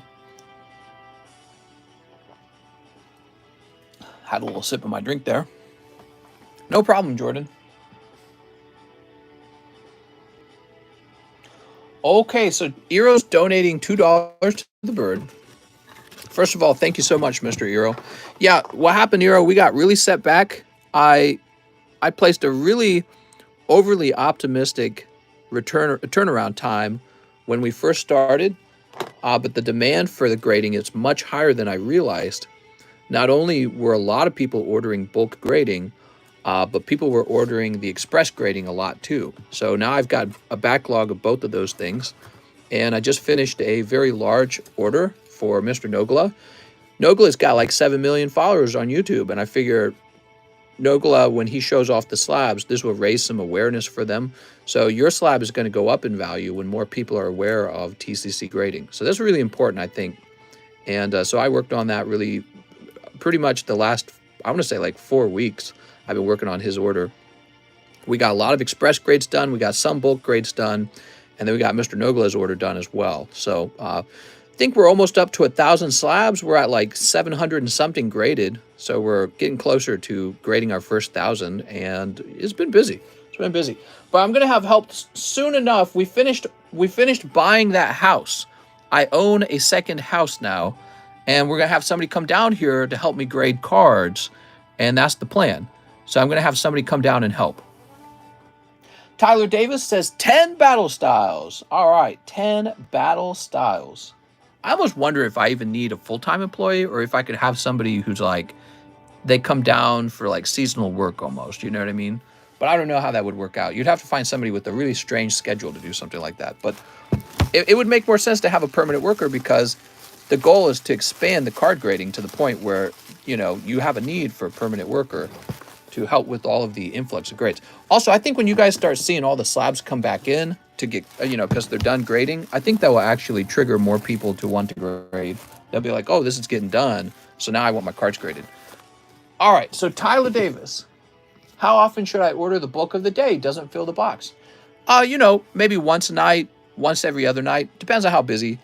So, like, some days there's a lot of English bulk. Some days there's a lot of junk bulk. And the junk bulk days are the ones where fill up a box easily in one night. So, battle styles, huh? Where are my battle styles? There they are. I got more battle styles on the way. I'm excited to get them. 1, 2, 3, 4, 5, 6, 7, 8, 9, 10. All right, let's pull you something nice. With some of the slabs hitting eBay, people will start looking at the TCC. Actually, might need to get a website up. We desperately need a website, and I need help. I already have enough work on my hands that I'm like maxed out. So I need help. I probably could hire 2 people. I'm not ready for that, I feel like. I think I need to figure out how well it works with 1 person. And then we could probably hire a 2nd person. My wife has thought a lot about quitting her job and just helping me. Come on, Empoleon Alternative Art. When you ask for a message, do you mean a YouTube message? No, it's a PayPal message. Yeah, you have to send the message on PayPal. Here's Mian Chao. Here's Victini. All right, Victini. Here's Rapid Strike Energy. Here's Kingdra. Tapu Bulu. Rapid Strike, Single Strike Urshifu. I left my order on PayPal. Oh, I see. First time ordering, huh? Well, first you got to wait for it to be your turn, okay? Did you leave a message in your... So when you ordered, did you leave a message? I have GeoCities webpage making knowledge. I can help your site look like early 2000 internet. Oh, nice, man. That's what we're looking for. Oops. Here's Silicubra. And Mankey the Monkey. That's for Tyler Davis. Mr. Tyler.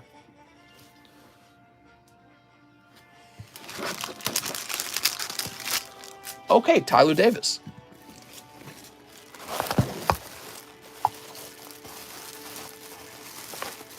We just had your bag. Yes, I ordered a while ago, not in a rush. Just making sure it went through. Oh, absolutely. Oh, of course. Could we put your bag on the table? Tyler Davis, I'm losing my mind, man. I'm losing my mind. I built some basic pages in HS. Just avoid everything BGS has done with their website and you should be good. That's one of the reasons I never used Beckett. Beckett has like the worst website out of all of them. All right, now we have Coeli Jimenez, One Shining Legends. You got it, mister. All right, I'm scared for you, man. Shining Legends. Epic pulls, but they are infrequent and they are often not well centered. Good luck. Oh, Reverse Hollow Pikachu is actually decent here. Oh my god, he is getting lucky. Shining Arceus. Wow, man, that's really the one-pack snipe. Look at that, guys. Shining Arceus and Pikachu Reverse Hollow. Very nice. That's for Coeli Jimenez, one of the better pulls of the night. You just joined. What's up, man? Got very lucky there. Got any other PSA 10 Charmanders? No, unfortunately I don't. Maybe in the near future. Tom Morris for the Raichu PSA 9. There was a Raichu PSA 9?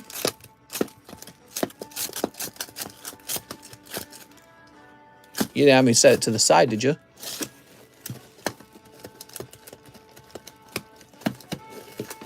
I don't remember there being a Raichu 9.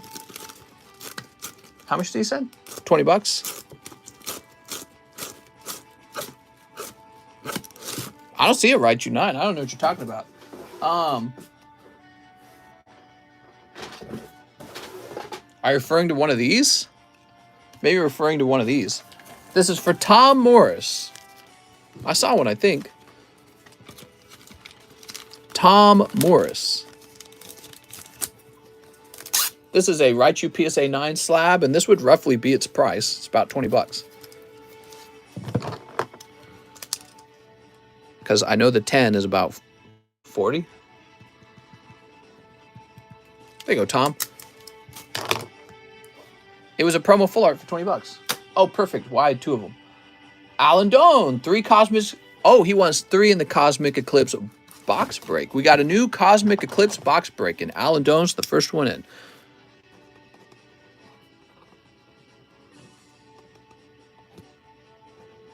There we go. Thanks, Alan. Johan DeLu says 2 in the Cosmic box break. Okay, you got it. 2 in here.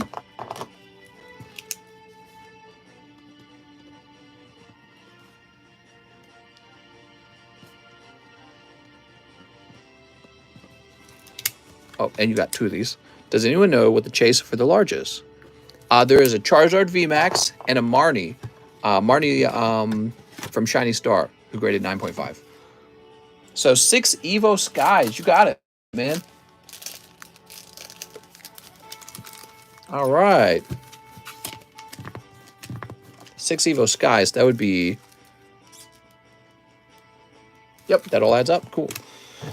First time here. What's up, man? This is Arham Khan. And he says, first time here. What brought you here, Mr. Arham Khan? How did you find this live stream? Cosmic has those crazy low pop cards. Mister, if you got time tonight, can we see the new graded PSA 10 slab? What are you talking about? Thanks for the answer, says insert pause home. We've got Lucky Ice Pop, and Hydreigon. I mean, the new graded pack slab. Better save that for another stream. Ask me that in another stream. We'll try to wrap up now because we're headed towards 6 a.m. pretty fast. Almost 6 a.m. in the morning where I live. Oh, no way. Look at that, guys. Johan pulling Leafeon alternative art. Another great pull tonight. Nice, man. I used to watch the replays of your stream. First time to catch you live. Oh, nice, man. Mike's Side makes those. Mr. Johan. Hey, mister, did you find the correct Raichu slab in the second row? I had 2 of them, so I just grabbed him a different one. That's a hit, man. Congratulations. Beautiful. And he's in the Cosmic Eclipse break. Let's get different music. Doo-doo-doo-doo. Shop theme? What's that? Tyler Davis. 1 Evolutions? Really? People really like Evolutions. Wow. And 1 Team Up. What about Team Ups?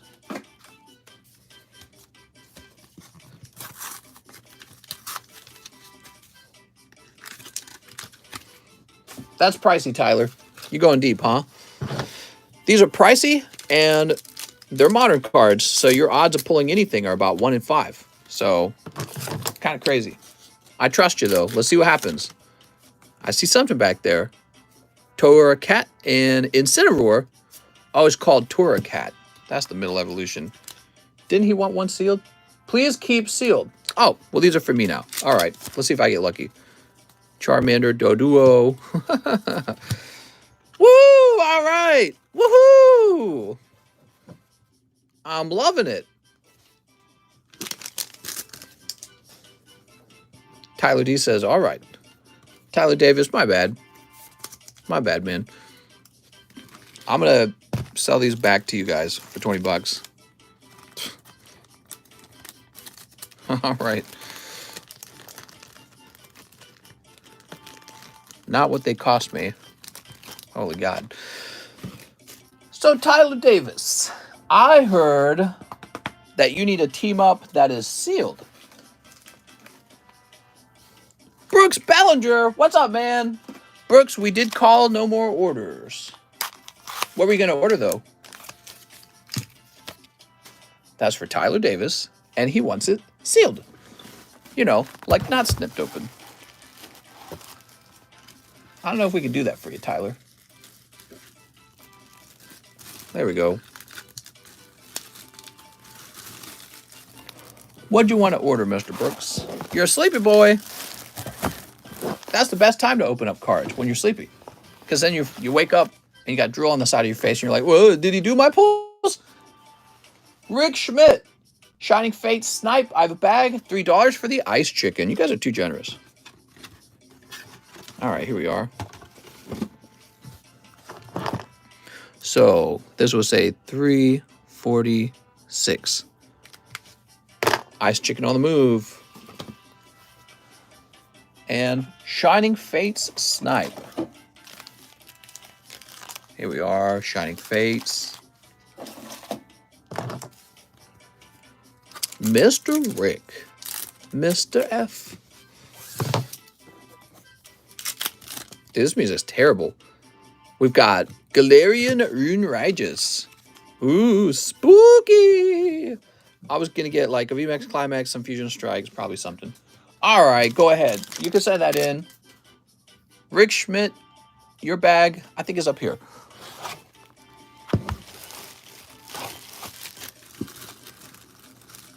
Yay! So nice. So sexy. Tasty. Dude, this music's terrible. Potion Shop? No. What about Temple of Time? No. Inside the Deco Tree? Oh, that's the Song of Healing.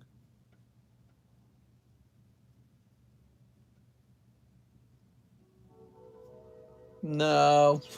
Why is it so hard to find good music? Here's Aquatic Ambience. Now, this is nice.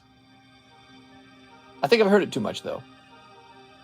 Zachary Stekskowski. 3 spots in the box break. You got it. It's the market song. Welcome to the market.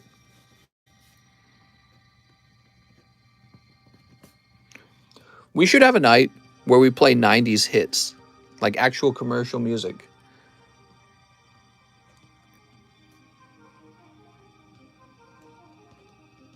Mainstream music, you know, not video game music. There goes Zachary. Wow, the Cosmic Eclipse box is filling up rather fast. Matthew Fowler.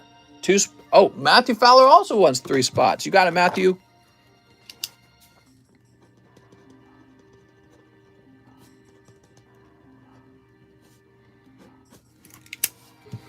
Anyone seen what YouTube did to the description during live streams? It's awful. I've not seen. Mike Kelly, first-time viewer. Love the shorts. Looking to order 3 EV Heroes.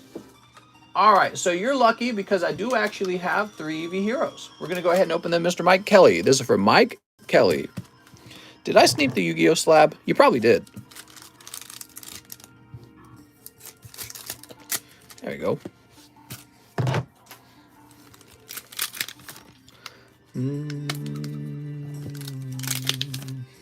Cold. And, oh, wonderful. 3 cold ones. That's for Mike Kelly, 3 cold one. Let's get you that, Pikachu. Pick it. So, Mr. Mike, it's your first night. I hate to see your first order go badly. We're going to get you 2 free pulls out of the vintage junk box. We call these junk singles. They're really not junk. They're kind of decent, actually.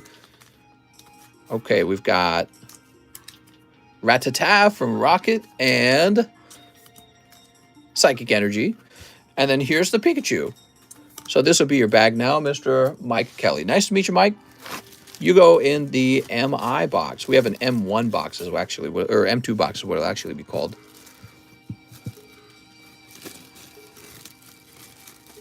Kind of a tough round. But it was just 3 packs, you know? 5 packs seems to be the special number. I think that's what Nintendo figures. A hit in every 3 packs. And sometimes the hit's just a V card or a VMAX. All right. There you go. Dylan Blake returns. 1 Shining Legends for Dylan Blake. All right, Dylan Blake.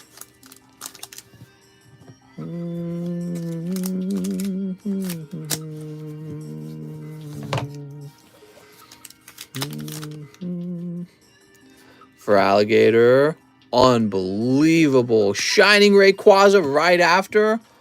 Oh my God. What are these packs right now? Oh, it looks so clean. You might have a shot at a 10 on that one, Mr. Dylan Blake. What a pull, man. Unbelievable. That's like a $150, $200 card, I think, in that range. Damn, dude. All right, Dylan.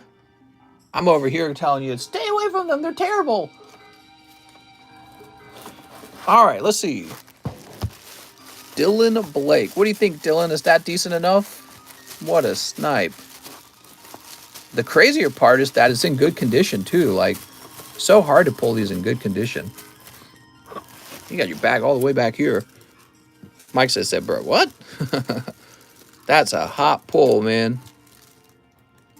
I should have saved, Mike's side, I should have saved these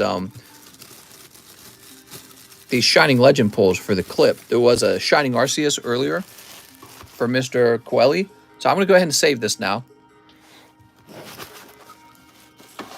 All right, Brian Foucault. 20 of the Chilling Reign packs. This is becoming a common order to go deep on Chilling Reign. You ready? 1, 2, 3, 4, 5, 6, 7, 8, 9, 10, 11, 12, 13, 14, 15, 16, 17, 18, 19, 20. There we go. Yeah, apparently we were sitting on some hot packs. Glad to see that, because I feel like we had this box break of the Shining Legend packs, and the box break was terrible. And there were some packs left over from the box break, because that's kind of how it works with them. They're all in like these promotion boxes. They're not in like a literal sealed 36-pack booster box. So I just opened up a number of promo boxes, and those were like the leftover packs from the promo box. And I remember the box break was terrible. There were just like 1 or 2 pulls, and it was like Shining Volcanion. So apparently if I had just made it a little bit of a bigger box break, we would have scooped up an Arceus and a Rayquaza too. It's kind of interesting. Okay, Mr. Bryant. Time for some hot ones. I'm really impressed with how much of this Chilling Reign we've been opening lately.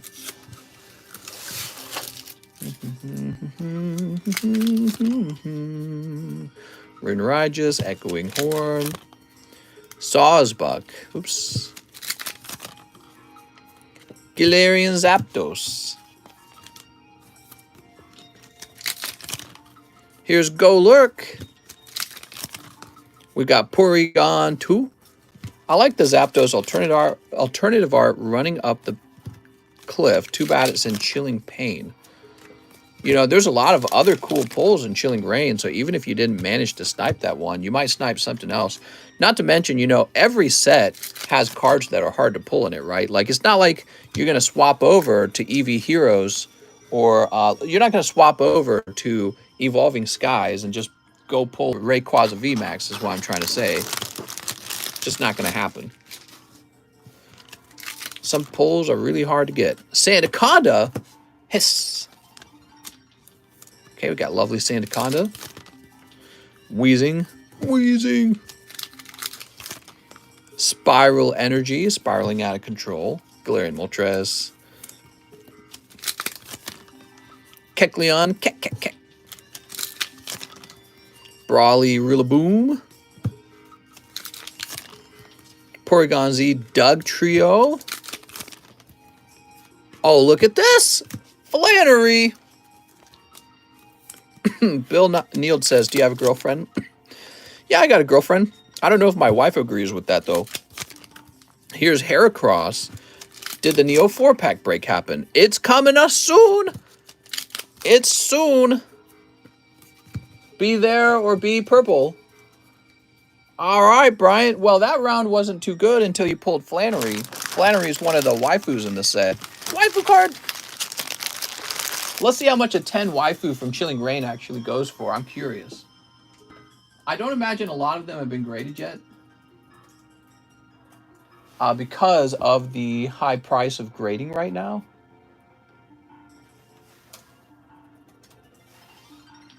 So there are none for sale, actually. And we're going to check sold items, though. And it looks like none have sold. So I think what is going on is people are scared to grade Flannery because the cost of grading is so high with PSA that people won't take a risk on it because they know they have to sell it for a lot of money after it comes back. Mr. is still in the live custom. Yep, just one spot left. It's in the live custom with one spot left. Flannery Sandaconda. Okay, that was for Bryant Foucault. Mr. Bryant, I think you're over here. I really don't like how Pokemon packages English products. They have to be big so people will see it. So much plastic garbage. Yeah, I mean, I agree. The promo boxes they're very like, they're such a pollution when you think about it because they print so many of those. And the booster packs themselves are already a type of pollution. I mean, it is a lot of waste. I totally agree. They should learn to make them smaller. Whoa, this box is huge. That must mean it's worth a lot. Okay, we're logging back in.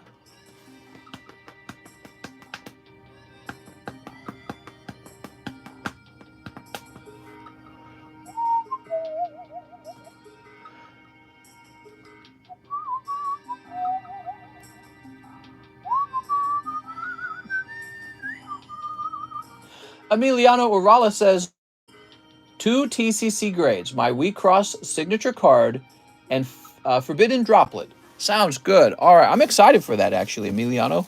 I'm glad you're grading that. I want to see more Yu-Gi-Oh cards graded on this channel, and we're going to be providing more Yu-Gi-Oh sets down the road. So here's Forbidden Droplet. You got 2 of them.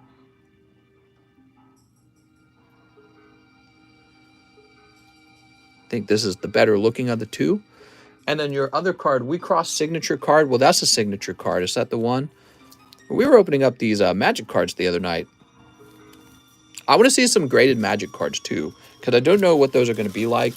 I don't know if those are going to be like really popular either. So that's, I'm really curious about Magic cards. Somebody was mentioning that they were like woke or something like that.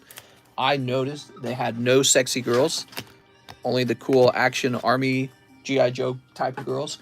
Let me go get some more sleeves. I'll be right back.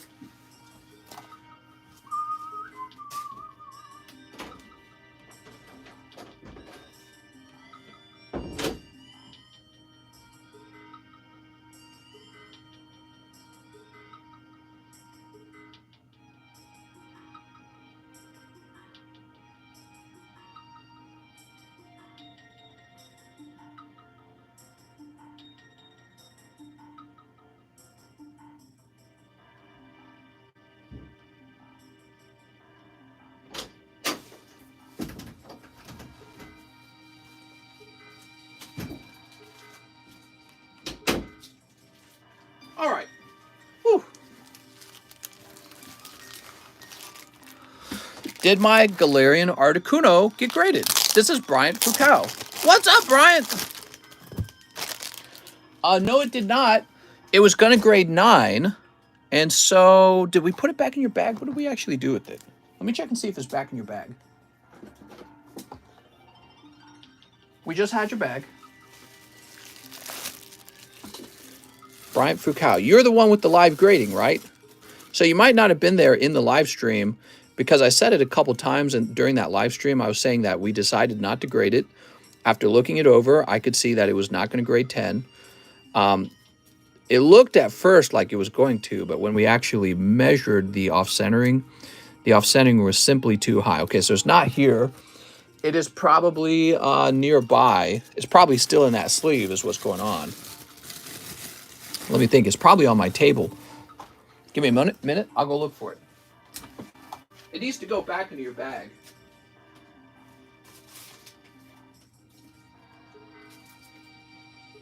Ah, here it is. So it was on my table. Now I showed this off. I don't know if it was yesterday or the day before yesterday, but I was talking about how I was sorry, but this is 2 off center between this corner and this corner to be able to grade 10. It's very, very close actually, but it was just slightly 2 off center. I'll place this back into your bag. And so what that means, Brian, is you have $75 left to spend. or I can refund it to you, or you can pick a different card out for live grading. So for example, be careful with that. I don't want to drop them. Bumped into them with my fingertips. Let's see. What else might you consider grading? I think you were considering this Urshifu. Blizzy's okay.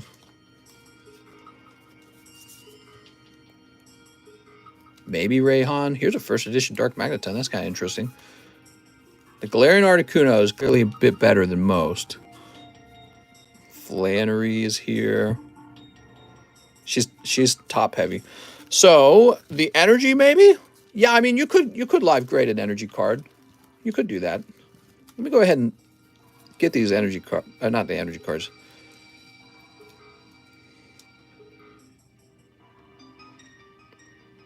That's a bit off center. Your Colossal might make it. Blissey might make it. Erica's Gloom. Oh my gosh, Hollow First Edition pack. Energies are so... Here's a Volcarona. Volcarona might make it. Where'd you get this from? That's not bad, but I can see it has a white dot. That would be more like a 9. Metagross. We must have gotten that out of a pack break. All right, cool. So, Bryant Foucault, you do have a few more cards to consider for the live grade. Do I care about climate change? I do care. I care a lot, actually. Colossal, Urshifu, VMAX. It's not just climate change either. It's about overall sustainability. Humans are major consumers of goods, and we're major polluters too. So we pollute very quickly. There's so many of us, you know, there's billions of us, and we're all trying to live a consumer lifestyle, and there's no way that it's sustainable. You know, eventually it will kill us.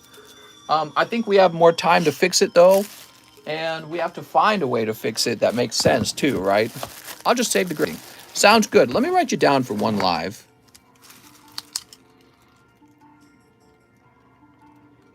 There you go, Bryant.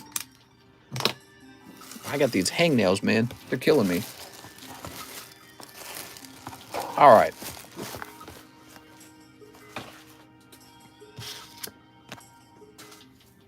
Have you thought about sustainable Pokemon wrappers? Yeah, I don't really have a lot of control over that. The Pokemon card company does. The Pokemon card company could be contacted and told that if they pollute with their wrappers, that they have to pay a pollution tax. So that's an idea. You could select your leaders based on who will pass a pollution tax or something like that. It is a very serious issue. I consider pollution a major issue. So it's not just about global warming, climate change. It really is about several things. You know, it's about, there could be threats from space like an asteroid or a solar flare could wipe out all of our electronics, which would just dramatically change life for everyone. Pollution is a major deal, and so is climate change, and probably more stuff that I can't think of at the moment. We got a lot of major problems in the world. No more orders, mister? It's late, mister. That's right.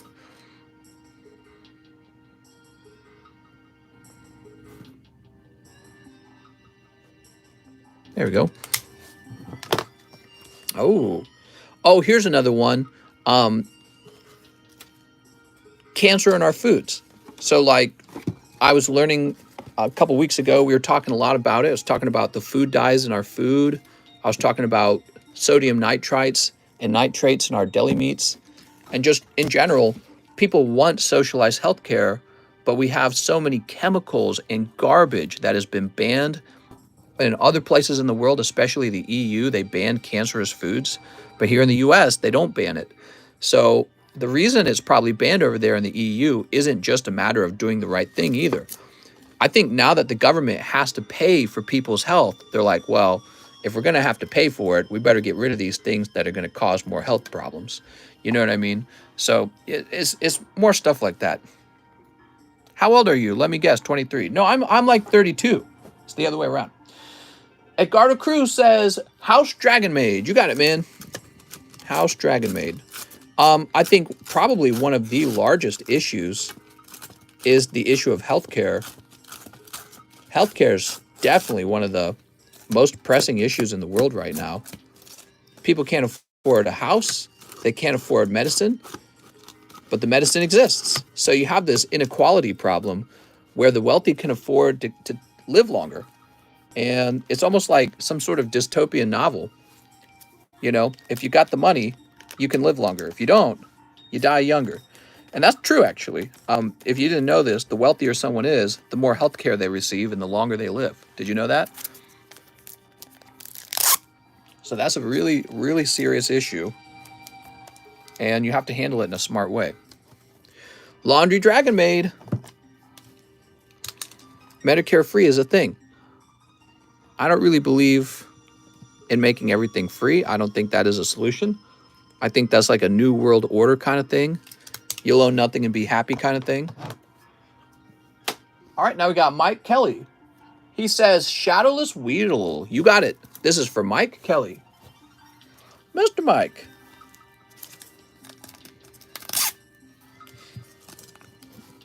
All right.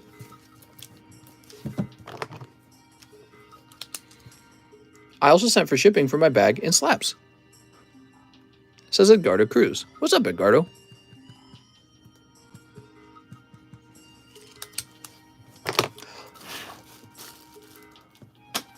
All right, so Edgardo, ship my bag. You got it. I'm sorry, man. I should have noticed that. We were talking about something. So we got Mr. Edgardo Cruz right here. I was told that we will only own Weedles in the future. Oh, another major subject I care about is shutting down the Federal Reserve. I don't agree with them existing. All the countries that are under the Queen have free healthcare. In Australia, we have free Medicare. Well, we pay for it in our taxes. Yeah, well, exactly. You do pay for it. So let's see. Mr. Edgardo, let's see if we've shipped you before.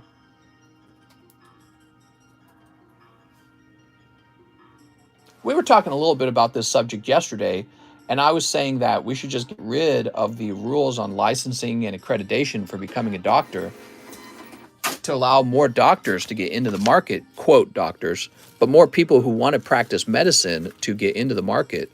And everyone was like laughing at me for it. It's like, all right. It's like, you're not willing to try anything new. Scared, really.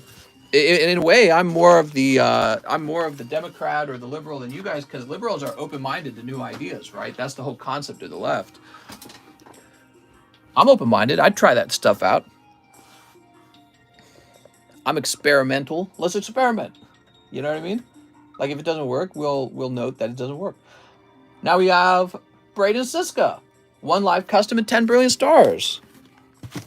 God forbid anyone in their family that's on Medicare. Here's Dialga. I'm sorry, man. That's a cold one, Braden. 10 brilliant stars. 1, 2, 3, 4, 5, 6, 7, 8, 9, 10. All right. Let's see what you got. I think we really do have a lot of wealth, you know. We have a lot of wealth. So much wealth that a lot of the health problems are related to, oh, I was eating a bunch of sugar and my teeth went bad. Oh, I ate so much food that I got obese and now I have healthcare complexities from obesity. Complications, there we go. I have health complications from obesity. Oh, I got cancer. It turns out I have cancer because I sit all day. I don't do any exercise. I smoke and I drink. You know, so we got, oh, I'm dying from a heart attack. Turns out all I do is eat candy and McDonald's. So it's weird because these are like first world problems, right? So it's a strange time we live in. A lot of our health problems could be figured out just by being healthier, you know, because we know that eating McDonald's contributes to becoming unhealthy. We know that smoking and drinking are bad. We know that you shouldn't be shooting up all kinds of drugs, actually. And so people want to be able to eat McDonald's and drink a bottle of Coke and whatever, do meth or heroin, and the government should provide the needles, but also we're going to need free stuff. We're going to need some free healthcare. It's weird. It almost feels very materialistic and decadent. You know what I mean? Behind the sort of moralistic layer where you say, oh, well, this is the right thing to do, right? Behind that moralism is a sort of actual slothfulness and gluttony and decadence where it's like, well, the truth is we just want things to be free because we're used to a certain quality of life. We wouldn't want to struggle. You know what I mean? And that's a subject that's really close to me because I struggled a lot in life financially for a long time before I reached a point where I was successful. And I see other people out there and they're asking for the free stuff, but I don't see the struggle. I don't really see them struggling as much. Ribeye sounds decadent. I want some ribeye. So this is for Braden Siska. Mr. Braden. And I'm not speaking for everyone. I'm saying that some of the people that are asking for all the free stuff, it's like they're barely trying. And that's kind of what you would expect, actually, right? So you'd expect a certain percentage of the people asking for all the free stuff, they're just freeloaders. Not all of them, though. Not all of them. That's very important. Some people really need help. And for the people who really need help, we should just have a good system that gets help to them. But, for people who are, and again, you got to agree, a certain percentage of people, if you told them they could get stuff for free, their ears perk up, and they go, really? Free? Free ones? I would love free ones. And that's just all they're around for. They're almost like just hanging around for the handout. And it's like, bro, go get a job. Go contribute. Go do a service for someone and get paid, man. Don't sit around and beg for the free ones. We need workers who build this society. Where does all this great stuff come from? Well, somebody made it. Like somebody printed this card, somebody designed the Rayquaza, PSA encapsulated it, USPS ships it. So we have this great good, and it's really enjoyable, but everyone worked to make this possible. And so you have a certain percentage of the pie of people, and they just lay around going, well, I should get to have free ones because you have more stuff than me. But they're not doing anything. They're not working. And you're like, what is wrong with you? You're like mentally, something's not there. Or maybe it is there, and it's just a natural human behavior to be selfish, right? All right, so Tyler Davis, 1, 2, 3. But then there's people who are like, maybe they've gotten real old. Maybe they're like 60 years old. Nobody taught them how to be smart with their money. They spent all their money doing things that they shouldn't have, but now they're 60 and they need help. And it's like, all right, we got to help grandma. We can't have grandma die because she can't get food and water. And that's simple too, by the way. Food and water is almost no issue. The real issue starts to kick in when it's like, all right, grandma needs all this medical care and it's costing us millions. 1, 2, 3, 4, 5, 6, 7, 8, 9, 10. At what point is she no longer my grandma or our grandma? You know what I mean? Like there's grandmas, pick a poor country. I have a grandmother from the Philippine Islands. So there's some grandmas in the Philippine Islands. I'm not going to pay for their health care. They're too far away from me. They're humans. I'm humans. I got money. I could go pay for their health care. I just don't. And if I tasked you with doing it, you'd be like, I don't want to pay for that. So that's the whole problem with the idea of like a one world order with, oh, you got to pay for everyone's stuff. There is a cutoff where you no longer feel responsible for someone else, right? And a good question is, where should that cutoff be? 2, 3, 4, 5, 6, 7, 8, 9, 10. For me, one of the really important aspects of socialism is like whether or not we like each other.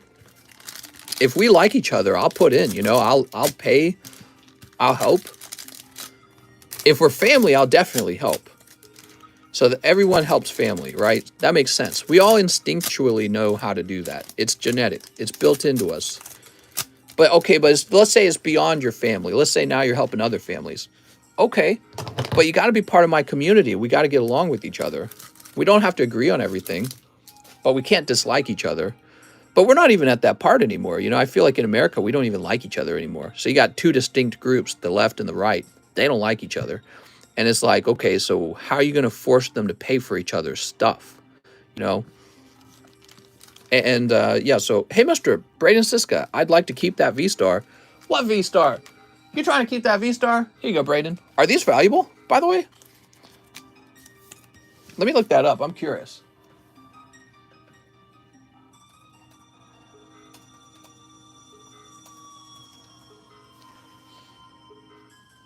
What do they call that? What do they call that V-Star card? Let's see.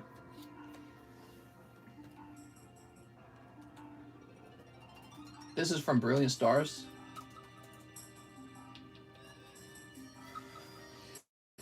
Hey, mister, a lot of people here are centrist. Yeah. So the V-Star card sells for about $1.25, which almost certainly part of that price is the eBay fee, the cost of shipping. So it's not, it is bulk, but we'll toss it into your bag because it's a new card. So let's get this into Braden Siska's bag. You want it? You got it, Mr. Braden. Yeah, this is a bulk card. Mister, is it true you only use cloth toilet paper? I wipe with Pokemon bulk cards. I'm a egalitarian. I hate everyone equally. All right, here we go. So it's a fun topic. We could talk about these topics all day. Wealth is a serious issue. Wealth, it's if your country has wealth, you live in the first world. If your country does not have wealth, you live in the third world. And people take it all for granted, especially if you're used to living like in the United States. You definitely take it for granted. We've got nice electricity and water, and we got internet everywhere. We got apps. You can push a few buttons and somebody will drive you food. We are living in the future. And it's like we're one war away from living in tents and mud huts again. And that's what's happening in Ukraine right now. So we take it all for granted.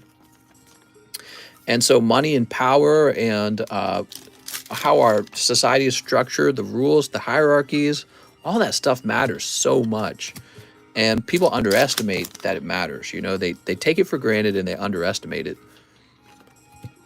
Diane, one thing that people hear, and it's almost like a drug to hear it. It's like a drug for your ears. They hear, for we ones.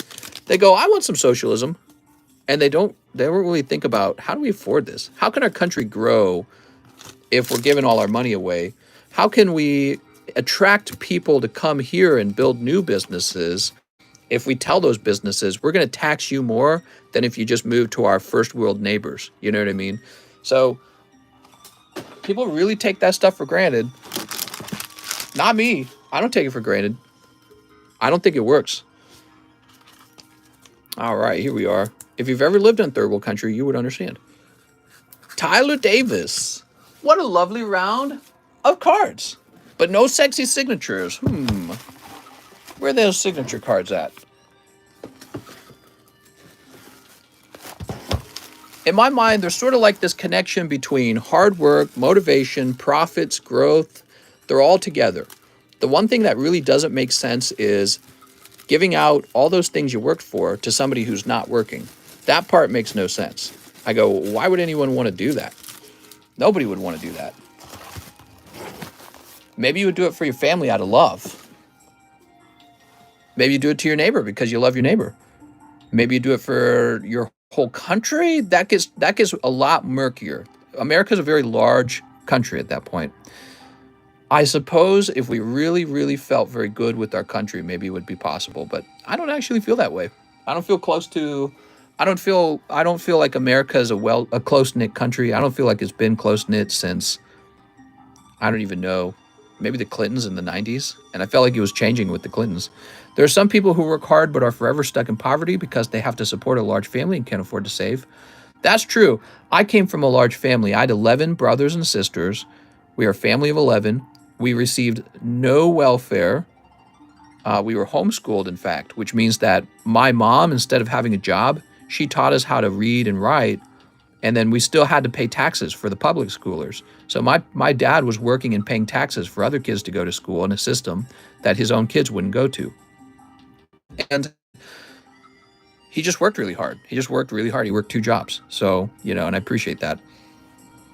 Next up, we got Gabriel Rodriguez. He says, custom snipe. You got it, man. Boop. Oh, look at this. 108. Taxes are an awful part of this world. Taxes are necessary. But when you get taxed to the point where you're paying for things you don't want, it's more like tyranny. And a lot of people grew up learning about the tyranny of kings. Kings would raid their treasury, they would raise their taxes unreasonably, and people really didn't like that. I feel like there's a new kind of king, and the king is called democracy. The new king is when a mob of people decide, why don't we just vote to give ourselves stuff? And then once the cat's out of the bag, it's out of the bag, and your country is on a downward debt spiral. And I just don't trust people to choose country over themselves. I don't think they would do that. Perhaps that's why I don't feel connected to my country. I don't actually feel like I can trust people to do the right thing. So it makes me cynical. You know what I mean? All right, what a snipe, man. That was crazy. That was a really cool card, by the way. Okay, Emiliano needs 10 Brothers of Legend. Go to sleep, mister. I know. I need to go to sleep. 1, 2, 3, 4, 5, 6, 7, 8, 9, 10. All right, Mr. Emiliano, let's pull a third droplet. A Starlight Rare would be cool. The truth is, I would very much like to live in a community where I feel so close-knit with everyone that we're all contributing, pooling our money together and contributing to, like, greater goods, you know, big ideas. I don't feel that way in the United States. I feel like we're so busy fighting each other over the things we disagree on, which we disagree on some really fundamental things. And then I feel like the people here are actually so hell-bent on taking that I feel extremely sort of like defensive. Centaur Mina! And like withdrawing. That's how I feel. I feel like withdrawing and leaving. Here's Cypher Biplane. Here's Wing Requital. Don't fight me, Mr. Freedom of Speech. Starving Venomy Dragon. Altergeist Memory Gant. What's sad is I look out at the world and things aren't a lot better out there either. And Dragonroid. Ooh. I look out at other countries that I might move to and they're all suffering the same problem. It's the same problem everywhere. Any thoughts about backwoods or more of a swish guy? What are you talking about? I have no clue what you mean by that.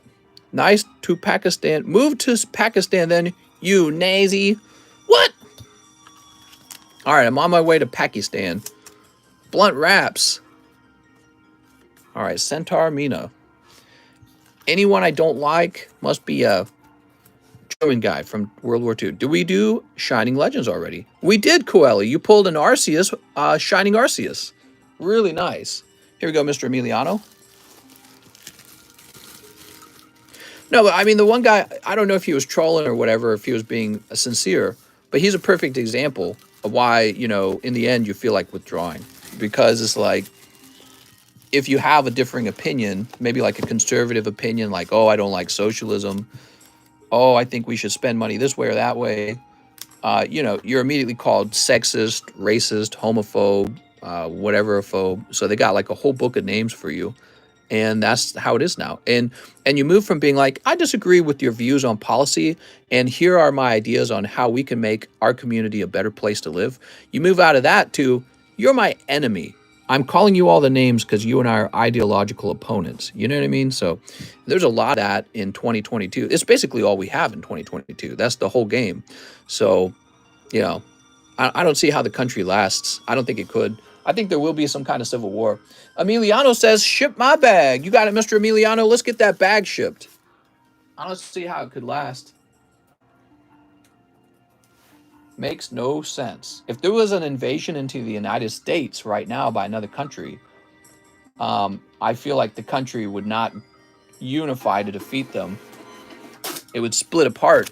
You'd have a bunch of guys fleeing out of the country because they really didn't want to defend the country because they don't actually believe in the founding ideals of the country in the first place.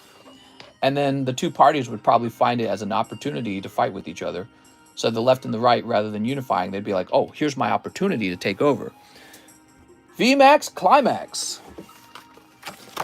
All right, and 2 fusion strikes. Sensationalism is king in our country.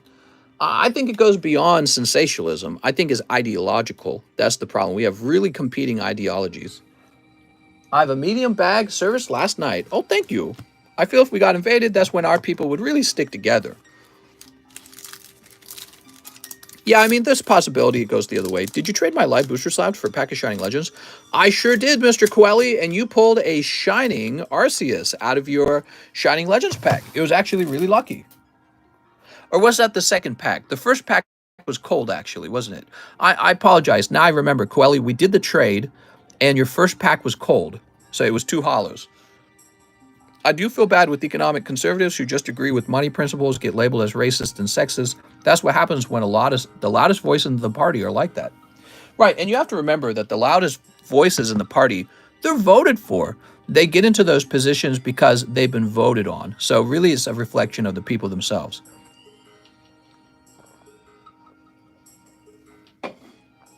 Nothing quite like introducing a common enemy to unite humanity. How much do you think that Latios is? Can only find 9s on eBay. It's pretty good. I don't remember. I think I put it down for like, I think I might have put it down for like 140 or something like that. Look at this Cali Rex. There we go, Cali Rex. That was a snipe. Chandelure. Yeah, he's talking about the Latios he just pulled out of the live customs. We're so engrossed in the conversation I didn't like scream or anything, but that's a hot pull, man. Can I make a good order of magic real quick and buy the bulk box? What's up, Tyler? Tyler, we're definitely all done. It's 6:30 a.m. I should have been done half an hour ago. So we are definitely all done for the night. That was Brooks Bellinger. Mr. Brooks, the man of the night. Let's find your bag, Brooks. You think adding to the government would help? The government needs less power than what they have at the moment. Yeah, I agree. One of the first things we could do to start fixing the country is reduce the power of the federal government and return power to the states. And the reason why that's so important is because then the states can actually implement liberal ideologies versus conservative ideologies. And over time, we see which ones play out. And so it's almost like a free market of political ideas. And the free market will reveal what works and what people want. And that's really important, you know. When only a third of the public bother voting for presidency and much, much less for any other position, it's more like the people who are in office got there from friends and family. Well, I mean, the reason people don't vote is because they're already expecting it to go somewhere or the other. They just don't care. But I mean, the last third really matters. You know what I mean? The British Parliament has plenty of parties, and they've done things like pass social health care. All right, there we go, Mr. Brook. Wow, guys, what another great stream. I appreciate it. We'll be back. Oh, hold on. There we go. Charmander giveaway. You ready? Here goes. So we're moving over to the Pokestand Marketplace. And we're going to head over to the Charmander giveaway channel. So I'm locking up the channel. Okay, now the Charmander channel is locked. We're going to get the number generator to 1,000. So this is the Charmander giveaway. Here goes. The winning number is 9. Wow, that's a really low number. Somebody actually guessed it. So it looks like Mr. IL guessed 9. We're going to make sure he only guessed one time because that's a requirement.